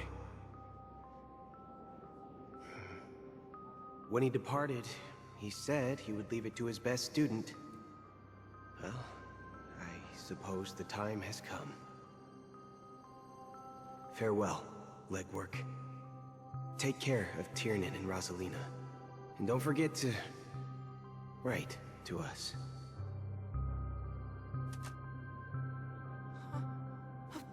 Where are you going, Watchmaker?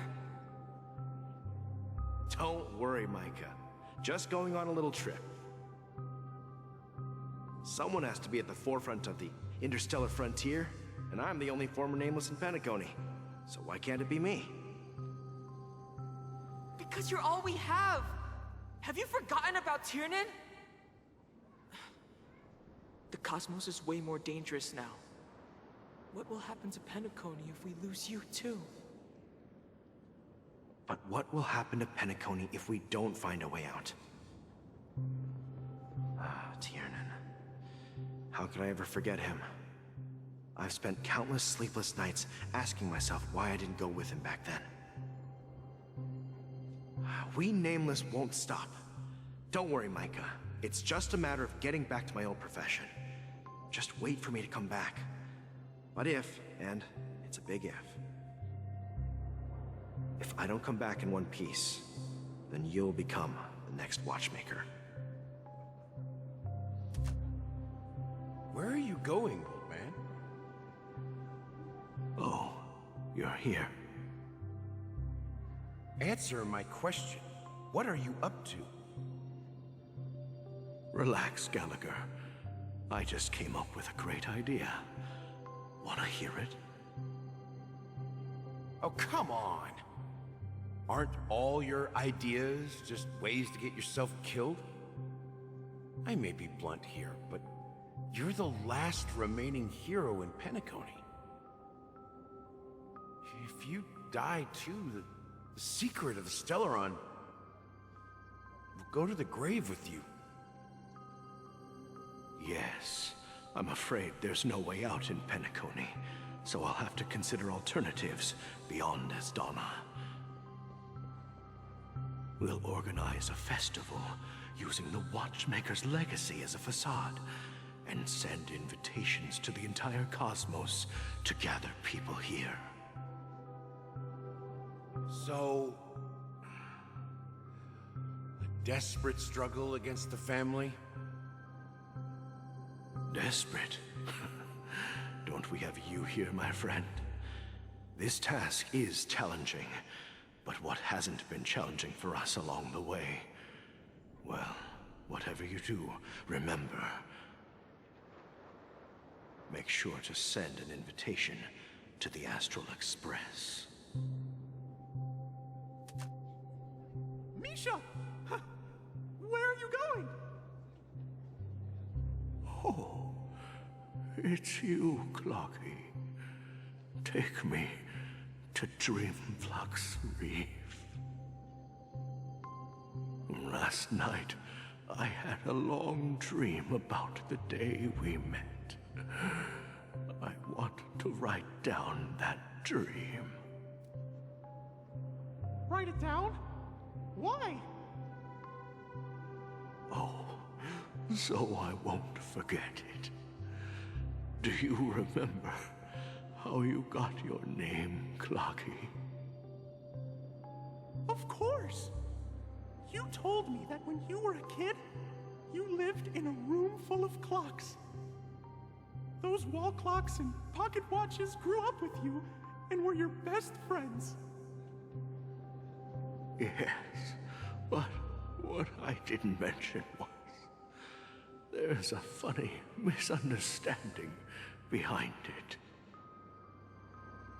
I was a kid, and there was always a special pocket watch in my memories. It was with my grandpa, guiding him on his sea voyages and leading the way in his every adventure story. I wanted to have a pocket watch like that too. And that's when you appeared in my dreams. Yeah. Every night, we boarded the compass and set sail together. But you know what? It wasn't until the day my grandpa gave it to me that I realized it wasn't a pocket watch at all. It was a compass. So, your name should have been Compassy. And the watchmaker is just a nameless.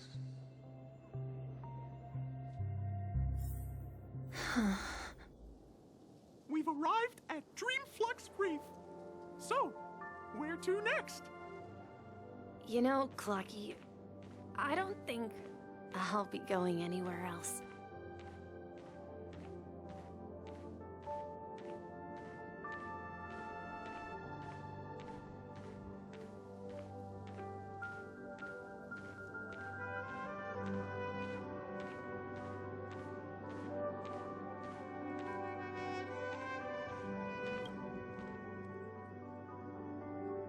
I've traveled far enough. It's time for a little break. Oh.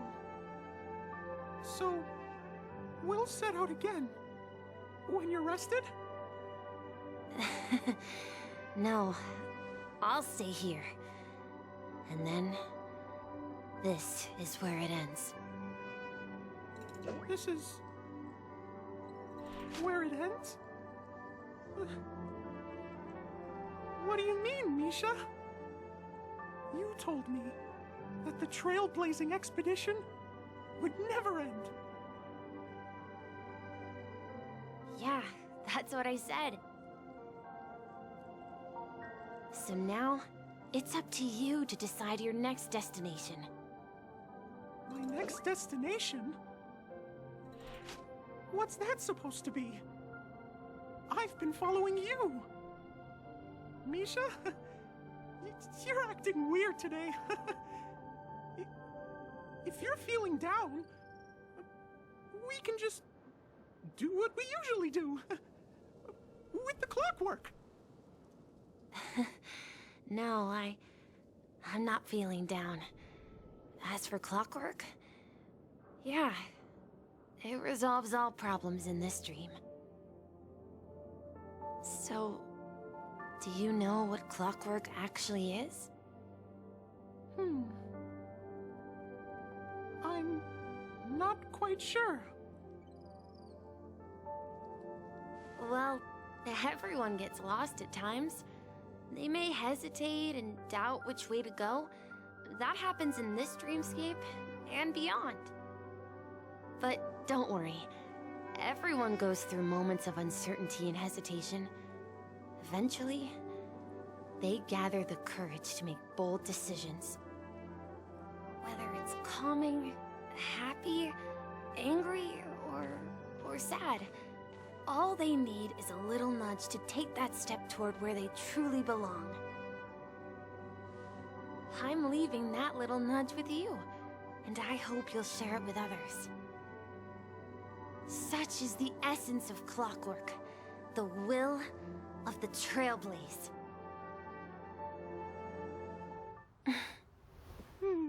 Clocky's hands spin around non-stop, indicating confusion, frustration, and weakness. But ultimately, people still need to move forward.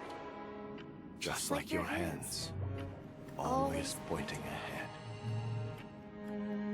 This is where my journey ends. From now on, it is your path to walk. Trailblazing means taking paths your predecessors forswore and venturing even further. The Penacony and Mikhail's dreams. does not belong to order.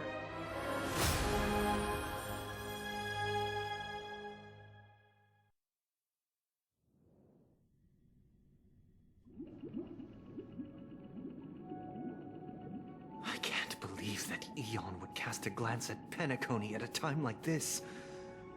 Is it because of the resonance from the legacy of the Trailblaze? Or perhaps the bond between you is so strong that it even impresses an Eon?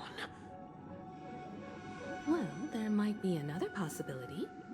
Perhaps they want to witness, on behalf of the fallen Eons, who will hold the future of Penacony.